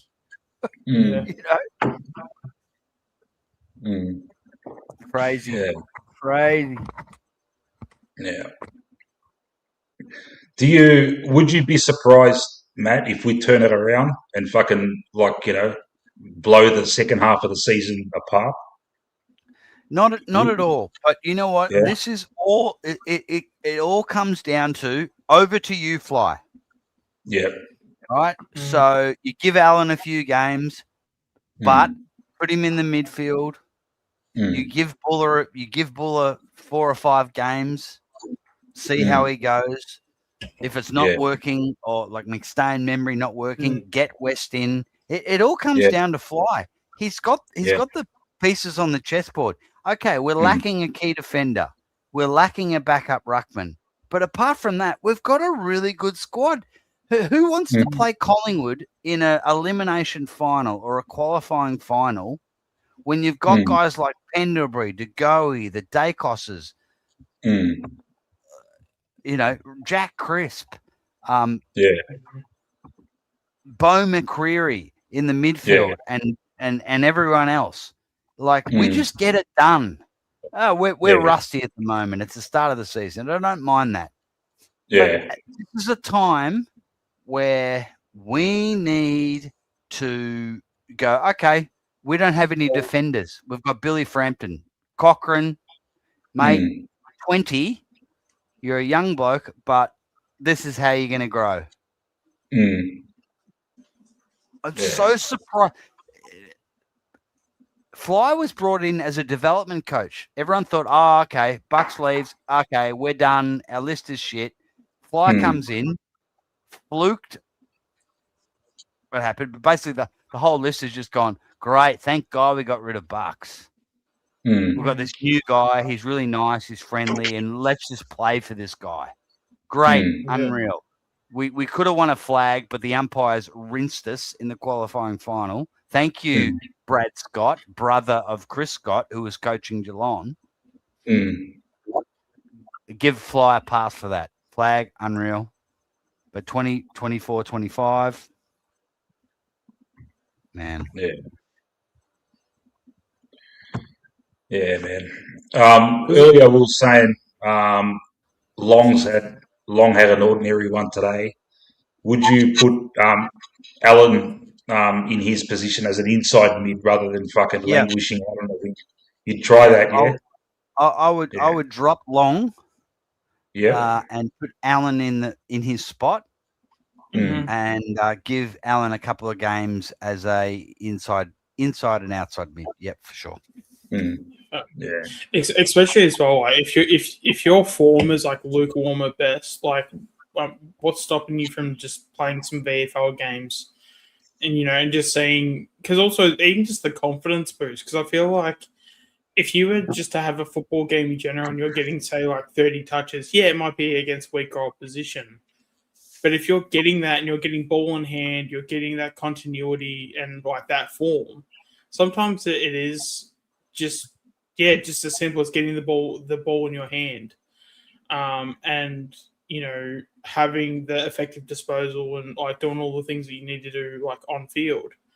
When you do it like, say twice as many times compared to your to the game that you would have at a AFL level, sometimes that's really like if you have it enough times, you can then go back up to the AFL. Then you don't get your 30 disposals, but because you'll still be the worst midfielder in the six. But at least instead of getting like 12 to 15 disposals, you might get 20 to 22 disposals, which is still an improvement. Yep. People have been critical about Ed Allen, but I thought he showed some signs. He had about 10 touches or something. But I thought he showed some signs today. He definitely showed more dare for sure. Like he was more willing to take the game on. Yeah, he was definitely more. Go on. Oh yeah, no, I was just going to say he was definitely more willing to take the game on. There was was it the fourth quarter where he got the ball at the half-forward flank. I can't remember who he received it from, but he played on, ran into the forward 50 and had the shot. He missed. But I was sort of just saying, hey, I actually don't mind that, because at least he's trying to, turn the game on its head, or he's trying to impact the game in a positive way. Because, sometimes when you have a player that's not confident and, is hesitant because they're concerned about, damn, I might not be playing next week. The fact that, he was putting in the effort to go, hey, I'm just going to give this a crack and see what happens. Sometimes that's really like all you need. Yeah, there was another moment where he broke away from a contest and he had a bounce. Yeah, it was on and the then wing. he handballed it, and then we went inside 50. Yeah. And here's the thing: if we get off the Allen bandwagon, we go, okay, that's it. No, you're not good enough. And he gets traded, or we delist him. He is going to go to Freo or West Coast, and he's going to be a Patrick Cripps or a Bond. I'm telling you. Mm-hmm. He just needs development. I don't know if we've got the development for him, but I just see he's got all the attributes. He just needs a good teacher. Yeah. Do this, Ed. Smash into a pack. Sprint out. Hit these targets. He is the prototype of what you want in an AFL footballer. And I'm not sure he just knows it, because I can just see it. He's going to be a better version of a Finn McRae. He's going to go to one of the Western Australian teams, and he will turn into a top 10 footballer. I can see that happening. Yeah. Yeah. So it's we should probably just persist with him. But you can't write off Ned Long so soon though. Like he's had not writing him off. But give Allen a chance in that role. Yeah. Because he's probably been playing that role his whole junior time, hasn't he? Like that inside mid. He was probably the main guy, And now we've got him out in the wing. It probably feels a bit unfamiliar for him. The wing is an annoying. It's wing is like the half forward. The two hardest places to play on the ground is half forward flank and wing. Yeah, and I've played enough in both positions to know it's sparing. You don't get a lot of opportunities, because if it's not on your side of the ground, you just got to sit there. You got to run. You got to do your running patterns up and down, and hope that the ball comes over there. But when you're playing on the ball, there's a ball up, there's a center square clearance, there's a throw in. You're just there. You have got 5 times as much opportunities as an on-baller than you do as playing on a flank or a wing.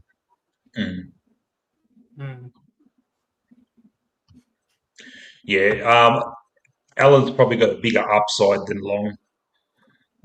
If you feel that Long will only get to a certain level, as Voidoid says, like Long peaked in that first half of last season, and we all hoped that he would, over the preseason, he would have developed some new kind of attributes that would have, propelled him even further. But it doesn't look like it. Looks like we're just going to see the second half of the year of last year Long. Just that plodding inside mid that doesn't fucking handball it when he should. Tries to fucking break a tackle. Like it should be drummed into him. Don't do that shit when you're fucking 20 metres out from the defensive goal. Why are you trying to break tackles for, mate? Hold on to it. You're not holding the ball if you haven't got prior, man. Just fucking hold on to it. Don't try and get, break the tackle. You got 3 cunts fucking, all over you. It's happened a few times now in the first 2 games. It's like, mate, what's going on? Are you being told you're a strong kid, break the tackles? Yeah, it's like he's trying to be the man. Like, I'm fucking, don't fuck with me, Yeah. It's also as well, especially with the first 2 games, I'd even say Ned Long's on par with Ed Allen in terms of like his form currently. Like, I feel like they're kind of on like the same level. I mean, obviously Long's probably had that dip and Allen's on the rise, and they're sort of like, they sort of meet, they're sort of at the same level, but one's coming from a down, one's going up. But you probably would back in an Allen just because he's like on the rise. And I'll tell you what, but when it comes to Long, have we seen Long's best? I mean, we probably have. Yeah. And then like, how long can he be consistent with his best? Because we've really had that one season. Yeah. Then the first VFL game in a couple of weeks, Angry Anderson is going to be fucking playing inside mid in the VFL. He's a fucking mature age kid with a fucking mature body. If he has a fucking absolute fucking belter, that throws a spanner in the works too. Because it's like we've got two youngsters trying to get this inside mid gig, and now look at this kid, and he's at age too, This is it.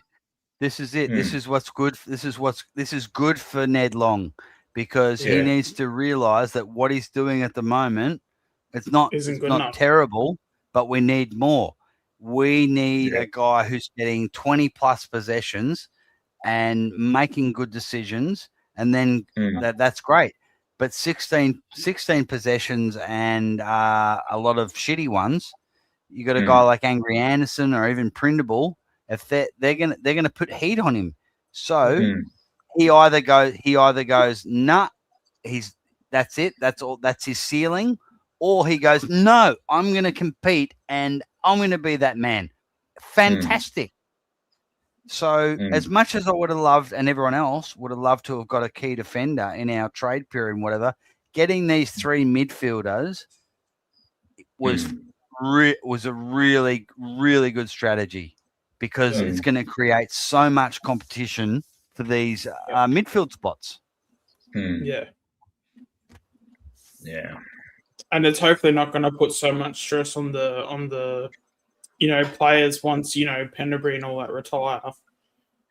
Exactly. It's going to open up 3-4 spots just with Pendle, Sidey, Chris might go and play at halfback on like a permanent basis.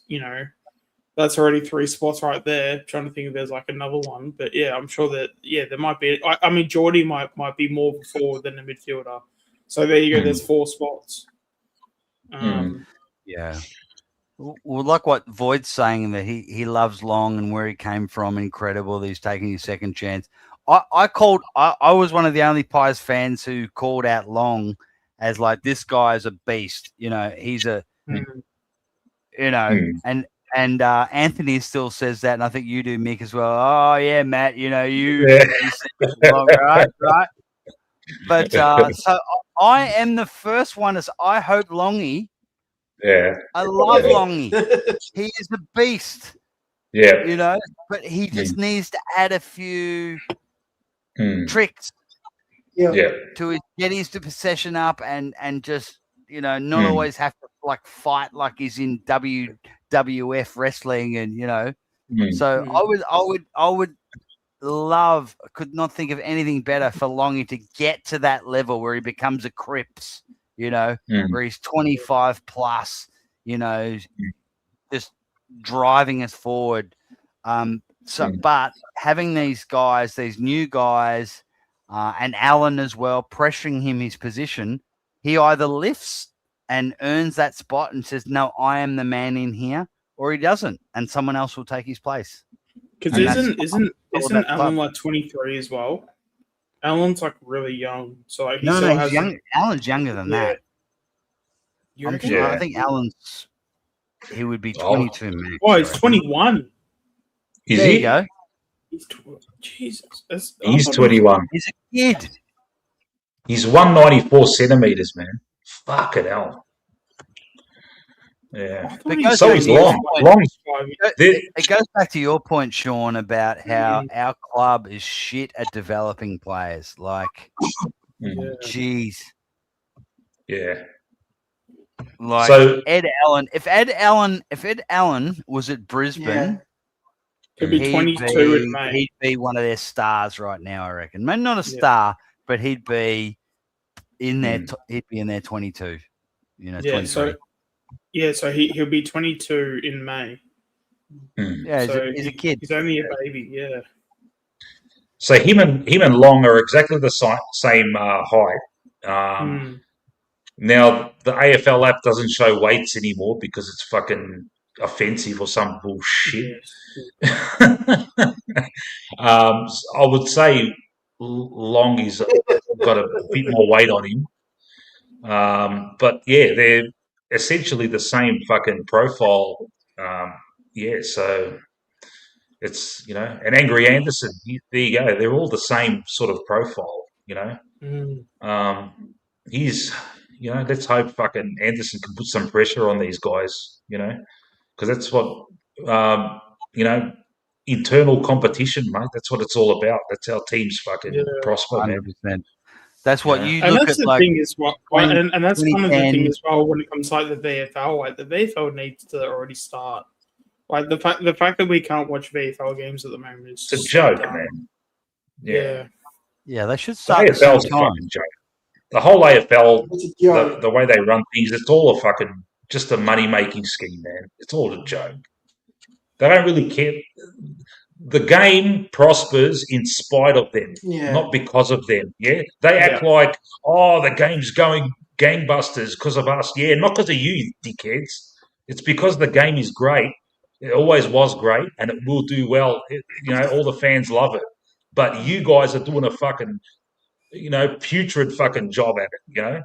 All the fucking decisions you fucking decide on, all that bullshit, all these bullshit ideas. Fucking hell, mate. It doesn't need it, mate. It could be so much better than it is right now, The best example of that of the AFL just like is opening round. What benefit to the league does opening round have? Nothing, mate. Like let's have an opening round where half the teams don't play, and then the next round, which is round 1, you have a team who's had a full hit out and they play it. This should have worked to our advantage today, but it didn't. You've got a teams playing other teams who haven't had a full game, and you've already had it. Like everyone hates it. I agree. They're gaslighting. They gaslight they gaslight the supporters, right? I think they do it to annoy people. Yeah. Yeah. And who benefits? Yeah. The only people that benefit are the the stakeholders, and it's other northern states really going, oh, we need this. Oh, we need to compete with rugby league. So can you just have this half-ass fucking start to the season so we can so rugby league supporters will follow GWS? How many rugby league supporters do you know that fucking love their local, like Sydney and Brisbane and that? Yeah, It's all expats, man. I'm a Parramatta Eels supporter, and they were playing a game in Las Vegas, and I didn't know what to do. But then my friend said, "Hey, do you want to come and watch the GWS Aussie Rules team?" And I was like, "Oh, I don't want to do that." I went to it, and like, that's it. I'm done with rugby league. I'm gonna get into the GWS. Yeah, this is really cool. Yeah.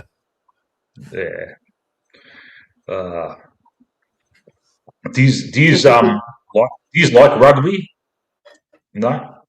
I don't mind rugby. Rugby league, it's boring as dog shit. Oh, so you like union? Okay, yeah. All right, yeah. I see a lot of my mates out here in Bangkok are rugby union fans, so we'll watch a game every now and then. So the thing is, the difference between rugby and rugby league is rugby, they don't have this 5 tackle thing, so it just keeps going. It can actually be quite exciting at times. Where rugby league is just so predictable and boring. Yeah. I've tried to get into it, but I just can't. Look, I respect it. They're tough guys. They're good. Whatever. They're good sports people. I respect that part about it. But I'd be more NFL in America. I'm more interested in that than. But I'm not a big fan. But I like that more than rugby. If you're neutral, if you are a neutral person who doesn't know anything about sports, all you have to know, if we're comparing rugby league, NRL versus AFL, you do not get NRL converts. So I lived in Sydney for 10 years. Yeah. And I'd go to 3 or 4 Swans games a year. Obviously, I went to the Collingwood Swans game, usually out at Homebush. But you would have people from all over the world, all over Australia, will go to a Swans game. You would go to a Sydney Roosters versus the Rabbitohs. There are no people outside of that sport who will go to the game. So you don't have converts that watch rugby league. It's such a shit game that you grow up with it. Where AFL, and I saw it in Sydney, I would go to a Swans game, and more than half of the people I would have a beer with or whatever went from Sydney. They were from Adelaide, or they're from Victoria, or they were from Ireland, or they could be from anywhere in the world. They're like, but they lived in Sydney, and someone took them to an AFL game, and they were like, "This is awesome." You don't take a neutral to a game of rugby league, and they're just like, "What the fuck is this?" Yeah, it's a bunch of hippos fucking just slopping around. Yeah. But you take a non. That's why these celebrities come to jump on the bandwagon at Collingwood, and Rob Lowe and rappers and whatever, Tom Cruise, whoever, and they come to the game. They genuinely like it. This is fucking cool. Yeah. I hate rap. I can't stand rap music. But who was that rapper that was with Collingwood last week? We had some rapper in the rooms. Oh yeah. I won't get it.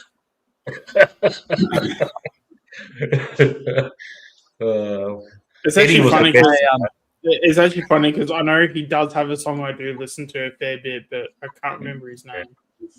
So I think he does that song that's in Spider-Man Into the Spider-Verse. It's like a really popular song. He does that one. Yeah. Yeah. Eddie was the best at that. Rob Lowe, fucking. Who else did he get in there? Pretty sure he got in Mr. Bean at one point. We had The Rock. Yeah. The Rock. Yeah, The Rock was there at one point. Yeah. I remember we got Miranda Kerr, and I think it was Didak and Swanee was able to get photos with her.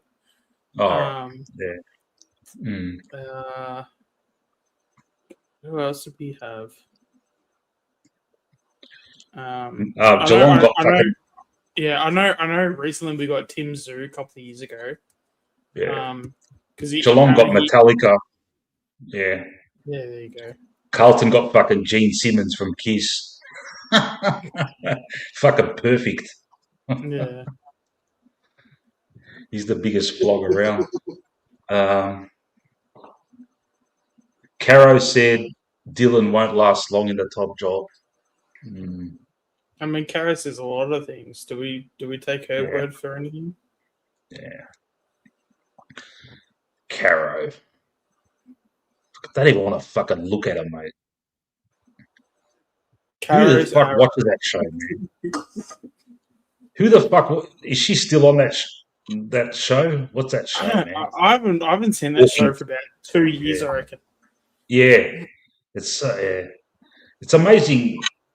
How good was like the footy show back in the day? It was so good for a period, and then it just once Eddie left, who'd they get as host after that? That Sheila, what was her name? The one that commentates. Fuck. Was John Cena at Collingwood? I think that actually rings a bell. Yeah, I think so. Is he? He's a wrestler, yeah. Yeah. He just retired recently. Yeah. Yeah. What's your favorite? Yeah. I'm changing the subject. What's your favorite band? Ultimate Greatness. Favorite band? God, I listen to anything. God.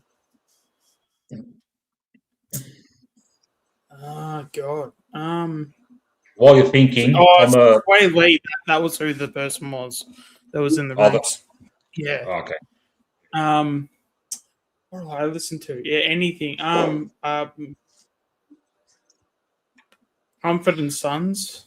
That's probably all right. Probably one. They're from Scotland, aren't they? Yeah. I have no idea actually. I just know they play the banjo in a few of their songs. Like bulky type rock, yeah. All right. I'm a classic. Indie rock. Indie rock, yeah. I'm a classicist, mate. I love the old stuff, mate. Yeah. Late 60s, 70s, hard rock. That's my sweet spot. Fucking love it, man. Yeah. And I struggle with music that's coming out these days, you know. Yeah. I like the old stuff, man. Probably showing my age. You into music, Matt? Love it.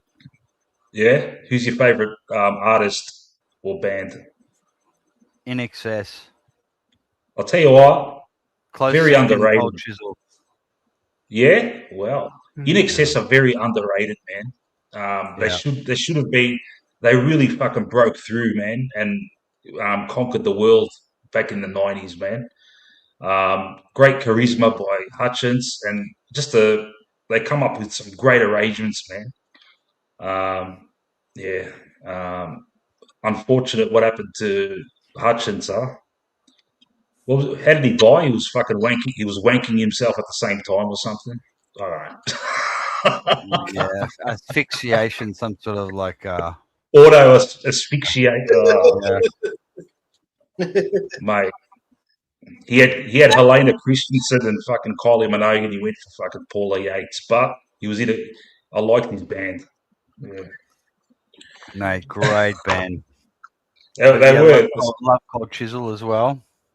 Chisel, Midnight Oil, and back in the day. Until, Chisel, yeah, they got a bit too woke for you. Wow, Peter Garrett went and sold out, didn't he? Yeah, joined the fucking, became a politician. I'm a Chisel fan, but I'm not a Barnsey fan. Like I like Don Walker's writing, and I like Ian Moss's guitar playing, but Barnsey, like all those Chisel songs were written by Don Walker, the keyboard player, and Ian Moss, the guitarist. And Barnsey kind of just went along for the ride. Look, he's got a fucking powerful voice, I'll give him that, but he's just, after Chisel broke up, this is just my view, yeah. He just seemed to be everywhere too much, oversold to this Aussie market. I know he tried to make it himself. Yeah. Cold Chisel should have been fucking worldwide huge though. I'll give him, fuck. Yeah. They only had the only worldwide hit they had was Cheap Wine. Yeah. KSN. It's so fucking, Aussie, yeah. You name your best Aussie songs, it's got to, it's so fucking poignant, man. Great track, and mate. What about do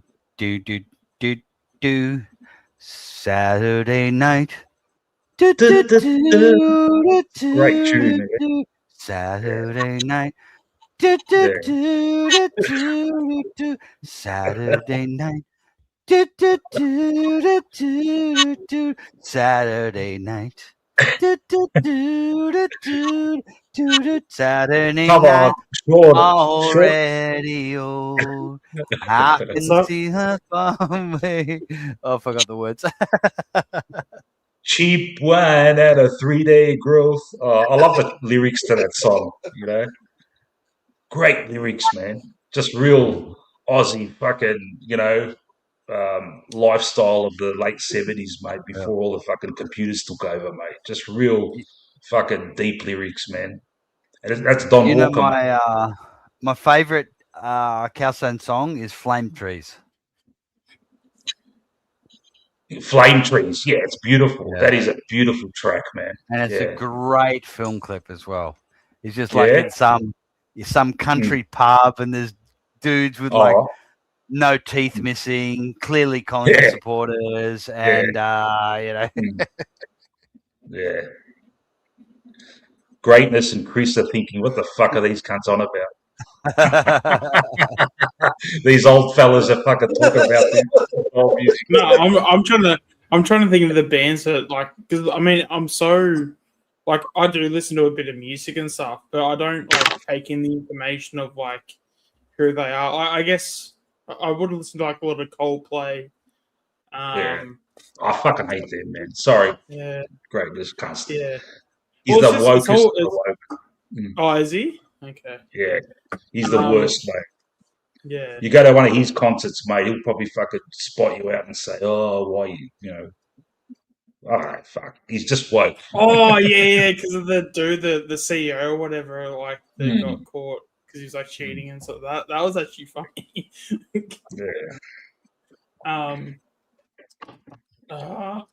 Yeah, but I mean, even like the genres can like change up. Like I know Breaking Benjamin's like pretty decent. I like them. They're a bit more like hard rock. I'll give you a question, Sean. I'll give you a question, all right? So we're going to play a call. Collingwood's got a player nicknamed Angry Anderson. Do you know who the other Angry Anderson is? Yeah, wasn't it like a puppet? There was like a... He's not a puppet. He's not a puppet, man. No, like, wasn't there... No, but wasn't there a puppet that was like sort of... There was a puppet called Aggro. But Aggro, that's what I'm thinking. No. Aggro Anderson. That's genuinely what I thought. Like when I first heard Angry Anderson, that's where my first thought was. There you go. Right. Angry Anderson is one of the most. What can I say? He was a great singer in the past. Like he had a band called Rose Tattoo, who were one of the great fucking pub bands going around Australia in the late 70s, probably early 80s, and that. And was it Matt? Was it the 1990 grand final? He sang. No, 1991 at Waverley because the MCG was under construction, and the Hawthorn West Coast grand final. So the halftime entertainment is they had Angry Anderson driving around because it was when the Batman sequel was on. Yeah. So they had Angry Anderson driving around in the Batmobile. Yeah, it was ridiculous. Yeah, I know. But he's great. And even now he's still around, and he's got really big song. And also in 1990, one of the you always have like these songs that are played with the highlights and whatever. They had a big hit in 1990, which was "Bound for Glory," and they teamed it up with highlights of "Bound for Glory." Yeah. Oh, I'm bound for glory. Yeah, great tune. Remember that? Yeah. Mate, the good old days, Sean, when Friday night came around and you'd go to your local pub and there'd be a band playing, mate. And it was just great nights, man.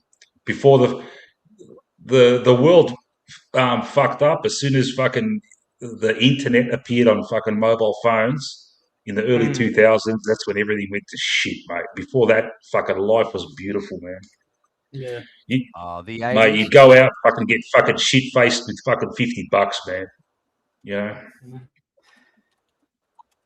The world, the peak of the world, I reckon, was 1984, which is ironic because the famous novel by George Orwell said that the world is going to go to shit in 1994. Actually, we've got 1984 right now, but 1984 you had like Van Halen, and 85 was like Back to the Future. Like that was the best time to be alive in the mid 80s.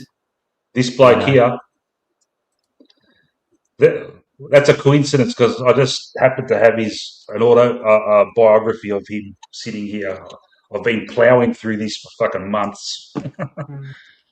You can't read. I can't read during the footy season, mate. There's too much going on, mate. Yeah. But during the off season, I've got plenty of time just to fucking get lost in a book. Yeah. So, how about this? Would you guys like to hear a rendition of Flame Trees? Flame Trees? Yeah. Go sing Flame Trees. What I'm going to do, I've got a karaoke version queued up. So let me see if I can share. How do we do this? Share. I'm not sure how to do this.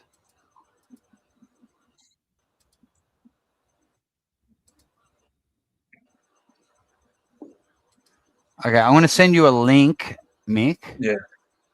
And you can play it, and I'll try and do flame trees. What are you going to send it on Discord? No, just send the private chat. Private chat. Oh, okay. Oh, that didn't work. Let me try that again. What's Flame Trees about? I've never investigated. Just about like just living in the country town, and you're trying to get a girl, and you know it doesn't work out, and just it's the thing that Cold Chisel basically just replicated country and Western music. It just went, we're just going to talk about hard times, working class, you know. Yeah, and that's why why it's so popular. Yeah. And they added a bit of a rock beat to it. Yeah. Good old days, man. Yeah. The only bad thing about those days was Collingwood was fucking crap. Dude, my earliest living memories is playing in 5 grand finals, losing 4 of them, and drawing 1. Yeah. So when Carlton going through this now, it's bliss. Yeah. I just love it. I can just swim in it. Yeah. Yeah, fucking earth. And I should be more fucking arrogant and fucking, towards them. I don't know what's holding me back, but imagine this, man. Fucking 79 grand final, we're up at 3/4 time, they beat us. Same shit happens in the 81 grand final. Up at fucking 3/4 time, they beat us.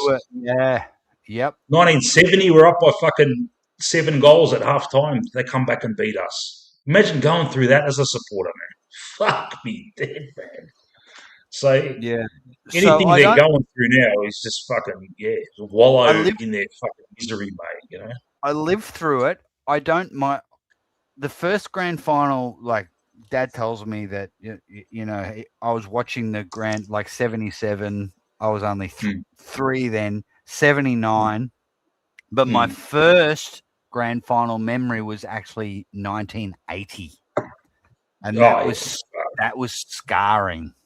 Yeah. Yeah. Kevin Bartlett, fucking 38 years old, kicking 7 goals. Yeah. That blind turn he did against Stan Magro. Yeah, just destroyed him. And this is the fucking the ironic part of this, yeah. So Tom Hafey won about fucking 3 or 4 flags with Richmond. All right. Then he had a fight with the president or something. He left. Collingwood picked him up. Richmond's favourite son is now Collingwood's coach. Yeah. And he's taken us to grand finals every year, but we're losing it. Yeah. With a fucking team of fucking battlers. Yeah. And then we finally, in 1980, we play Richmond. Tom Hafey coaching Collingwood against his fucking nemesis team that fucking, turfed him. And he couldn't, once again, mate, a team of battlers against a team of fucking superstars, Yeah, absolute superstars. Yeah. So that's what about this. Like, you lose so many grand finals. Like, I always was saying it last night. I think I was talking to you, Sean, about it. It's like, all you have to look at, if you want to know about Collingwood's history in grand finals, all you have to do is look at 2002. That is Collingwood in grand finals. Yeah. A bunch of spuds. A bunch of spuds versus a superstar Brisbane outfit where the AFL basically paid to have them win 3 grand finals in a row. Just give them, let's give them an extra $1 million in your salary cap. Yeah. And have 3 Brownlow medalists as your midfield setup. Yeah. and that was also like a mill back in like Wouldn't that have 2002 been as well. great? You know, so anyone who wants to come at me with, oh, you lose grand finals, I say 2002. I can give you 7 grand finals like that, where we shouldn't have been in the finals, but because of Collingwood, who we are just going to scrap and fight and do whatever we can. And I would much prefer to be getting into grand finals and losing them, as painful as it is, than to be a loser club like St Kilda or Melbourne. Much prefer to be competing, to have that excitement to be playing in a grand final. And I've seen us lose more grand finals than I've won, but you've got to be in it to win it. Yeah. And the only reason all these shit clubs, you know, every now and then they get a fucking win a flag like your Melbournes and all that. Mate, Melbourne, how many fucking priority picks did they fucking get to fucking build that fucking premiership team they had a few years ago, you know? They were finishing last every year. They were just accumulating all these priority picks, and they were tanking as well, and they should have been fucking reprimanded even more, but no, let's still help them. They're tanking, but let's still fucking give them fucking Petrarca and fucking all these fucking high picks. Yeah. Of course they're going to come good after all that shit, you know? We never get all the handouts, mate, you know? We never bottom out and fucking get the number 1 draft pick. We haven't had a number 1 draft pick since fucking 1999, man, when we picked up Josh Fraser. You know, one of our rare wooden spoons, mate, you know, and we picked up Josh Fraser. You know, Carlton, how many fucking number 1 draft picks have they had, you know? Okay, so Mick, I shared my screen. Can you accept that screen share? Yep. Hold on. And you can... All right. You play it. I think you have to play it. I think I can. All right. Can we hear it? No. I might have to do something here. Hold on. Maybe I didn't share the sound. No, there it is. There it is. Yeah, it's here.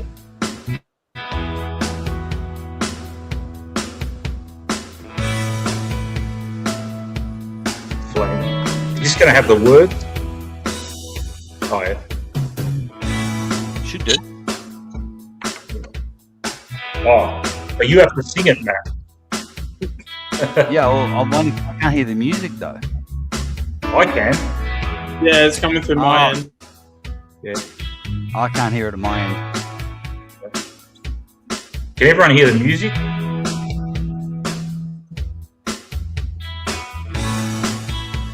I can't hear it in StreamYard, though.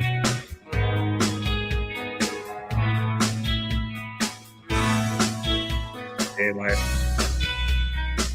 So I'm the only one who can't hear it. Yeah, everyone can hear it. Yeah. I don't know why you can't hear it, mate. Well, we'll try another time. Yeah, do whatever. Oh, I can't hear it. Oh, that's weird. Yeah, we'll work it out one day. Before you were on, Matt, I had all these fucking trolls trying to jump on the chat. Really? I've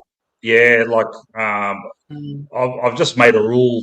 You can only jump on the panel if I know who you are, man. Because remember what happened last year against the Crows after we beat them? I got besieged by fucking trolls, and they were trying.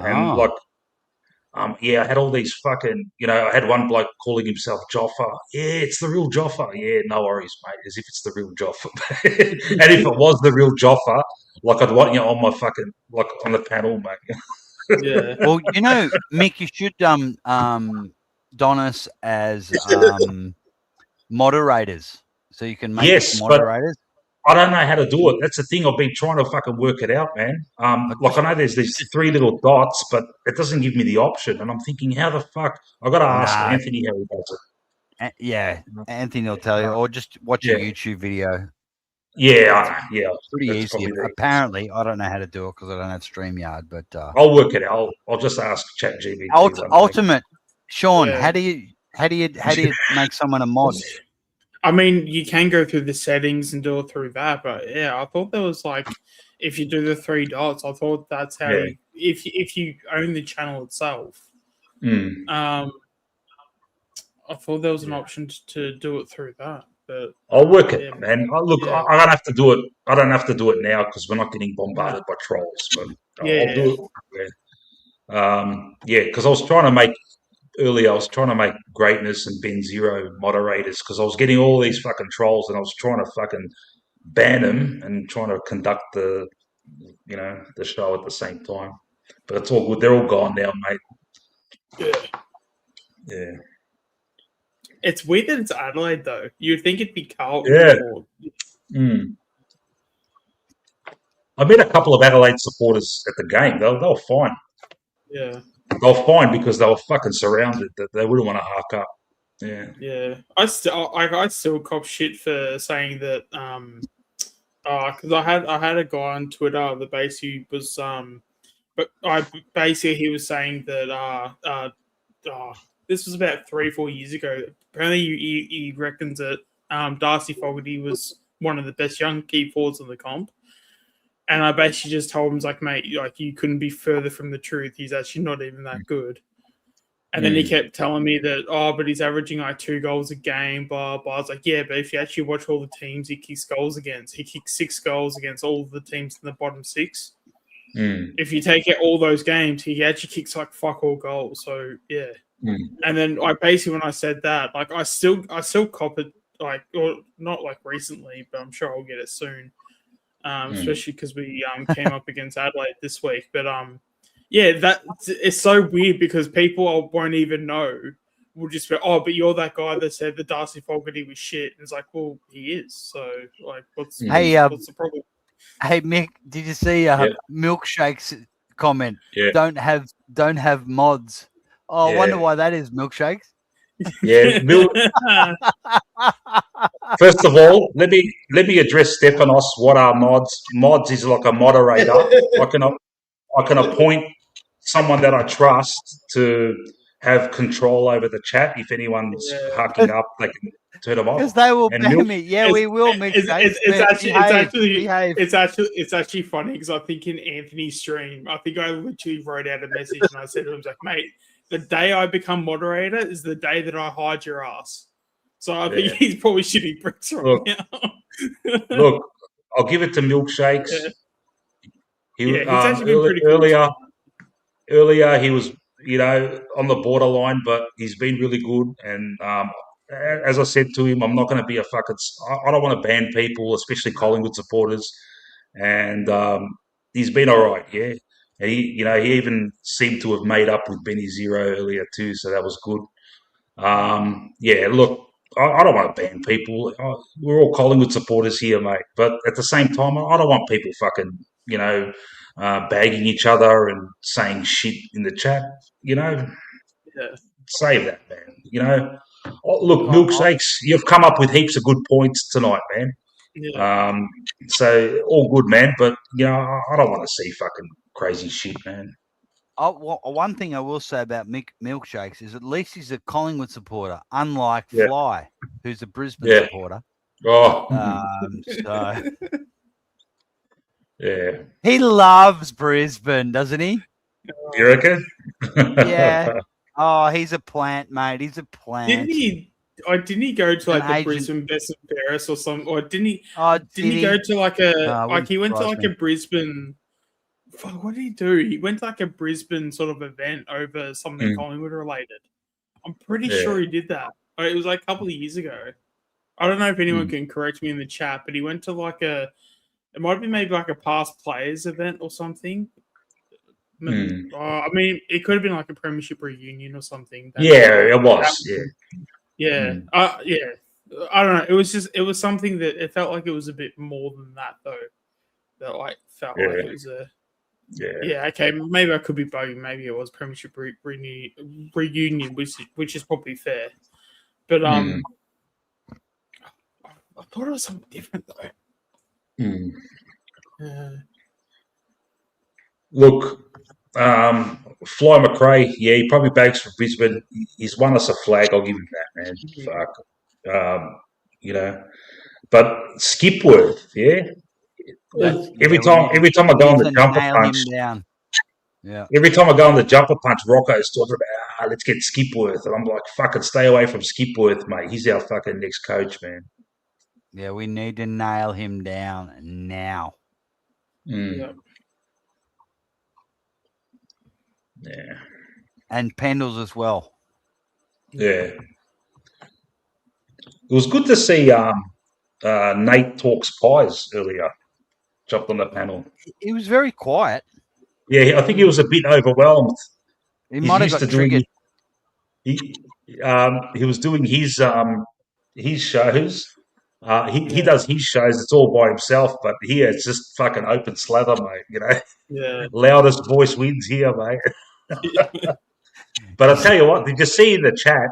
He challenged someone to a one-on-one at Clifton fucking Hill Meccas. Did you see that when one of the trolls came in?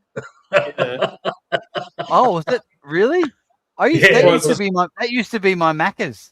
Clifton Hill.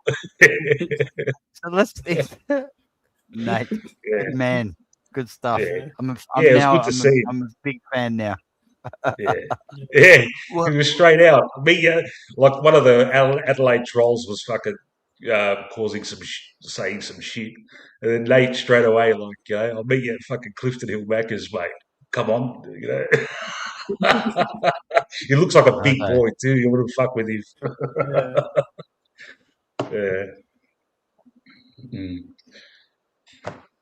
Yeah. I love Nate. He's very animated. He's got that sort of just like shifting around, like he's sort of like boxing. You know, he's like moving in and out. You know. Yeah. Oh, mate, did you catch the stream last night about how we spoke about the football politics? I listened. Look, when I woke up, actually, as I was going to bed, my missus was waking up early as well, and I told her, if you walk past the computer, don't touch it because the guys are still going, and just end the stream once there's nothing on the screen. So that's what she did. And then during the day yesterday, I did listen to the rest of it. Yeah, that was good, man. You did a great job, man. Fuck. I mean, it was just one of those nights where just everything was vibing. So yeah, just vibe with the vibes. But yeah, it was just I mean, the more I like think about it and stuff, it's like it's not a problem or an issue, but it's just funny that like at our footy club we can't even mention seniors and reserves. Yeah, that's super woke. It's not a woke thing. I think that that's a woke thing, Sean. That's like woke is. Some people don't understand what woke means, but woke is a new term for political correctness. Yeah. But this has been going on for almost 100 years, and it's cultural Marxism. Yeah. So cultural Marxism there's always a victim and there's always an oppressor. Yeah. And so the victim, oppressor. So to give you an example, men are the oppressor, females are the victim. Yeah. That's how that works. Men are the bad guys, women are the victims. I'll give you another. Black people, victims, white people, the oppressor. Yeah. That sounds ridiculous, right? But that's how they go. You know, like Christians, bad people, Muslims, the good guys. That's how there's always got to be this. Oh, they're the good guys, they're the bad guys. So that's what woke is these days. Yeah. And that's why they have, like, you have the ABC where they'll have a quota of employees that you can't be a white male straight person. You need to be a non-white person, non-straight, non-male. That's what woke is these days. You know, and it's ridiculous. It's like saying, "Oh, you're going to get a job because you're not white, and your whole thing is don't be racist." That sounds a bit racist to me because you're discriminating based on race. That's woke. Yeah. Go ahead. How do you fucking pronounce that? Eustick. Could I ask the panel some insights about the issues behind Graham Wright leaving? Ask away, mate. We're here to answer all your. I've got to. I can answer that. See, here's the issue with Graham Wright. You see, back in when we were in the premiership window, we won in 1990. Graham Wright was playing on the wing, and Darren Mullane was playing on the other wing. Now, Graham Wright was a great player, and he'd been a great wingman for a couple of years. But Darren Mullane was the main man on the other wing, and that meant that Graham Wright couldn't be the main man on the other wing, just like Dan Houston last year. You can only have one dominant wingman, you see. And so this is why Graham Wright he is now gone to Carlton. He wasn't the main man on the wing. Darren Mullane was a dominant wingman, and it ruined Graham Wright's career. Yeah. Just like Josh Dacos ruined Dan Houston's career last year because he was the main man. You can only have one dominant halfback flanker. You guys aren't getting into the comedy here, as I think. No, it's like I'm just like, where is this going?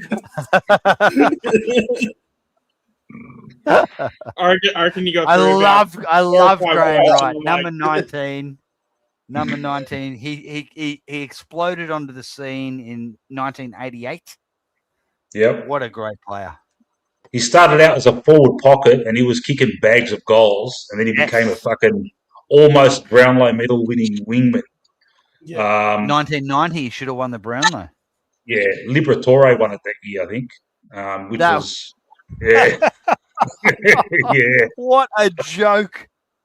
Yeah. Spud. Oh, mate. But in all seriousness, what was the question about Graham Wright again before I went off on that unfunny tangent? I think he was talking about the situation between him and Lepage, because they had a bit of I think there was I don't want to go into it too much, but apparently they had a bit of a fight internally and stuff, and that's what led him to leave and go to Carlton. I think it was just Wright wanted to be the CEO, and Collingwood had the general manager, and we couldn't because Craig Kelly was our CEO, and so Craig Kelly and Graham Wright weren't, premiership teammates. They were just like, nah, Graham Wright wants power. So good luck to him at Carlton. Good luck, Righty. And the other thing that shits me about Wright, this whole thing about we win the flag in 2023, and Wright goes to the club and says, "Oh, I think I want to leave." Oh, we'll give you a 6-month holiday. Go to Europe and And he came back and goes, "No, I'm still leaving." So Graham Wright can get fucked. I know, mate. How can you go to Carlton, man? Fucking hell, mate. What a prick. Yeah. Yeah. For fuck's sake. This is Boris, the Collingwood supporting cat. Oh, I got a big, I got a big white cat. He's got 2 different coloured eyes. He's got a brown eye and a blue eye. So his name's David. Yeah. He's named after David Bowie. David. Oh, David Bowie. All right. Yeah. Because David Bowie's got 2 different coloured eyes. Actually, I'm pretty sure my cat was in the show a little bit earlier on. Like, her name's Mags. Obviously. Yeah, I remember. Yeah. Maggie. So short for Magpie. A bit of a black and white cat. I only got I think I've had her for about a year now, so she's fairly new. She and I'm actually because normally she likes to just sit and sleep on really comfortable things. I'm surprised Like when she came into the room and everything, I'm surprised she didn't just jump up and just sit on my lap and just slept. Yeah. But she's got like a bit of like anxiety and stuff. So when she sees like faces or new people, she gets very skittish. Yeah. You know, to be honest, I've always been a cat hater, like all my life. I had dogs all my life. And we moved into the house I'm living in now 6 years ago, and it's got a small backyard, so I can't have a dog, you know. Yeah. So let's get a cat. All right. And like, yeah, I've grown to like them now, but you know, they're fucking selfish bastards, but they're good to have win you around. over. They win you over. Yeah, they do. Yeah. You know, we've got 3. And, man. Yeah, and like when the footy starts, 2 of them know that like nah. Get out of the way. The yelling is because I just scream my fucking life. That's why I can't watch it at the pub anymore. I'm just nuts, right? But one cat, see the whites are notorious for being deaf. Like they're deaf or they've got very low hearing, right? And so they're prone to sicknesses, aren't they? Yeah. So they've got issues, but he just like chills out and watches the game, and the other cats, they're hiding because I'm just like screaming at the TV like I was today. Yeah. But they're good. They're just chill. It just chills you out. You got a cat sitting next to you, and they're just chilled and they're sleeping, and it's good therapy. It's very, you know. Yeah. Yeah, they're good for mental health, apparently. Like, you know. Oh yeah. Just to have all pets are dogs as well. Yeah. That's why they use that. Like they have a, you know, obviously got seeing eye dogs, but you've got like you know, especially like Labradors and Golden Retrievers who are just obviously really smart and sociable. What's the word for it? There's a word for these dogs, carer dogs or something like that, where they just people who are like struggling and they just put them, and it just brings up their quality of life because they've got like a dog to just like, you know, and it helps you feel better. Yeah. Helps you feel better when you're a Collingwood supporter too, when we're losing flags, man.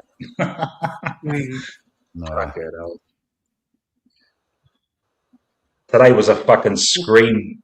If I was watching the game on telly today, when I'm watching it at home, I'm fucking crazy, man. But when I'm at the game, because everyone's crazy around me, I'm not as bad, you know, because I'm looking at everyone else fucking just losing it.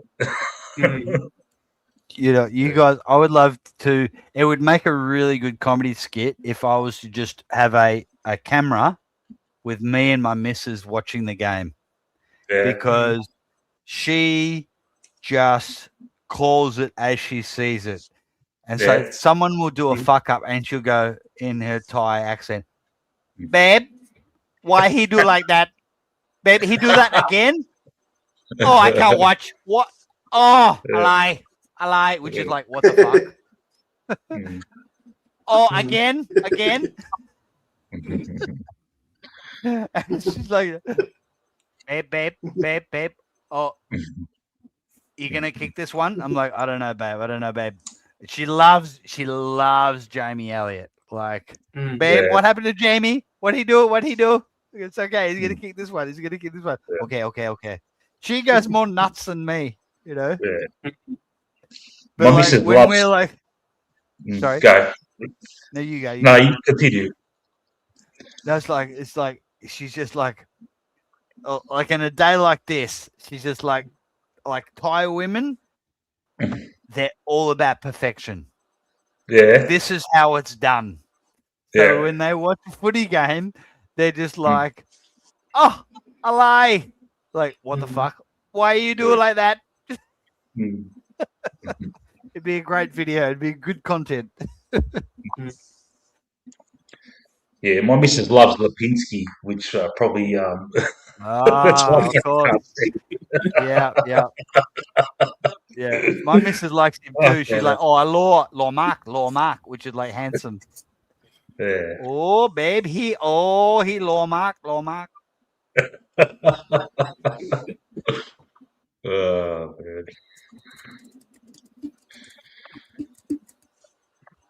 What's on the cards today?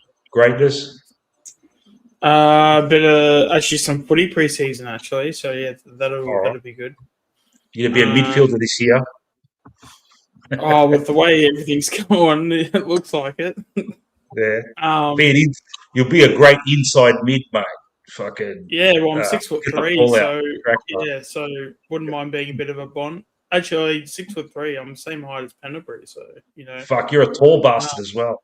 Fuck. Yeah. I mean, obviously I mentioned it like the other night and stuff, but like I'm just the footy season and everything. I'm so damn excited for the footy season. Even just like playing, like just the idea, just the fact that I'm going to have the capabilities to, if I drop enough weight, hopefully in the second half of the season, if I do get a shot in the midfield, just to win like a centre clearance, like just to have, because I mean, obviously you watch like your Jordan De Goey's, even back in the day, Dane Swans do it. But only just imagine what it would feel like. Because, I mean, the league I play in, it's not a high demanding league. And even if I just did just once, just as like a, trying to, if you tick it off like, or ticking it off like the bucket list, it would just be cool just to do it just once. Just to stream out of the midfield, hit someone on the tit in the forward line. Like, just once. I would just be, that's enough. And then back to the goal square and start cherry picking. So, we'll see. Because there was, I think, there was a season. I want to say it was like just before COVID. I was actually like moving like pretty well like, up and down the ground. Like I'd run from basically pretty much like the goal square to basically half back, and I just run up and down the ground. Haven't done that for 2019, 7 years ago. So there you go. It's been a while. So I'm in a new club and super happy with how things are going. So it's just a matter of time from 90 kilos, and who knows, maybe I might apply for the mid-season draft. Go for it, man. I won't have an issue being picked up by Collingwood because I'll certainly be in the age bracket. Oh, man. You probably get. Would you get a Tassie? I mean, with all those draft picks, I mean, it's probably the best chance I got. So that is actually happening. Tassie's 27. I think 27 is their first draft, and they come into the league 28. Yeah. Fucking catch cow, man. Is that the right term? Or waste of money? I think so. Yeah. I mean, they're definitely putting the money in it. I wouldn't be surprised if they're I don't know how long it took the other teams to win their first flag, but I reckon they're gonna make sure that Tassie's like the quickest team to win the first flag. Their first flag. You know how especially with like media's like the media trying to push Nick Dacos over there as well. Like, you know how we keep Nick though? Why is that? How? Basically, we go, okay,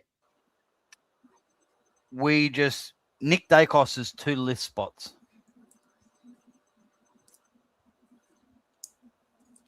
What are you talking about? Well, we pay him what we need. We pay Nick Dacos what we need to. We're never going to be able to pay him as much as Tassie will pay for him. Yeah. But as far as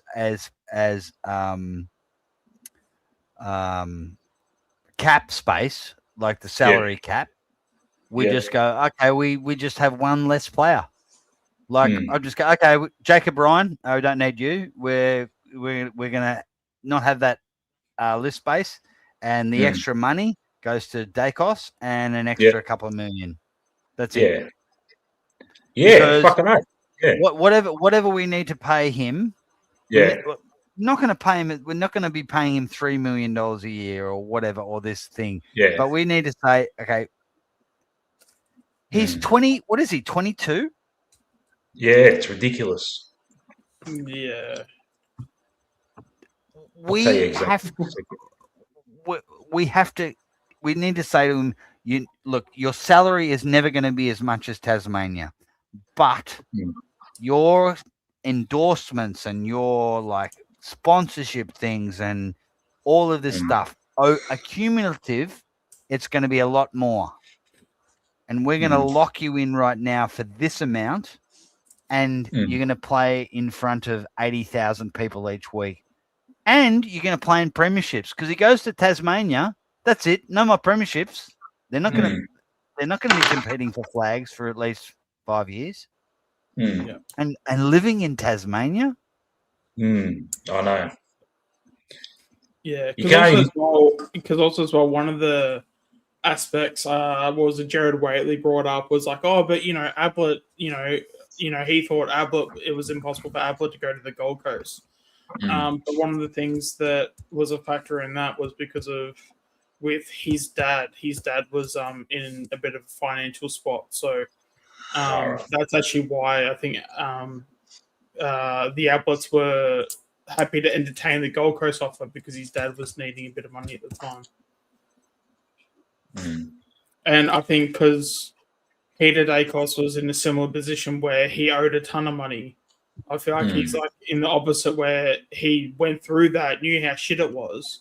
And I think it's also on the back end, if you are a one club player, yeah, you're probably going to take less money as a player, but in the back end, you're probably going to make more money than you probably will because the label is like a one club player, Collingwood legend, like the exclusivity with Collingwood. It's, I think in the long run, it's going to pay off. So I think with Peter by Nick's side, I just don't see it happening. Yeah. So with Nick, man, just sorry, you asked earlier how old he is. He is 23. Yeah, he's 23. Yeah. I keep forgetting that he's 184 centimeters. For some reason, my perception of it is that he's fucking rover height, like a fucking 170 something, but he's 184. He's taller than Josh. Yeah. And Josh is the small one. Josh is 178. So if Nick Dacos stood next to me, I'm about 186, 187. He'd be almost the same height as me. I cannot believe that. I always thought he was smaller than that, but it's amazing. It's just the perception, Yeah. It's also kind of weird because even with Ed Allen, I thought Ed Allen was 23, but then I would have thought Nick Dacos was 21 when it's like they're flipped. So I guess, So we drafted Nick Dacos 2 years before Ed Allen. I mean, it makes sense from a timeline wise, but just there's just something in my head that's just like that doesn't make any sense. Yeah. I mean, you kind of have to give Nick the captaincy, but I mean that's going to happen anyway. Like, that's basically a given. Give him the captaincy and just do a fucking quick rebuild, a Malthouse style rebuild. Malthouse needed 1 year to rebuild, man. That's all he needed. Because he'd fucking put the kids in, mate, and fucking blood them and get them going. And before you know it, we're already in the finals, mate, Yeah.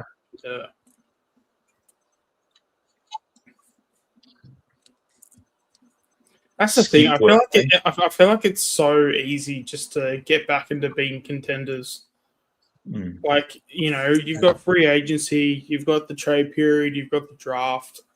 Like, I feel like if there's ever, like, I feel like there's no excuse, like, to be a club that's consistently in the bottom six for 5-6 years. I feel like there's no excuses. To be in a position like that. Like North have been down the bottom for so long. And also as well, as I think we mentioned this last last night. Like when North cut all their experienced players like Boomer Harvey, Ferrito, I think Petrie was a part of it too. Like they did that themselves, and then they haven't recovered since. But then the AFL are giving them like packages of like certain draft picks and all that stuff. Like it's like wild. Like how can you cut off your own leg, but then you've got people being like, hey, like here's all this money. It's like, well, you cut off your own. Like no one told you to cut off your own leg. Yeah. So. To answer your question, Abdullah, yes, I think this will be the last year of Darcy Moore as captain, and it needs to happen. Hopefully, he puts his hand up and actually says, "Fuck, Boris just chucked up."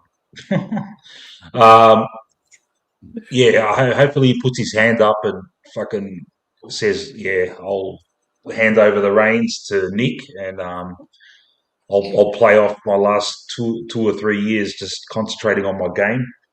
Hopefully he does that. Yeah. I just love the fact that the cat basically heard Darcy Moore captain, and his reaction was just chucked up. Yeah, lucky it's in the garage. I mean, I do this from my garage. Yeah.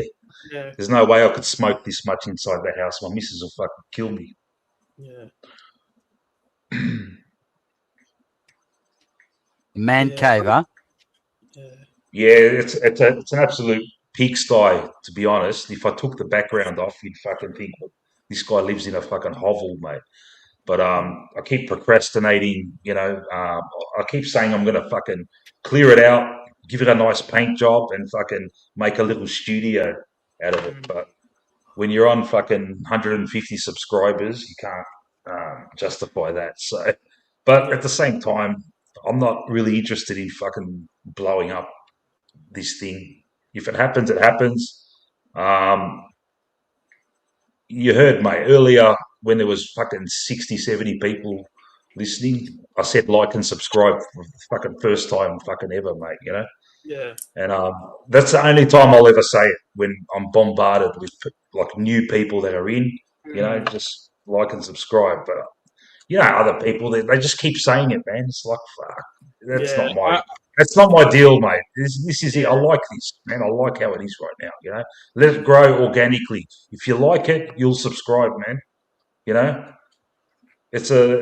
know this will be an acquired taste, like long form fucking chats where anyone can jump on and fucking say what they want. I'm not. I'll give people a chance. It's hard sometimes when people want to jump on and I don't know their names and I'm thinking, who the fuck's this guy? I've never seen him in the chat before, mate, Yeah. So they have to do an apprenticeship in the fucking live chat before they can come on as a panelist. But you guys are the original, mate, right from the start, mate. Remember when I first started, when I didn't even know what the fuck was going on? There's ultimate greatness, mate, right there helping me out, mate. I mean, as I said the other day, I've been around since 2012. That was when I started. But I started with more Let's Plays. OG. Yeah. I mean, I was doing more video games and stuff. I didn't get. I mean, I did some. When the video, like the AFL video games came out, I did some streams around those. So AFL Live and AFL Evolution. There was some streams on that. And then I think it was around 2020, maybe 2019, somewhere around there. That's when I was like doing some like actual football content. So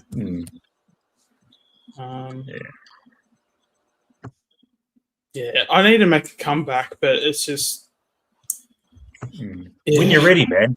It's good. It's not if, it's when. So if it's next week, if it's next month, next year, next decade, we'll see. Yeah, but you're already doing it, mate. You just doing it through different channels. Yeah. Well, I mean, that's actually been one of the best things about it is that, and even the fact that we have other content creators like making content. That's been the thing that's made it so much easier because I feel like I'd be having such a harder time if there was no other content creators, because it would just be like if I'm not doing it, then nobody is, and if nobody's doing it, no one's like no one's like eating, if that makes any sense. So everyone's like going hungry. If that makes, I don't know if that makes any sense or not, but the fact that we have so many content creators, like I've already, from day one, I've always been an advocate for anyone that wants to try and be a content creator. I've always been, make sure you support these guys or this person or that person, like, because I fully believe that if people want to get into this, like, let's all be supportive. Let's have a cool community where we all uplift each other, and let's have everybody be at the table, and let's have everybody eat at the table. I feel like I've kept that that pretty consistently. So but like eating at the table, as long as it's low carbs. and the calories are low, but the protein's high. Ketos. The protein has to be high. That's Get your macros. As long as it's and then that has to be either like a form of ice cream and pizza as well. Yeah. Oh man. Actually, I got this today. Actually, I don't know if this will show up. So it's actually 50 grams of protein, and it's only 245 calories. You just got to watch out, Sean, what's in that stuff, man. They like to throw a lot of shit in those things. I'm not bagging it. I'm just saying, man. Just try and go as natural as you can, mate. I'm not and I'm not a fucking poster child for this stuff, mate. I'm trying now. I've done a keto now for about 6 weeks. I'm pretty comfortable with it, to be honest. Right now, I'm having my first cheat day tomorrow in a week. Only because I'm going to my mum's house and I know she's going to get the fucking lasagna out and I won't be able to resist. What's that? What's that Greek equivalent to lasagna? Pasticcio. There's moussaka. Moussaka. Yes, moussaka. Love that. Yeah. I love Greek food. Yeah. I love Thai food, man. Fuck. Yeah. Oh man. That's good stuff. Yeah. Yeah, and I'm not missing all these carbs that I've missed out on for the last 7 days. It's like, fuck. I'm looking back and I'm thinking, fuck, I ate so many carbs. Fucking hell, mate. I went to the footy. I would have on any other day I would have knocked down 3 or 4 beers, fucking a pie, fucking chips, Oh man.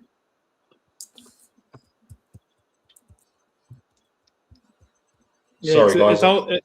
Because it's also pretty crazy, like some of the food that, because one of the things that I've tried to do is with like the volume, make sure the volume's like at a pretty good level.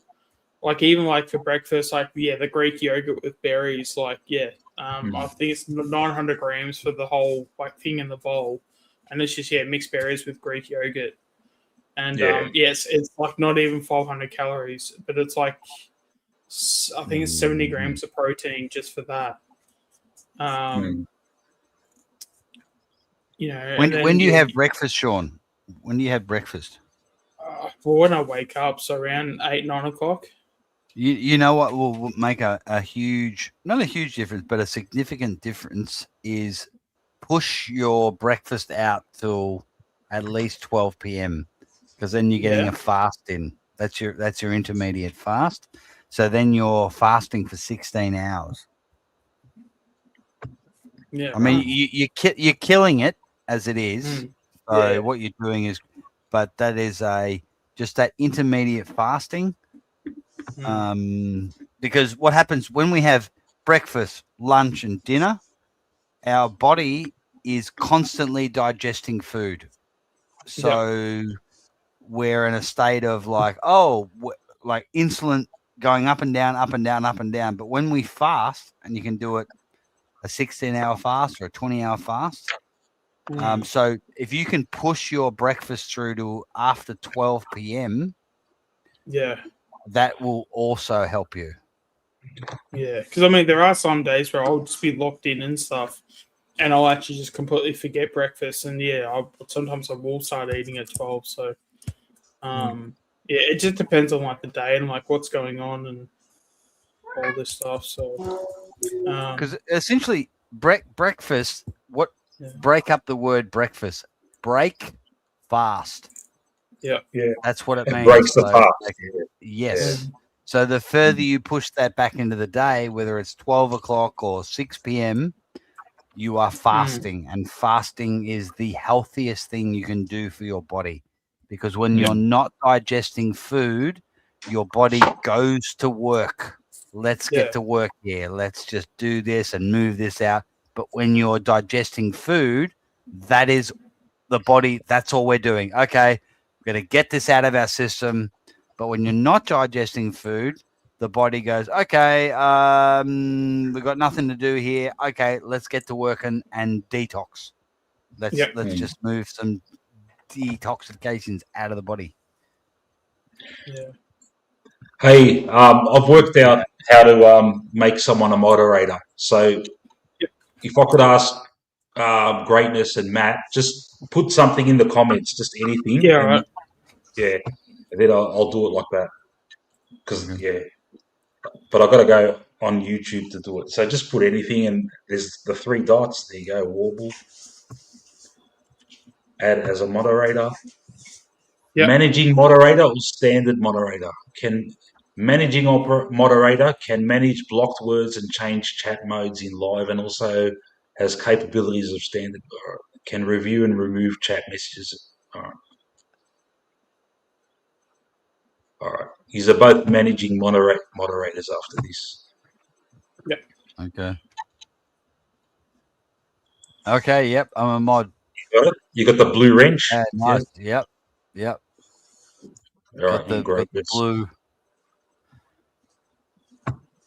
Right. Milkshake said, "I'll be mod to ban myself." I'm not. What is? I don't have an issue with. The only issue I have with Milkshakes is why he has a lady in his profile pic. Probably he's a lady. Milkshakes, are you a lady or you're a man? No, it's a fella. I think. Milkshakes. I mean, he talked about a footy career, didn't he?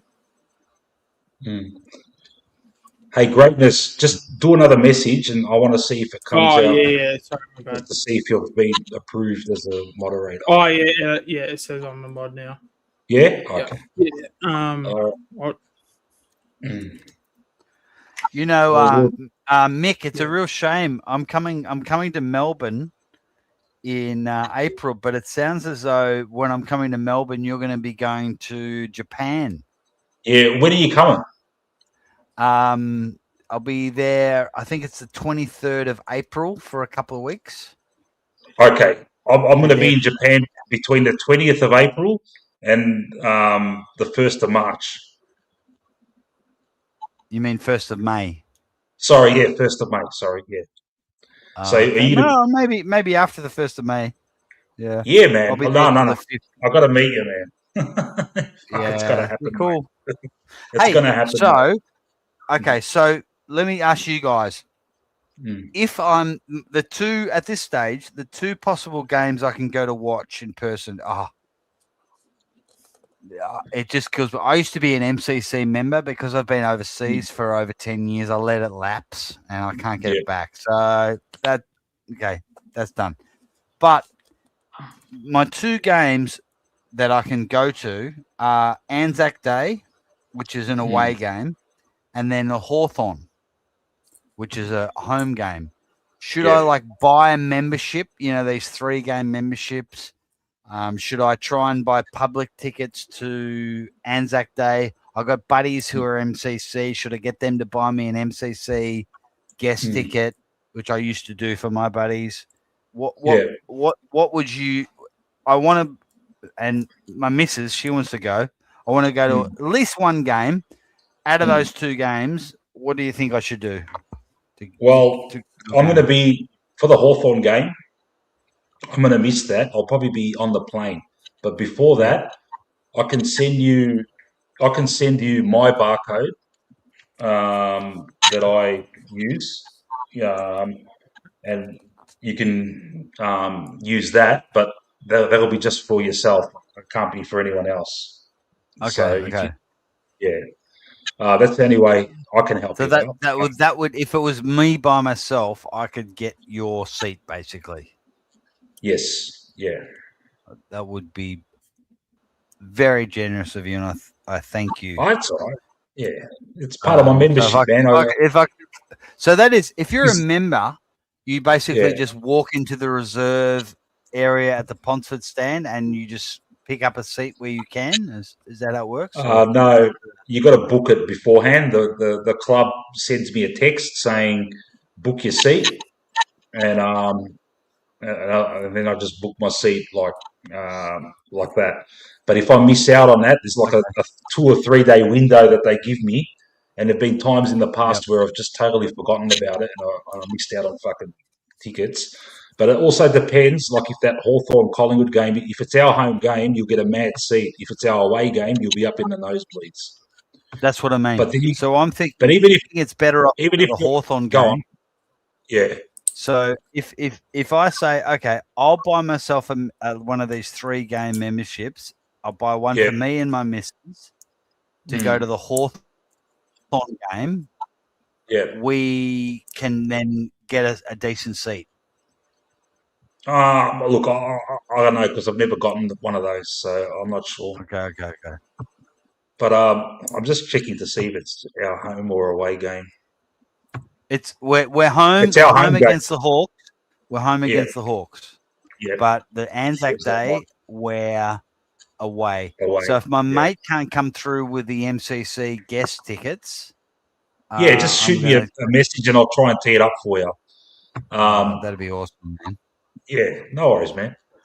No worries. The other thing is that I wait a bit longer, and we don't because we've actually only booked our flights in, but we stay an extra half a week and go to the Cats game. Oh, okay. Probably. Yep. I think that's where Pendles will break the record in the Cats game. You're assuming he's going to miss one game in that time. They'll probably rest him for a game. Hawthorn. He won't play against Hawthorn. Yeah. That's my feeling. They'll probably rest in one game. Yeah. That would be annoying. The one game we go to against Hawthorn, we're probably going to lose anyway off a 5-day break. And Pendle's about to break the record. Nah, we're going to rest him. Fuck. I haven't been to a game in 12 years. Yeah. Or if you want, Benny Zero, he's always got he goes with his whole fucking family. He's always got spare tickets lying around. Okay. Yeah. I've been to so many Anzac Day. I went to the first Anzac Day game. Yeah. Yeah. I've been to like 7 of them. See you later, Chris. Chris has had enough. He's going to bed. See you, Chris. Good night, buddy. See you, Chris. See you, Chris. I reckon I've been to about half a dozen, I reckon. Yeah. No worries, pal. Yeah, I reckon I've been to about half a dozen. The one thing I will say, that especially if you're a Collingwood supporter, make sure you go at least twice. One on the first level and the other one on the 4th level. Because when they do the whole the silence, it's like 2 completely different experiences.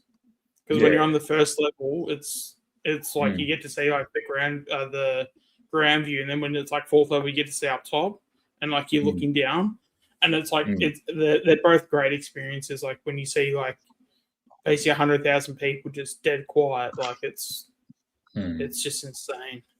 Yeah. Yeah.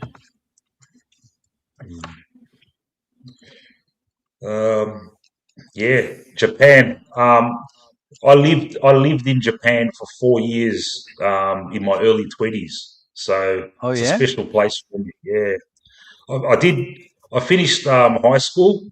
I did 1 year of uni and I fucking hated it. I was doing business marketing and I hated it.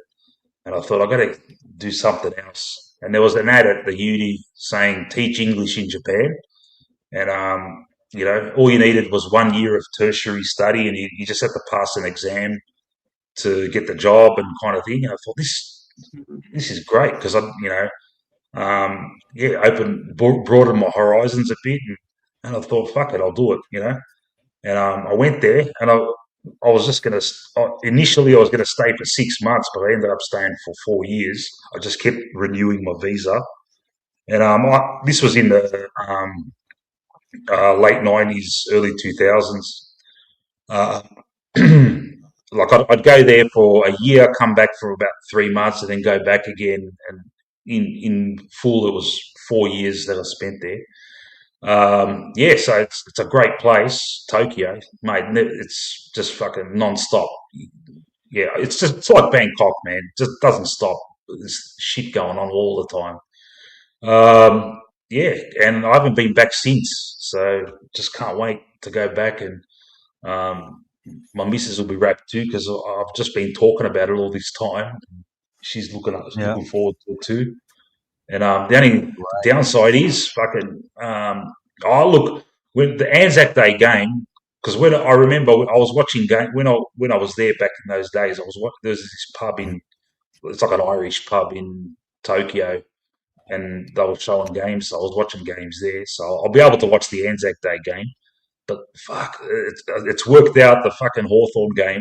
I'll be fucking on the plane, man, while it's playing. It's fucking killing me, man. You I need gotta to fucking organise this shit. Nick, this happened. The same thing happened when you went to Thailand last year. Yeah. No, I made it. Yeah, but I just made it for the game. Yeah, I missed the first quarter, but I made it. You went to a bar in Phuket, right? Yeah, as soon as the plane touched down, fucking, this is how weird it is, mate. As soon as I got to the resort I was staying at, I could see Collingwood supporters. We're leaving, everywhere, mate. We're like rats. Yeah, they were getting in cabs to go to a bar, and I was calling out to people and saying, "Were you watching the game?" Oh man, brilliant! We're everywhere. Everywhere you go in the world, there's Collingwood supporters. Yeah. Yes, Abdullah. Tokyo City is like, just imagine fucking a swarm of ants let loose, skyscrapers everywhere, and it's just non-stop. Yeah. Great place, man. Great culture. The people are super polite and friendly, and it makes you think, mate, what, you going to tell me these guys were fucking massacring people in World War II? Impossible, But that's how it is. It's, there's not many places in the world you walk into the local store and everyone that works there fucking greets you, It's, yeah. Yeah. It's the same in Thailand. Yeah, it is. Yeah, I noticed that. Yeah. It just. Yeah.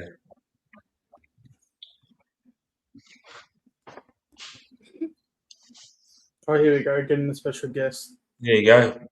Oh. What's his name? Mags. So this is Mags. Oh, okay. Yeah. Oh. Yeah, she's gonna stay here for the rest of the stream, I reckon. Oh. Yeah. Mind you, it is 5 o'clock, so she probably thinks it's breakfast, so she's trying to suck up. Cats can see into dimensions that we can't. So they're actually our spiritual protectors. All right. Yeah, there you go. Yeah. Do you guys believe in the spiritual world? Are you guys into the spiritual? I am. Look, I grew up Greek Orthodox. I believe in God. I'm a believer. Yeah. But having said that, I'm not you wouldn't. I'm a sinner, mate. I'm the worst. Mick, we're all sinners. Yeah. But yeah, I do believe. But depends. Like everyone's got their own beliefs, and I respect everyone. You know, I've never pushed it on anyone, and someone can say whatever they want in front of me. I'm not going to get upset or anything. It's my own personal journey, and it's all good, mate. Yeah, no, I wasn't about to go on a push. For what I'm saying is that cats can see, and dogs as well, can see into a field, a dimension that we can't see. All right. So you're both cat owners. You can't tell me you've been sitting there watching TV or chilling out, and the cat just goes boom, and their eyes just go to somewhere in the corner of the kitchen or whatever, and they're just like. So they're seeing spirits or something. What are you seeing? Yeah. Yeah. Because it's a different spectrum. It's a different frequency we can't see. Yeah. And this is not. And so, cats and dogs seeing stuff that we can't see. That's not like hocus pocus. That's scientifically they are on a different level than us. Yeah. So they can see it, and the amount of times where I'm sitting there and the cat just goes, they just like, oh, what's that? What have you seen? Or they stare at the roof and stuff just randomly. The spirit. They can see the spirit world. We can't. So the spirit world is real. Yeah. And they are our spiritual protectors. Yeah. Our cats. Yeah. I love it when they just get in those moods where they're just absolutely fucking, it's like they're possessed, you know? And it's weird. The ears go back. The ears go back. Yeah. Yeah. Or they start zooming across the house. Yeah, they're zooming. Mm. Love it. Love it. Yeah. You're going to pull the pin, Mick. You're going to pull the pin, aren't you? Is that what it sounds like? Yeah. No, I can just tell. Just tell. All good. You look, I'm more than happy to do the same thing as yesterday, man. It doesn't bother me, man. Nah, I'm done. I've trusted you guys with being moderators now, so you guys are like, you know, officially, you know, part of the Chronicles now, mate. Magpie Army Chronicles royalty. That's it, mate. Yeah. No, thank you very much. We really appreciate that, and no worries. And we will uphold the standard. Mate, we're doing pretty good, man. We're doing pretty good. You're doing great. You're doing great. Yeah. It's been the last couple of nights has been fantastic, to be honest. Apart from Collingwood losing, but everyone in the chat, thank you so much mate. There's still 30 people. Yeah. Wow, that's amazing. Yeah. 5 a.m. How many of them? Yeah.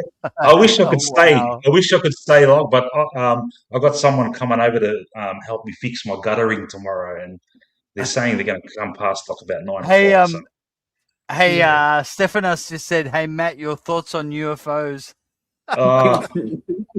Okay. To be continued. I tell you what, we'll reconvene next week.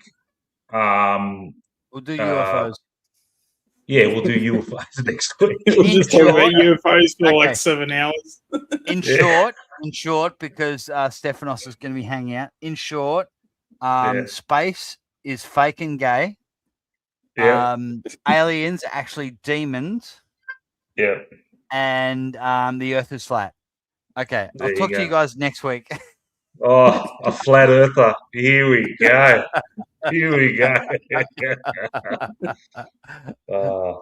Thank you, Sean, as always. And in the chat, I'm going to mention the names. Stephanos, Abdul has been here the whole journey too, all tonight. I think Voidoid's still around. Big Voidoid's a thank you to legend. Voidoid is a big contributor. how good's Voidoid, mate. Yeah, Void is the man. yeah. Even Milkshakes has grown on me now, mate. From he's kind of like become a nice person now. Look, Jeanette's here. Hey guys, great stuff. Listening in, far out. Stuff, There you go. good stuff. I thought it was just all the blokes, but there you go. Yeah. Love it. Yeah. All right, ladies and gentlemen, thank you so much. And yeah, I'll do one next week, probably next. Let me check my calendar. Yeah, next Friday. Perfect. Yeah, I'm off. Beautiful. Yeah, all good. All right. I'm going to end it now. I feel bad ending it when there's 30 people, but I'm fucking tired, man. Oh, well. All right. Thank you so much, guys. Catch us later. And I'm ending the stream right guys. now.